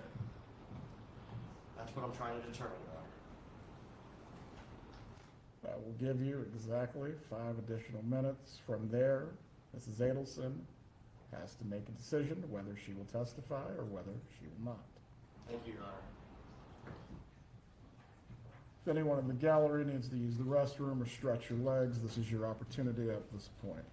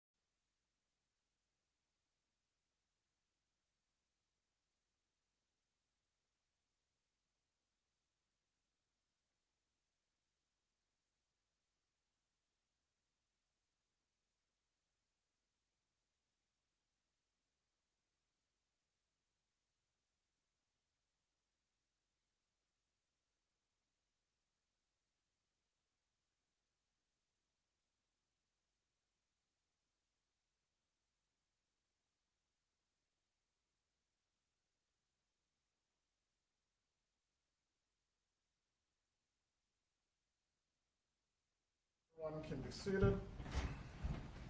Mrs.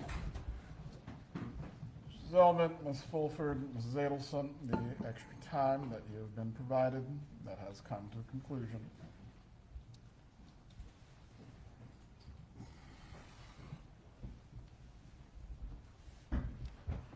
We are not finished with the colloquy quite yet.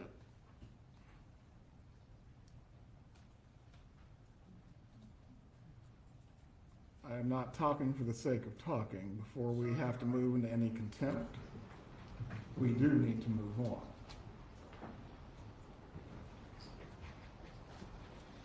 Mrs. Adelson, the question remains, as it relates to your right to remain silent and your right to testify, what is your decision concerning these two rights?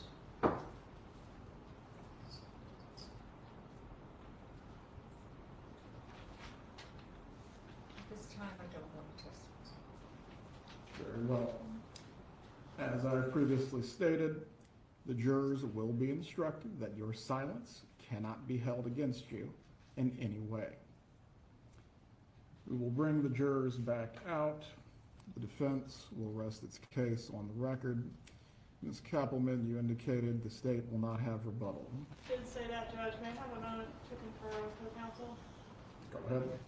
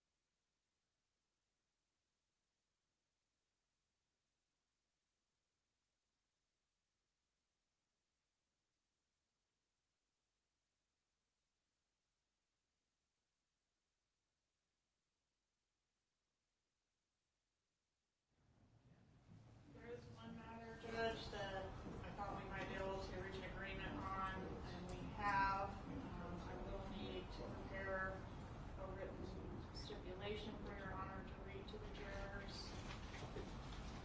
Or we can decide the language now. If you find that more acceptable, it's a one-liner. The parties have stipulated or agreed that Patricia Bird was never listed on the defense witness lists. As to that, prepare the stipulation in writing. It needs to be signed by counsel for all parties and the defendant.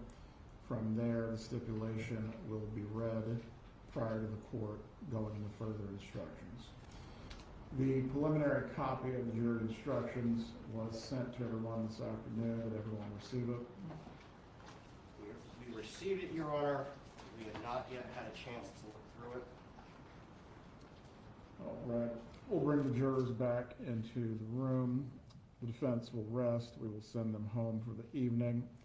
We'll give you a few minutes to look through the instructions. We'll go through the charge conference. And then tomorrow, we will move into instructions and closings. Your Honor, can counsel have a moment to confer concerning whether or not we are going to rest at this point? Do you have another witness to call? That's what we need to discuss, Your Honor. We've done a lot of conferring. Please quickly come to a decision as to whether there is another witness, in fact, for the defense.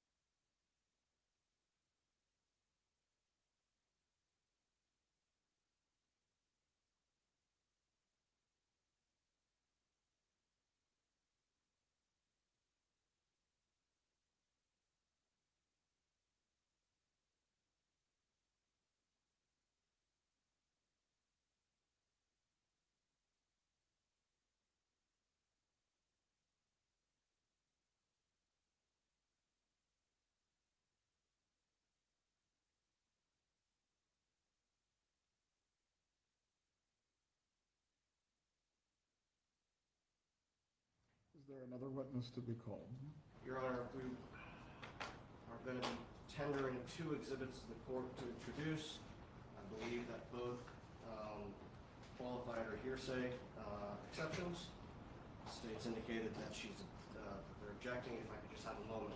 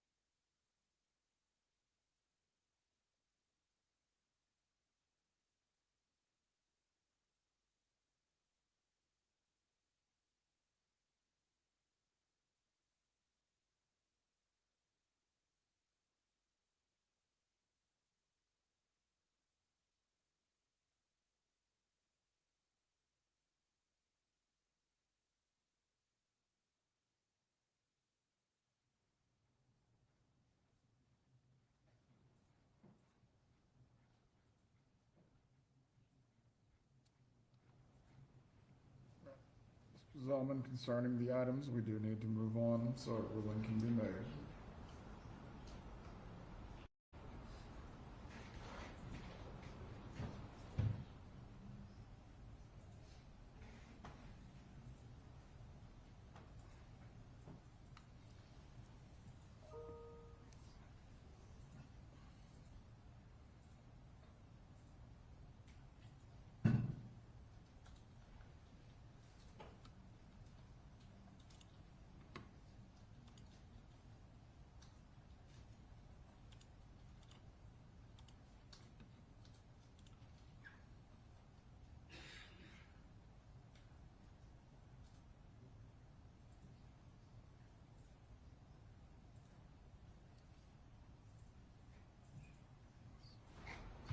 Your Honor, yesterday, the state, or I'm sorry, not yesterday, but earlier in the case, the state introduced excerpts of the 2014 calendar that belonged to my client, as well as the 2023 calendar for my client.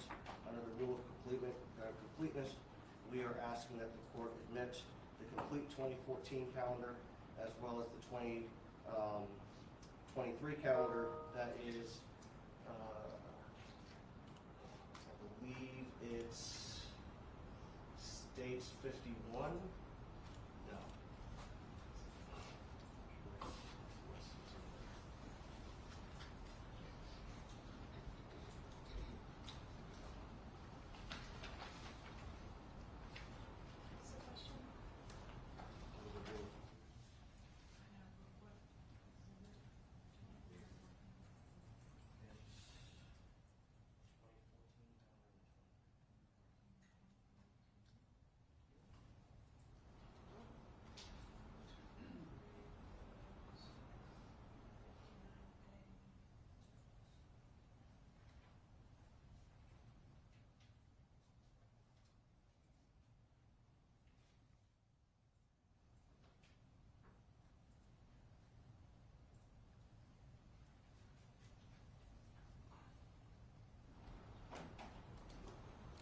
Cattleman, concerning these items, was the state's argument? State's objection is hearsay, Your Honor. The portions that were admitted by the state were for very specific purposes. The rest of this item is not needed to add context to those individual entries. It's a day calendar, it's not a narrative. I don't think there's any argument for completeness. There's tons of self-serving hearsay in those documents. The state objects. Your Honor, with respect to the 2023 calendar, the state introduced a few pages that listed my client identifying items that she was going to sell.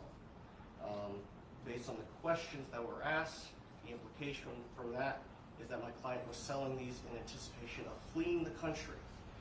Contrary to that, there are a ton of pages going back to January 9th of 2023 where my client lists those very same items to get prices to sell, to sell, to sell. So it is misleading to just put in those couple of pages that the state put in on the 2023 calendar for purposes Who was of... going to lay the foundation concerning the items that you wish to admit?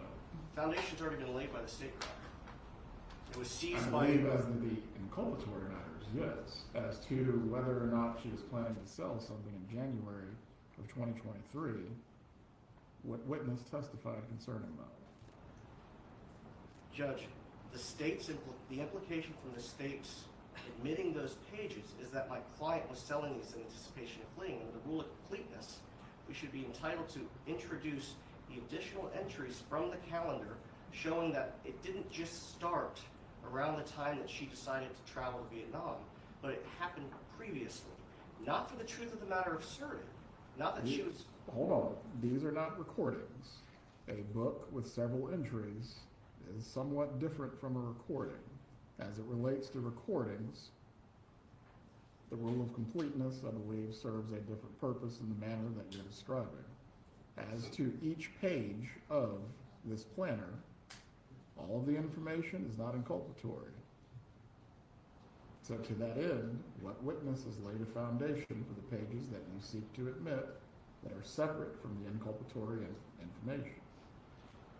All we're seeking to admit are the pages from the 2023 calendar that list those additional items.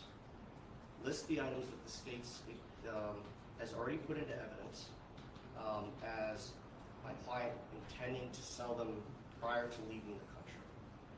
I've printed out the specific pages and I've prepared a copy with highlights to be able to present to the jury during closing.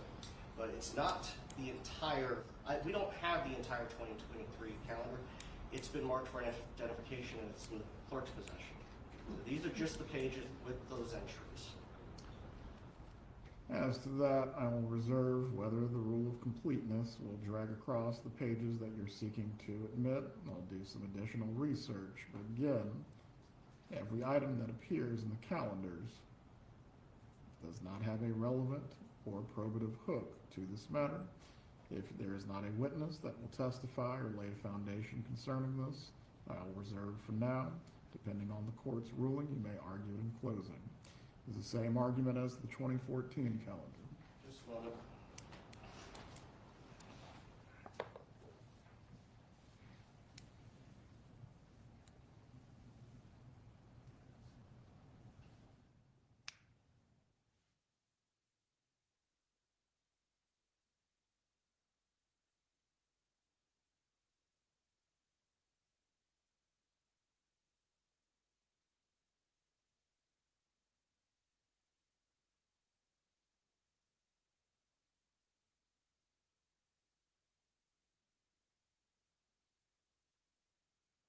Excuse me, Your Honor.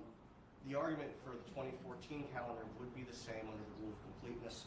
Obviously, there are things in here, and I said this to Ms. Kaplan earlier, that include personal information that would have to be redacted. Prior counsel provided a scanned copy of this to the state. If they could send that to me, I could identify the items that I think should be redacted. The specific purpose of offering the 2014 materials has to do with planning the 70th birthday party of our client's husband and the specific entries that she made identifying the tasks that she was going to carry out for that. Again, is there any witness who will testify to these matters, or you're just offering them as Rule of completeness. Rule of completeness, Your Honor. Ms. Kappelman, any additional argument that you might already made? The only entry from the 14 planner that was admitted, has been admitted so far in this trial is the page that shows The license plate the number? license plate number, sir. And so I don't see how birthday party planning adds to the completeness of possessing the license plate numbers. I would object. In addition, I think this exhibit is in a little bit different posture because the 2014 planner in its entirety has not been identified at all. Only that page was identified. 23 planner was identified as by a witness as being seized from the residence. Reserve ruling as the 2014 planner as well. Beyond that, if the court does permit these items to be admitted, the defense will be able to admit them prior to any instructions and closings, and you'll be able to argue them if they are admitted. Yes, Your Honor, and for the record, what I've done is I've marked the 2013 excerpts as defense, the 2023, sorry, as defense 51, and the 2014 as 76. Please leave them with the clerk. Judge, if Your Honor does rule that those items are admissible, the state would request complete redactions of all the items that are not related to the specific purposes the defense articulated. Certainly no objection to that, Your Honor. Please bring in the jurors. And Judge, the state has made the, I want to check the redactions on this video.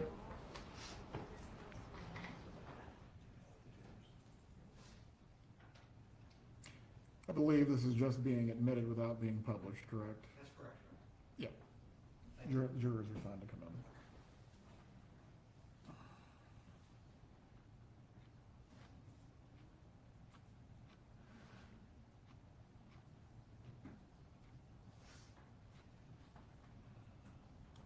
All right, you're entering the courtroom.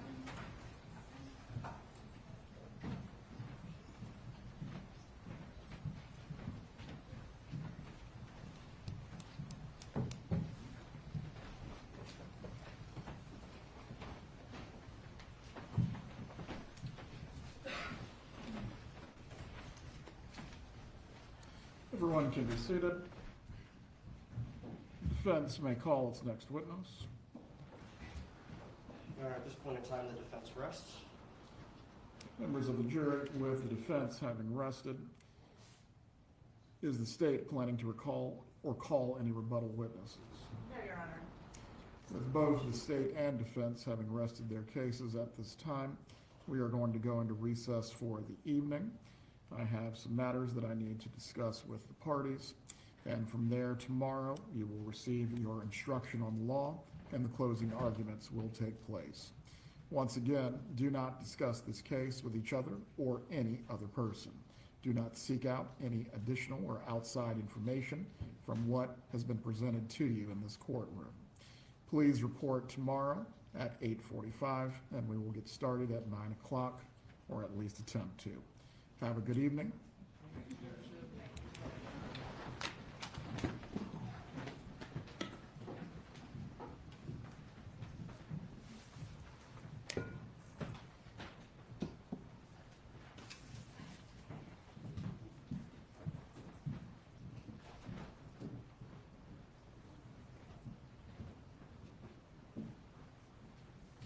Everyone can be seated. Please open your copies of the jury instructions. My custom in going through the jury instructions is to go through each one. Any requests or changes that are being asked for by either party, we will address as we go through each instruction. Let's start with 3.1, Introduction to Final Instructions. Are there any requests or changes being sought?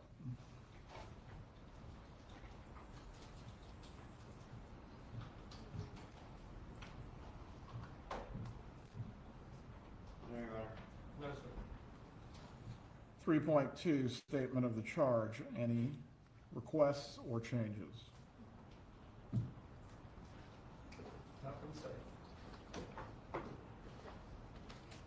Your Honor, the only request that I would make is that the name of my client and the names of the charges do not be in all caps. So stylistic changes. Yes, Your Honor. State, do you wish to be heard? No, sir. I will make that change. Let me make a note.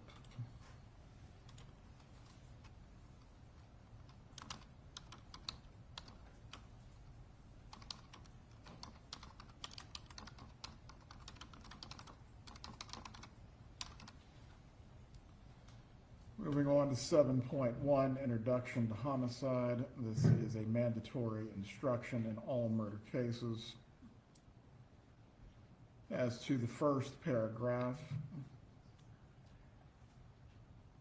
Donna Adelson is accused of first-degree murder in count 1 of the indictment. Is there any request or change? No, sir.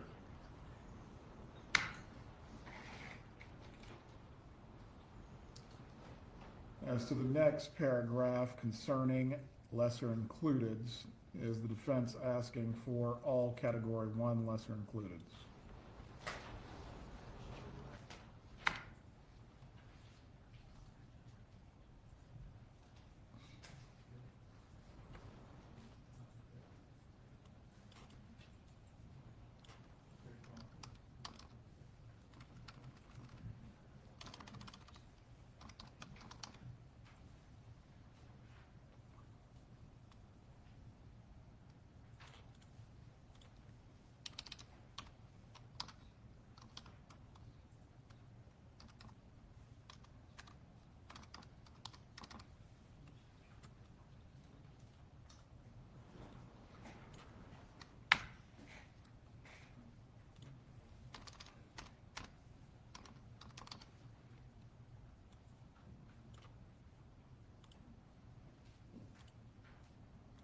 Just confirming my recommendation being approved by our client, Your Honor.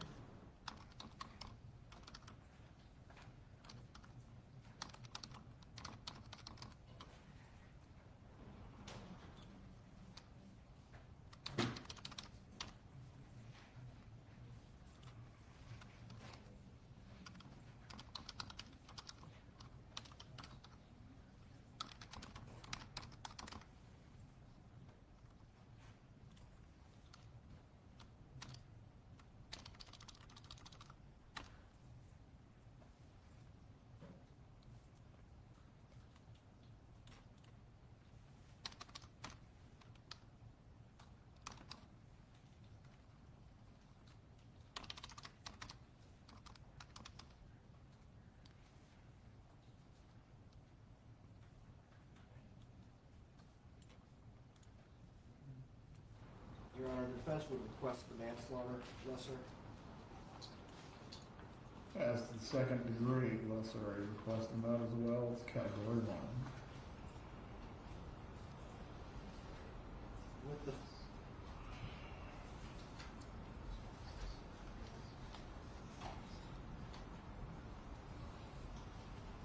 although it's a Category 1 lesser, it still carries the same penalty, so we are not requesting second degree. Is the state requesting second degree as a Category 1 lesser?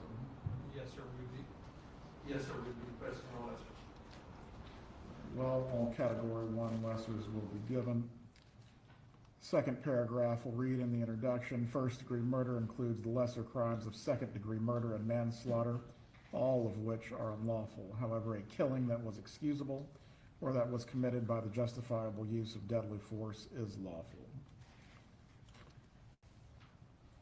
I believe the indictment refers to the victim as Daniel Markel. Does either party have a preference? To conform to the indictment, we would request his full name, Your Honor. Acceptable, sir. If you find Daniel Markel was killed by Donna Adelson, you will then consider the circumstances surrounding the killing and deciding if the killing was first-degree murder, second-degree murder, or manslaughter.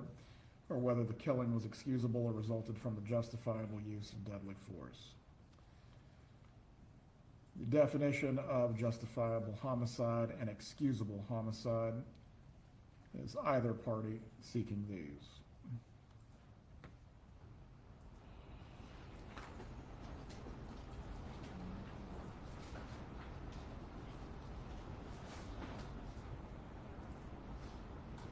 Not entirely certain we have any evidence in the record that would support giving them, but as either party requested.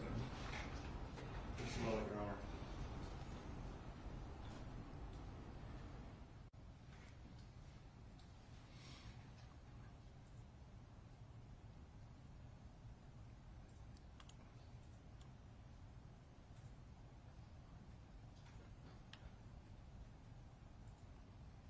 I would agree with the court's conclusion there, Your Honor. Mr. Evans, Ms. Koppelman, No objection remaining. just the definitions of justifiable and excusable homicide will be removed. As to any other degrees, I believe the evidence remains the evidence.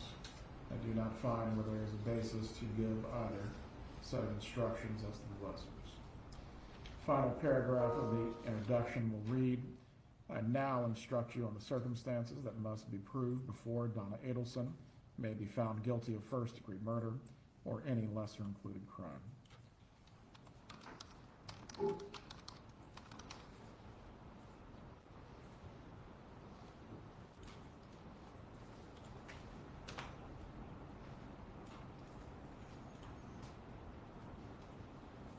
As to count one, the state is only proceeding on the premeditated theory, is that correct? Yes, sir. Any reference to felony murder will be removed.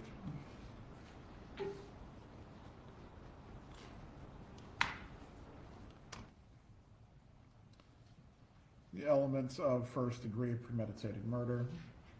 Element 1, Daniel Markell is dead.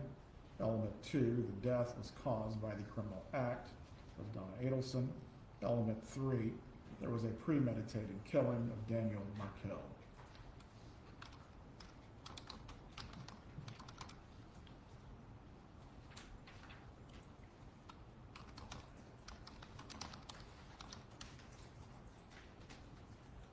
Just the stylistic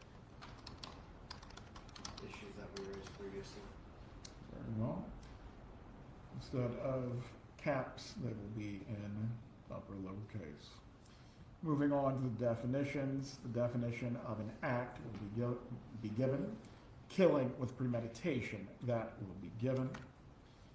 The question of premeditation, that will be given.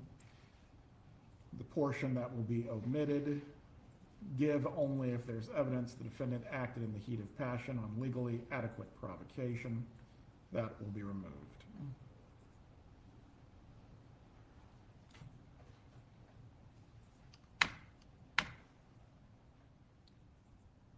Right, instruction 3.4, this deals with the lessers. Is there any objection or request other than the stylistic issue previously raised? Yes, sir. Your Honor.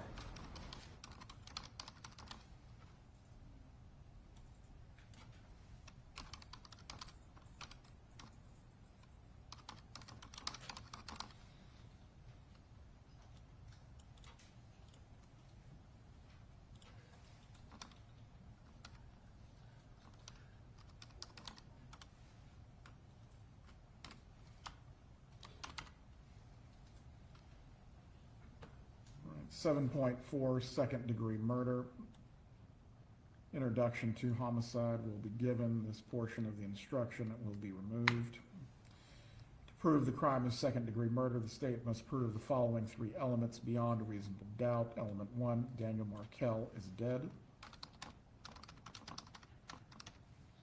Element 2, the death was caused by the criminal act of Donna Adelson. Element 3, there was an unlawful killing of Daniel Markell by an act eminently dangerous to another and demonstrating a depraved mind without regard for human life.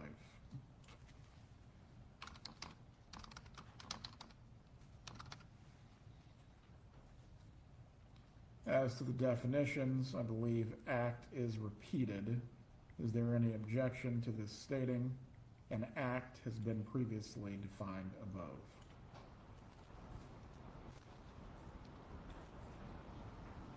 I don't have a legal objection to that, Your Honor. Mr. Evans? No objection.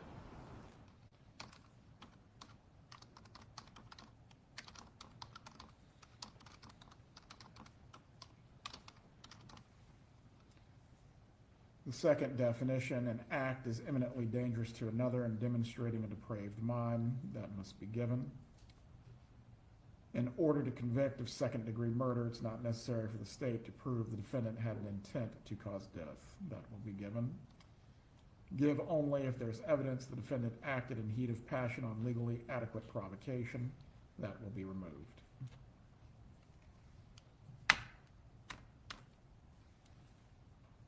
The next lesser, 7.7 manslaughter. To prove the crime of manslaughter, the state must prove the following two elements beyond a reasonable doubt. Element 1, Daniel Markell is dead.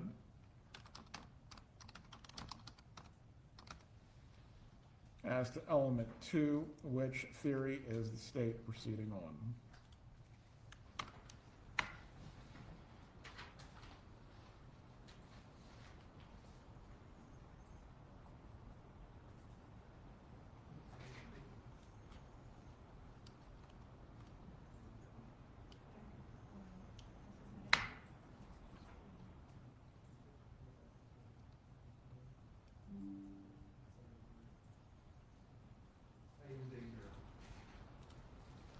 Well,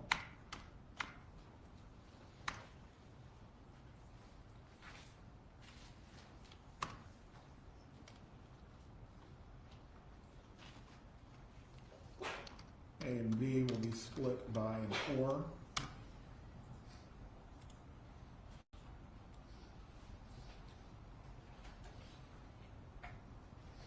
Donna Adelson intentionally committed an act or acts that caused the death of Daniel Markell, or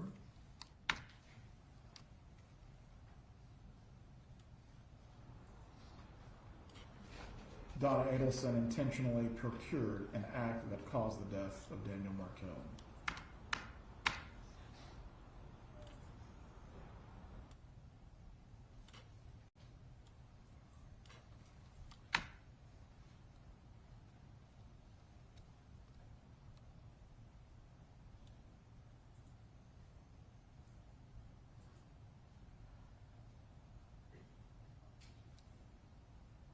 Right.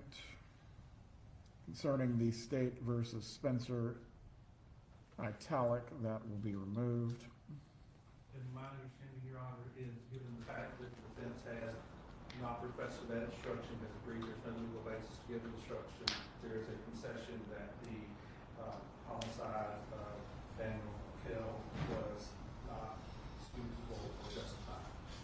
Zellman, do you need to be heard concerning the concession that it's not excusable or justified? Not in the facts of this case, Your Honor. And does the defendant agree with that concession? Very well. Mrs. Adelson, do you understand what is being omitted from the jury instructions? Just 1 second, Judge. Go ahead.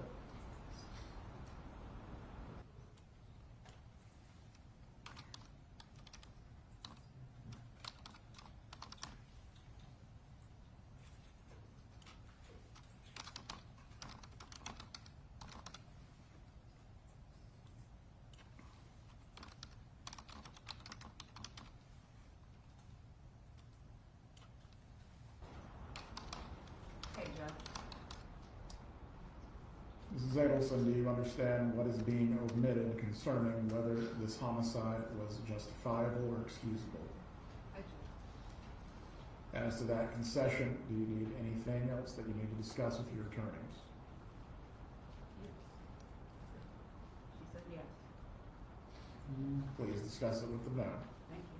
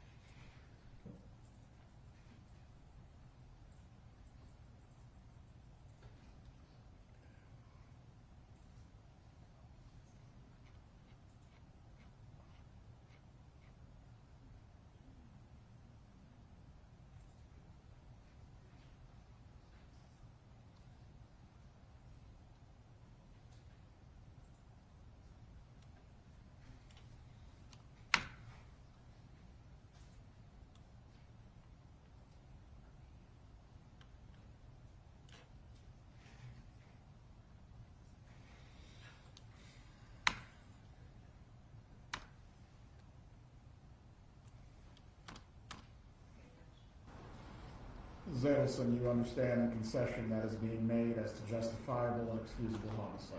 I understand that. You are giving your consent to this. I am. Let's move on at this point.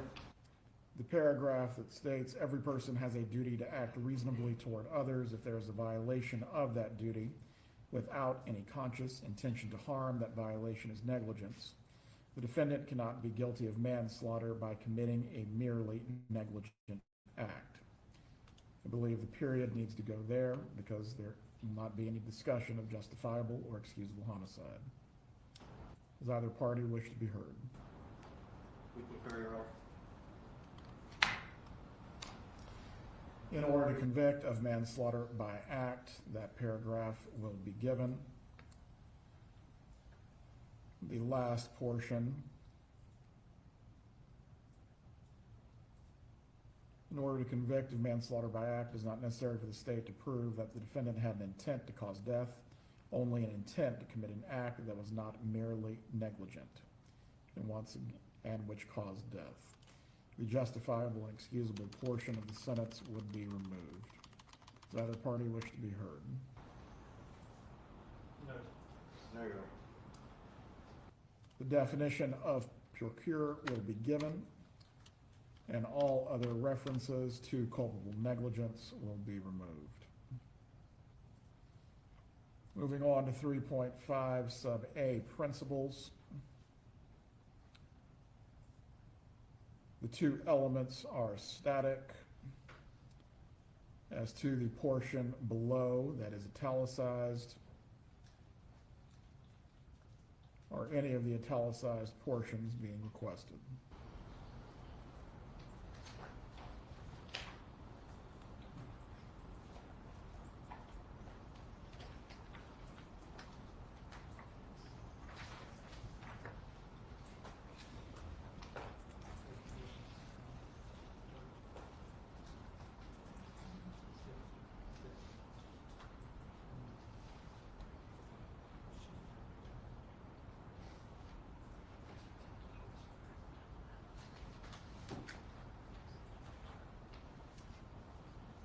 I believe as to the first paragraph where it says attempted homicide cases, We're not, that's for completed offense. say that one more time, Mr. Evans. We're not asking for the attempts, we're just asking for the Correct. completed offenses. I believe that instruction must be given for first-degree premeditated murder, and all references to attempts of any other sort will be removed. The state must prove the defendant intended that the killing of Daniel Markell occur.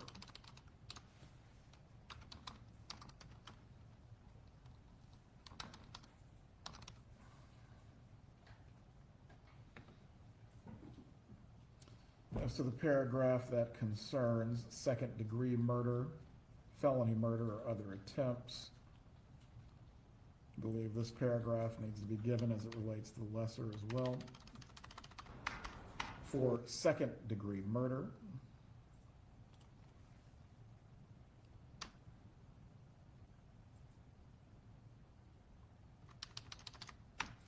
it is not necessary for the state to prove the defendant intended the death of Daniel Markell. Your Honor, I think under that, the manslaughter instruction, or manslaughter needs to be included.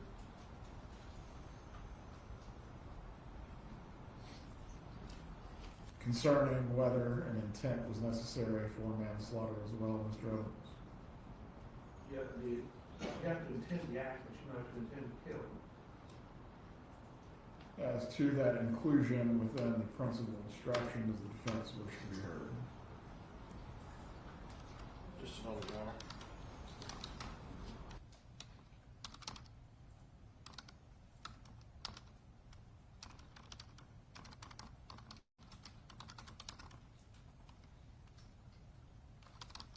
Not sure that manslaughter is included in that, Your Honor.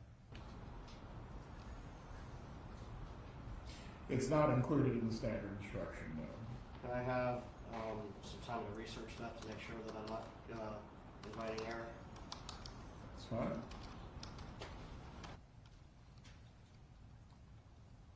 And Mrs. Owens, you can contact me on that, Judge, and I'll let you know hopefully later this evening. Right. If given to the jury as requested by the state, it would essentially mirror what it states as a second-degree murder. For manslaughter, it is not necessary for the state to prove the defendant intended the death of Daniel Markell. All right. No weapon enhancement is being sought by the state. I believe that paragraph needs to be removed entirely. Does either party wish to be heard concerning those?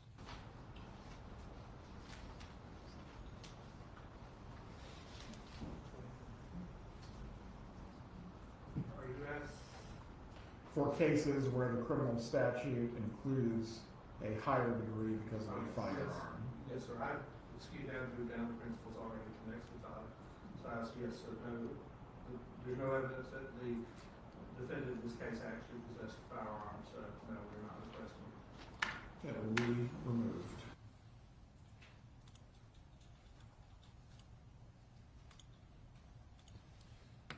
.5 sub B, principles when active participant hired by defendant. If the defendant paid or promised to pay another person or persons to commit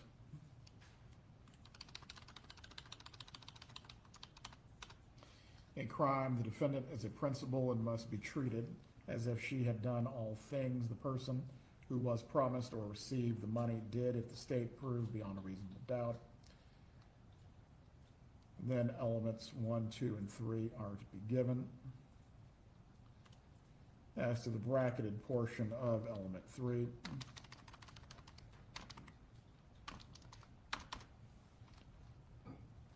the offense that the state is asking for to read in element 3, would this be first-degree murder? I'm sorry, Your Honor, can you say it again? Element 3, the bracketed portion that says crime or attempt, the crime that the state is requesting, is that first-degree murder? Yes, sir, but I don't believe it, I don't think it asserts crime. I think you just leave the crime was committed by another person. So not a specific crime, just crime. Yes, and I think that's why they have attempt. Unless you want the offense to be named, I will leave it at crime. I don't believe, I'm gonna look at this this, crime is the appropriate one given the standard instruction. I'm gonna look at the standard reading, Your Honor. The other person that is referred to in the bracketed portion, or any specific names being sought, or just the other person? Just the other person, Your Honor. I would ask that the individuals,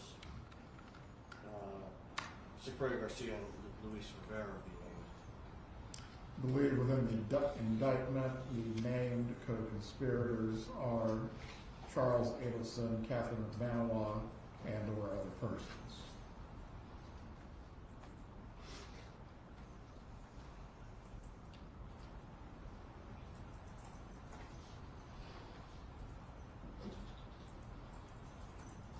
For count 1, Your Honor, there's no one identified.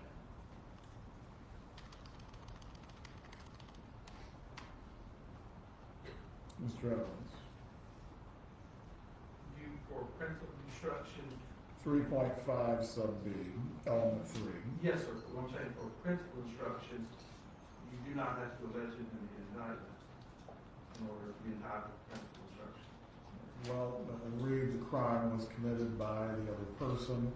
As to the persons who committed the crime, I believe the evidence in the record is clear. It can only be argued that Luis Rivera and Sigfredo Garcia were the actual trigger men, although who may have put them up to the act as a conspiracy, that is for the jury to determine. Any other matters that need to be addressed with 3.5 sub B? Just doing away with the firearm part of it. That will be omitted. Your Honor, there's something I wanted to address briefly on 3.5A. Go ahead. Am I reading, this is the new instruction? This is the straight from the Florida Supreme Court on the Florida Bar website instruction. Well, we are making the affirmative election to use the current instruction rather than the instruction that existed in 2014, which my client would be entitled to request. This is the current instruction. I'm sorry, yes. This is the current instruction. Yes, we are making the affirmative request for this rather than the old instruction. I want to make that clear for the record. Moving on to count 2, conspiracy to commit murder. To prove the crime of criminal conspiracy, the state must prove the following 2 elements beyond a reasonable doubt. Element 1, the intent of Donna Adelson was that the offense of first-degree murder would be committed.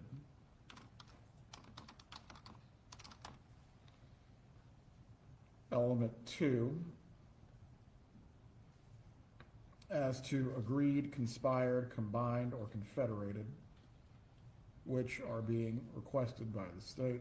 All four.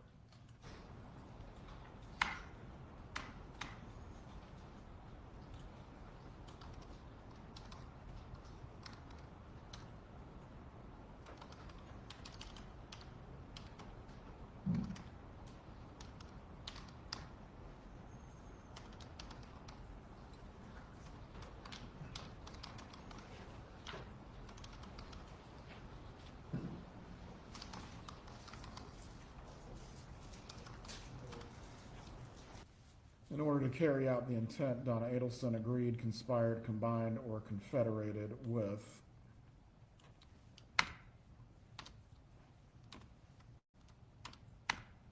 Charles Adelson, Catherine McBanawa, and or other persons to cause the first-degree murder to be committed either by them or one of them or by some other person. Your Honor, on that,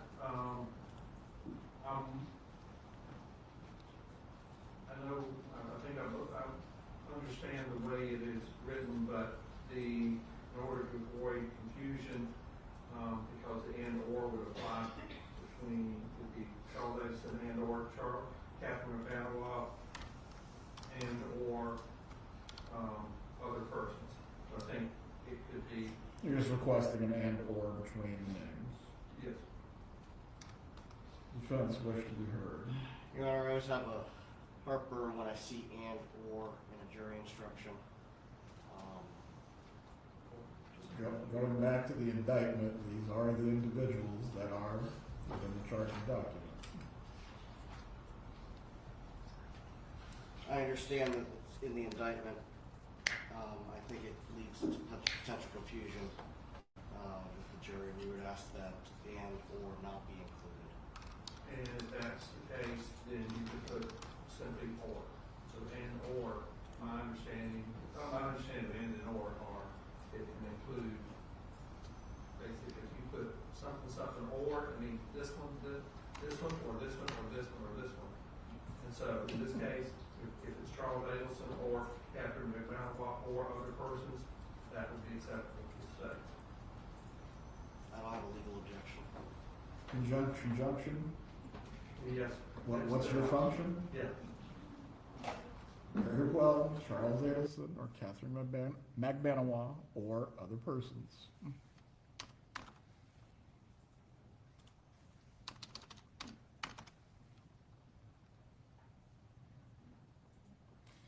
It is not necessary that the agreement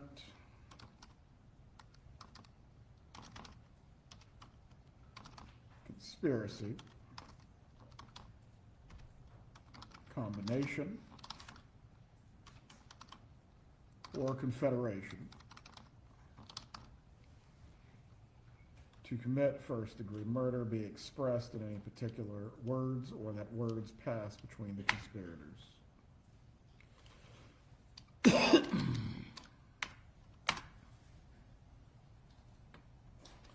And lastly, it is not necessary that the defendant do any act in furtherance of the offense conspired.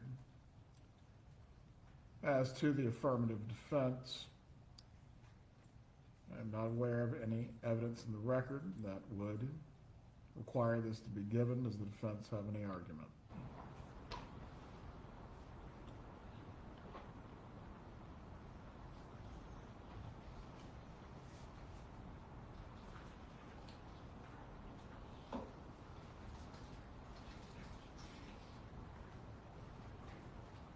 We agree, Your Honor, there's no evidence of it.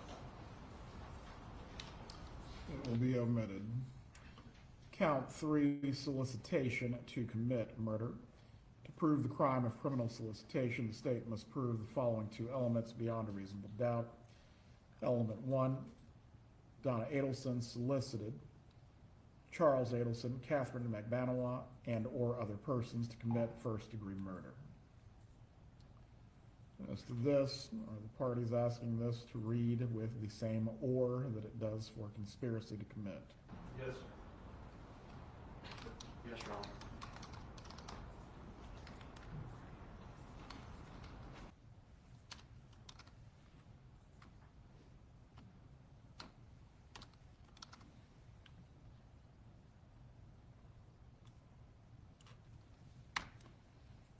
Very well. Element 1, Donna Adelson solicited Charles Adelson or Catherine McBanois or other persons to commit first-degree murder during the solicitation, and which are being requested by the state.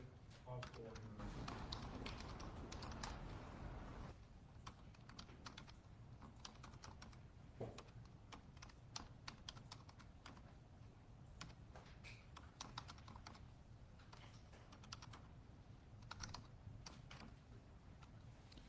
During the solicitation, Donna Adelson commanded, encouraged, hired, or requested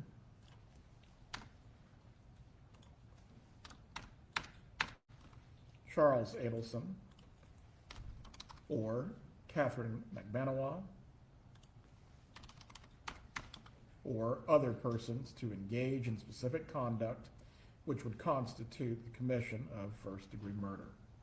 It is not necessary that the defendant do any act in furtherance of the offense solicited. The crime of first-degree murder has been previously defined in these instructions.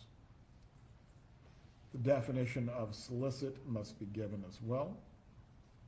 The affirmative defense will be omitted based on lack of evidence. Your Honor, I believe we're also entitled to a principal instruction on solicitation. I think the only area. Go ahead. I think the only area principle doesn't apply is for conspiracy.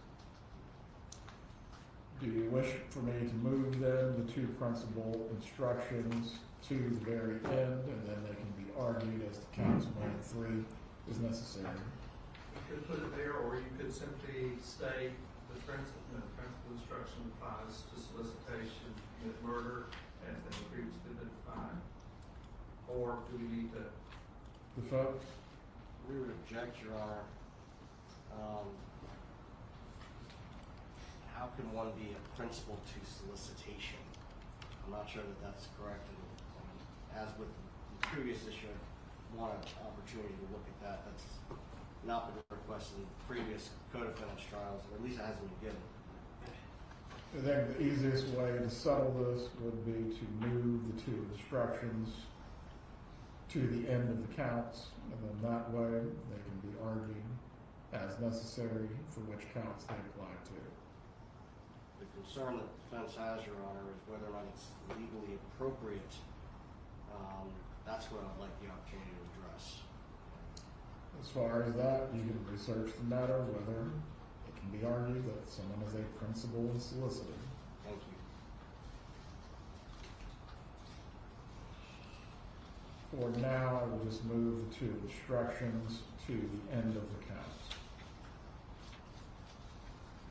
If there is a counts that just needs to be clearly stated that conspiracy, it does not apply to the conspiracy count. I think we're all in agreement on. I can add it, but ultimately, no instruction can be argued as to offense that it does not apply to. Does the defense wish for me to add at the end of the principal instructions that this does not apply to conspiracy? Yes, Your Honor. And that might be a moot point depending on the research that I do later.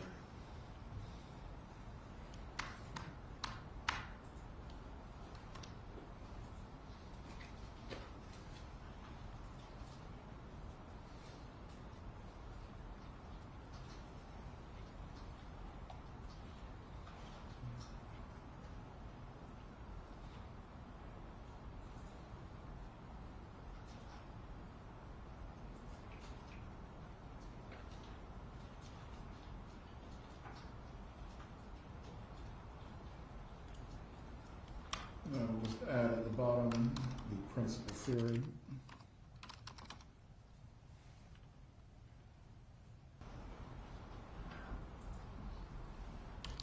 Or actually, this instruction does not apply to count 2. And I would do that for both principal instructions.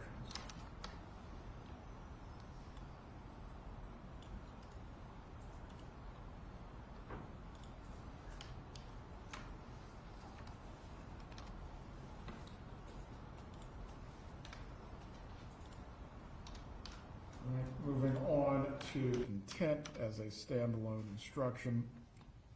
This is not a standard instruction, but comes from standard jury instruction 13.1 burglary, which gives a definition of intent. This was given in the prior trial for Charles Adelson, and I have given it previously in murder cases. Is either party requesting it, or do you wish for it to be removed? We're requesting it, Your Honor.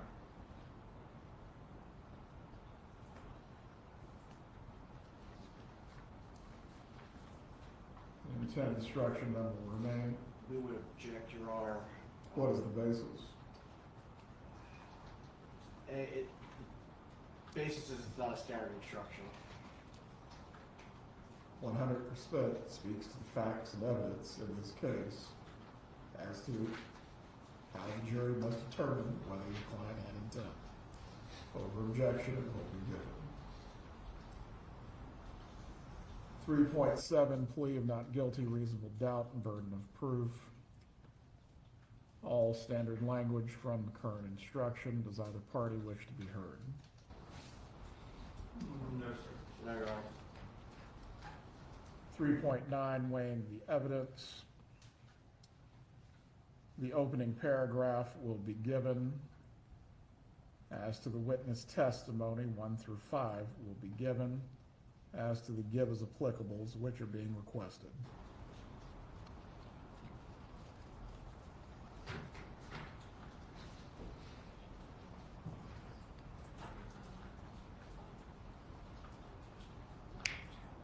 It's probably number 10, on one or not, but it's 6, 7, 8, and 9.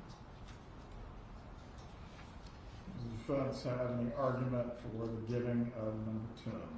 No, Your Honor, we agree.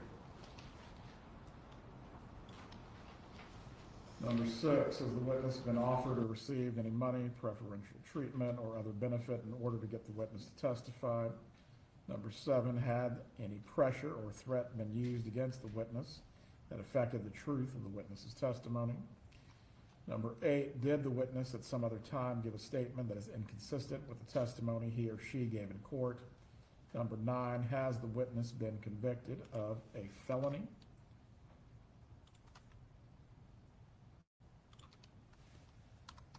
Or misdemeanor involving dishonesty?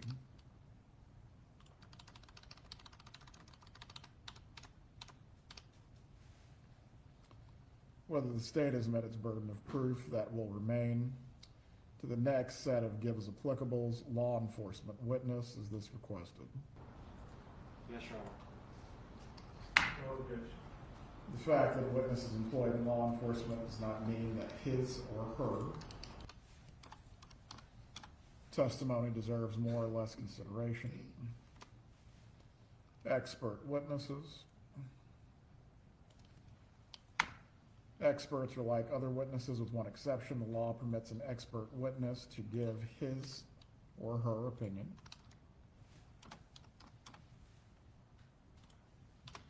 However, an expert's opinion is reliable only when given on a subject about which you believe him or her to be an expert. Like other witnesses, you may believe or disbelieve all or any part of an expert's testimony. As to the issue that came up earlier with the testimony of Linda Bailey, is the state requesting any instruction to be given to the jury concerning that testimony?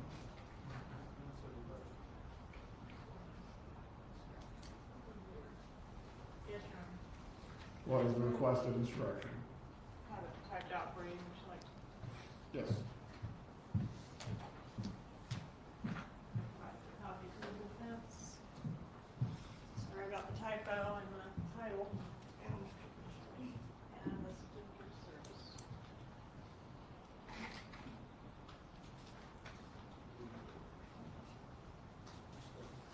It's all on Mr. Evans.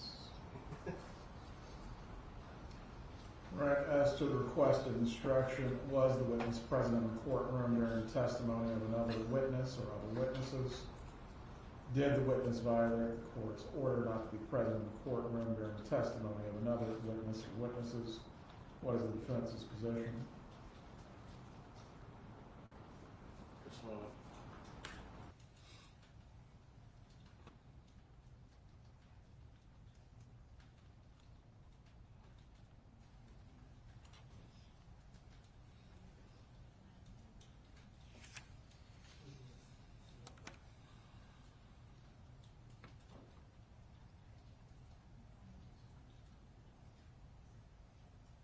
I have an objection to the first one, but the second one we do. What is the objection? Is the second?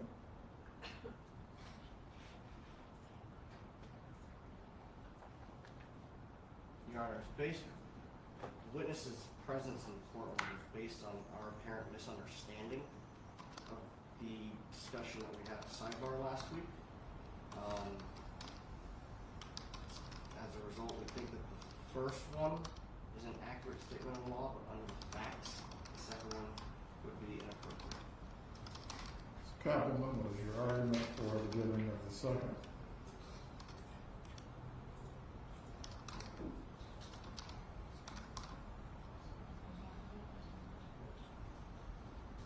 I'm fine with just the first one, Judge.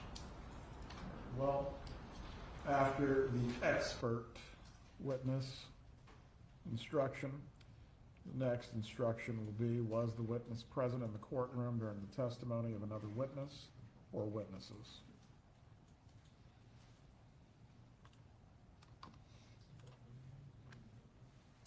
Accomplices and informants. You must consider the testimony of some witnesses with more caution than others. For example, a witness who claims to have helped the defendant commit a crime has been promised immunity from prosecution, hopes to gain more favorable treatment in his or her own case. I believe we have number 3 of the bracketed portions. Are any others being sought? Your Honor, it has just dawned on me where you're sticking the previous requested instruction about the witness was present in the courtroom during the testimony of another. Yes. That's probably better under weighing the evidence as opposed to, because in. You're asking for this then to be inserted into the tip, or what would be the 9 questions and make it 10? Yes, because I don't know how much sense it would make if we read, like other witnesses, you may believe, disbelieve all or any expert testimony, then was the witness present in the courtroom during the testimony of another witness or witnesses? Absolutely, it's hanging out there as to what does that mean? I understand what you're getting at. Does the defense wish to be heard as to the position? We don't have a legal objection, Your Honor. Then it will be question 10. Let me move that now.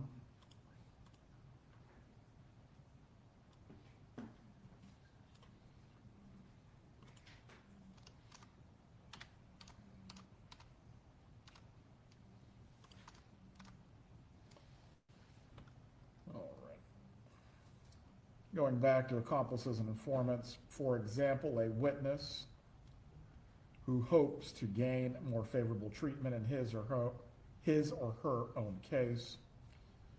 Are there any arguments for claims to have helped the defendant has been promised immunity? Not from the defense, Your Honor. Those will be admitted. You must consider the testimony of some witnesses with more caution than others. For example, a witness who hopes to gain more favorable treatment in his or her own case may have a reason to make a false statement in order to strike a good bargain with the state. This is particularly true when there is no other evidence tending to agree with what the witness says about the defendant. So while a witness of that kind may be entirely truthful when testifying, you should consider, and I believe this would just be her testimony. Yes, sir. Your Honor, can we go back to the first bracketed language, please? Which is being requested. Claims to have helped the defendant commit a crime. I think that would apply to Ms. McManila and to Mr. Rivera. State. Second. Stop here. So we're, for the record, as I understand it, are the bracketed languages under accomplices and informants, Who claims to have helped the defendant commit a crime or hopes to gain more favorable treatment. all right, yes, sir.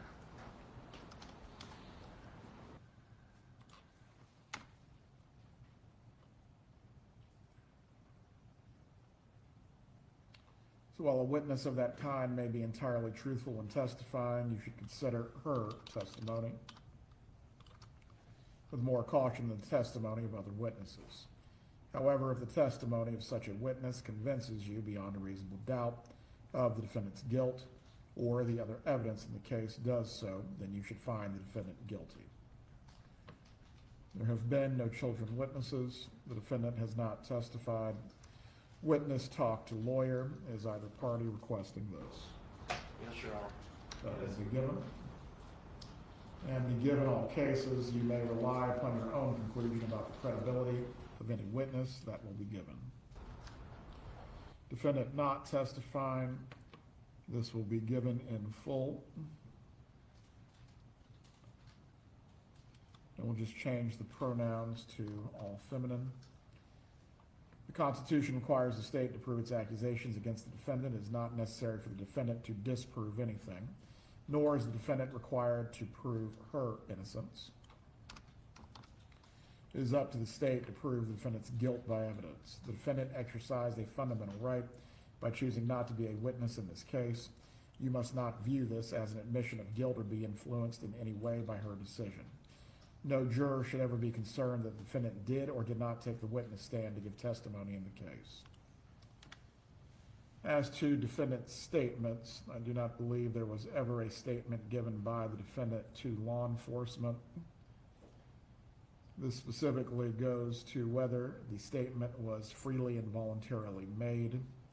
As to that, as there is no law enforcement statement, this will be removed. Does any party wish to be heard concerning this? No, sir. No, Your Honor. Rules for deliberation.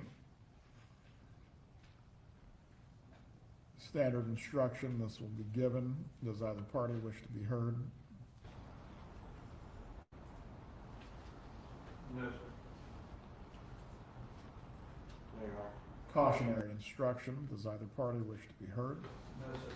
No, Your Honor. Single defendant, multiple counts, does either party wish to be heard? No, sir. No objection. 3.12 verdict. Any objection or request? No. Moving on to the verdict form. Count one, we the jury finds as follows as to count one of the indictment, first degree murder. Check only one letter choice as to this count. Option A, defendant is guilty of first degree murder. Option B, defendant is guilty of the lesser included offense of second degree murder. Option C, the defendant is guilty of the lesser included offense of manslaughter. Option D, the defendant is not guilty as to count 1. Any objection or request? I'll make the same request that I make in all cases. We would request that not guilty be the first option, since she has the presumption of innocence. We would also request that the words guilty and not guilty not be in all caps and bold. As to replacing the order, I believe the standard instruction not only identifies guilty, not guilty, but the state is the plaintiff in this matter and has brought the action. They are entitled to the first option. That is overruled. As to the options being in bold or not, does the state have a position at which is the raise? The only thing I would suggest, if we leave them involved, it makes it clearer for the jury to differentiate between each of the counts, but I don't have any real strong feelings, but I see why they would be involved. So you are requesting for it to remain the same or to not be listed? I request they remain the same simply because I think it makes it much clearer to the jury to identify what is what. It's not suggesting anything, it's just making sure they recognize which box they're checking. Very well. It will remain in bold. This is for the purpose of clarity. No other purpose is involved. As to count 2, we, the jury, finds as follows: as the count 2 of the indictment, conspiracy to commit murder. Check, only one letter choice as to this count. Your Honor, what about all caps for the guilty, not guilty words in count 1? This is stylistic because ultimately this has no bearing on how they're evaluating the evidence, correct? I think the same reason why I'm asking for the names of the charges to be in regular caps, not all caps, throughout the instructions. It's the same principle. State, do you have a position? Your Honor, I think it's, to me, when it comes time to sign the verdict, we want it real clear which boxes they are checking. I think this makes it most clear. That's the reason I think the all caps and the bold are appropriate. The only stylistic change I would suggest, and like count 1, probably need to move the degree murder that's up under it over to fully under B, under subsection B, and manslaughter fully under subsection C, so it's not up under the check box. But other than that, I think throughout the verdict form, we're going to be asking the same thing. Leave it as is, because I think it makes it much clearer to the jury when they're looking at it, you know what you're checking. As to the body of the instructions, I will grant the defense's request for the verdict form itself. Again, the object specifically is to have clarity as to what verdict the jury is reaching and why. The form will remain as it's currently presented. 2 options, guilty and not guilty for count 2. Same 2 options for count 3, guilty and not guilty. Suggest, Your Honor, for count 3 that you move it off page 16 to the top page 17. I've been making several edits, so my pages aren't the same, but it will flow to where it's not being broken up between pages. All right, closing argument 2.7. Any objection or request? No, sir. No, Your Honor. How much time is each party anticipating for their closing argument? 2 hours, Your Honor. Was that the same, Your Honor? Very well. Both parties will have 2 hours to present their arguments. Ms. Kappelman, yours will be broken up based on what the law permits between your initial closing and any rebuttal that you wish to give to the defense. You'll need to be mindful of the time. I will help you in that regard as well. 2 hours. Submitting the case to jury, just with the time, nothing else. Any objection or request? No, sir. The items that are going to be sent into the jury room, I believe we have photos, discs, jump drives, written reports. Is there anything that the parties are not asking to go back into the jury room?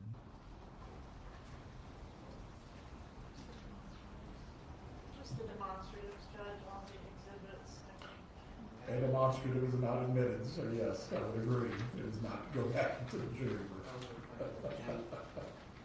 Ms. Dugan and I spoke earlier during the trial about going through especially 73 and 73 and make sure it complies with the court's ruling, so we'll do that before you're sent back. All right, and I will just leave it then. Photographic discs, jump drives,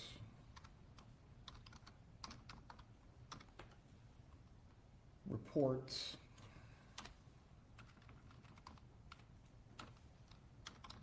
and document. Exhibits will be sent to the jury room with you when you begin to deliberate. If you wish to see any other exhibits, please request that in writing.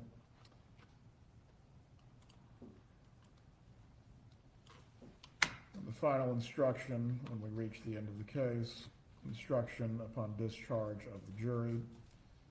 Standard language once again. Any objection or request? No, sir.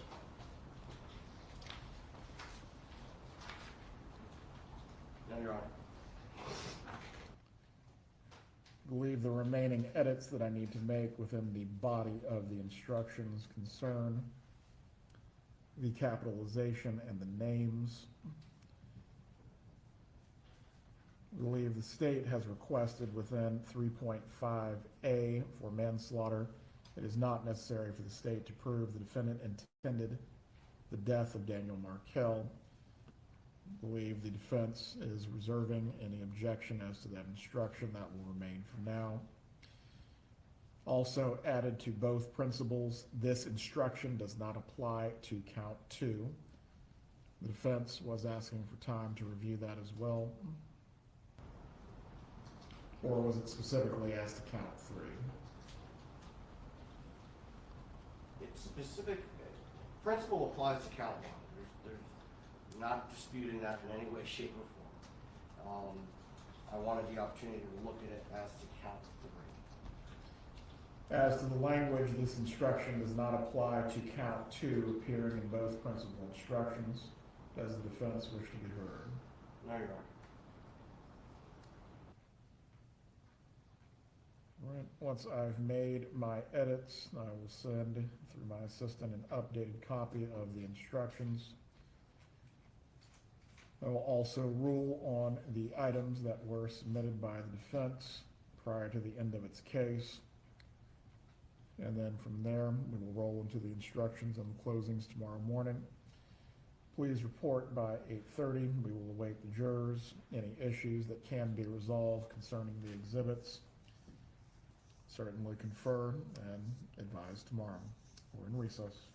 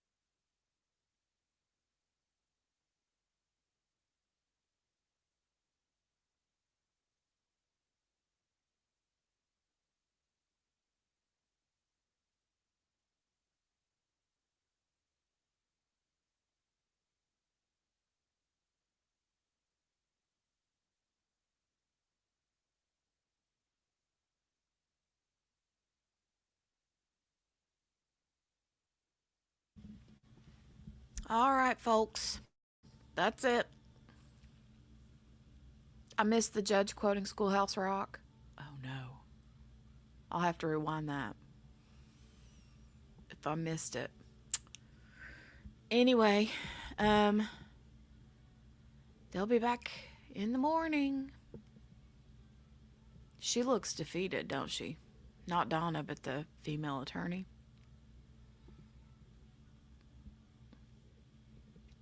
Him, on the other hand, he annoys me. He's just not put together well, I don't think. Not him, himself, but his case and his witnesses.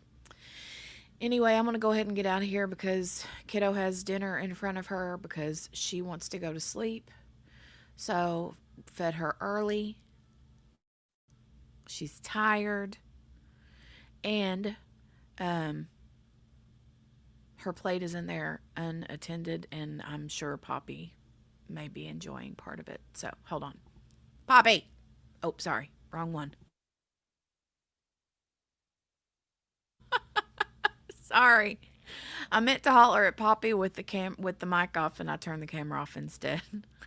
Poppy is like on her, like she is like waiting for any little speck to drop. Go on now. Don't be licking your chops over here, heifer. Anyway, yeah, I know. Puppy. Sorry, Margaret. Sorry. Okay. All right. I'm going to go make sure she's eating and get her homework and stuff done. She's got a spelling test this week. Wow. Wow. So we've been working really hard on her words. And so got to get her prepared for that. Husband and big kiddo went for haircuts, so they'll be gone for a little bit, and then they'll be back, and then we'll have actual dinner. And yeah, he made her some French toast, because she loves French toast. But it was like, we need to get her fed early in case she decides to conk out, because she didn't sleep good last night. Well, she did sleep good, I think. She just didn't go to bed quite early enough, and she was pretty grouchy this morning. So I'm going to scooch on out of here. But Poppy's like, that was mine. I know, right? She's all for any kind of little scraps that she can get. So... but anyway, I'll see you guys back tomorrow morning. All right. Be ready for closings tomorrow. Ooh, yeah. Ready for closings. All right. I'll see you guys then. Thanks for hanging out today. You guys are awesome sauce. I love you all much, much, much. Bye.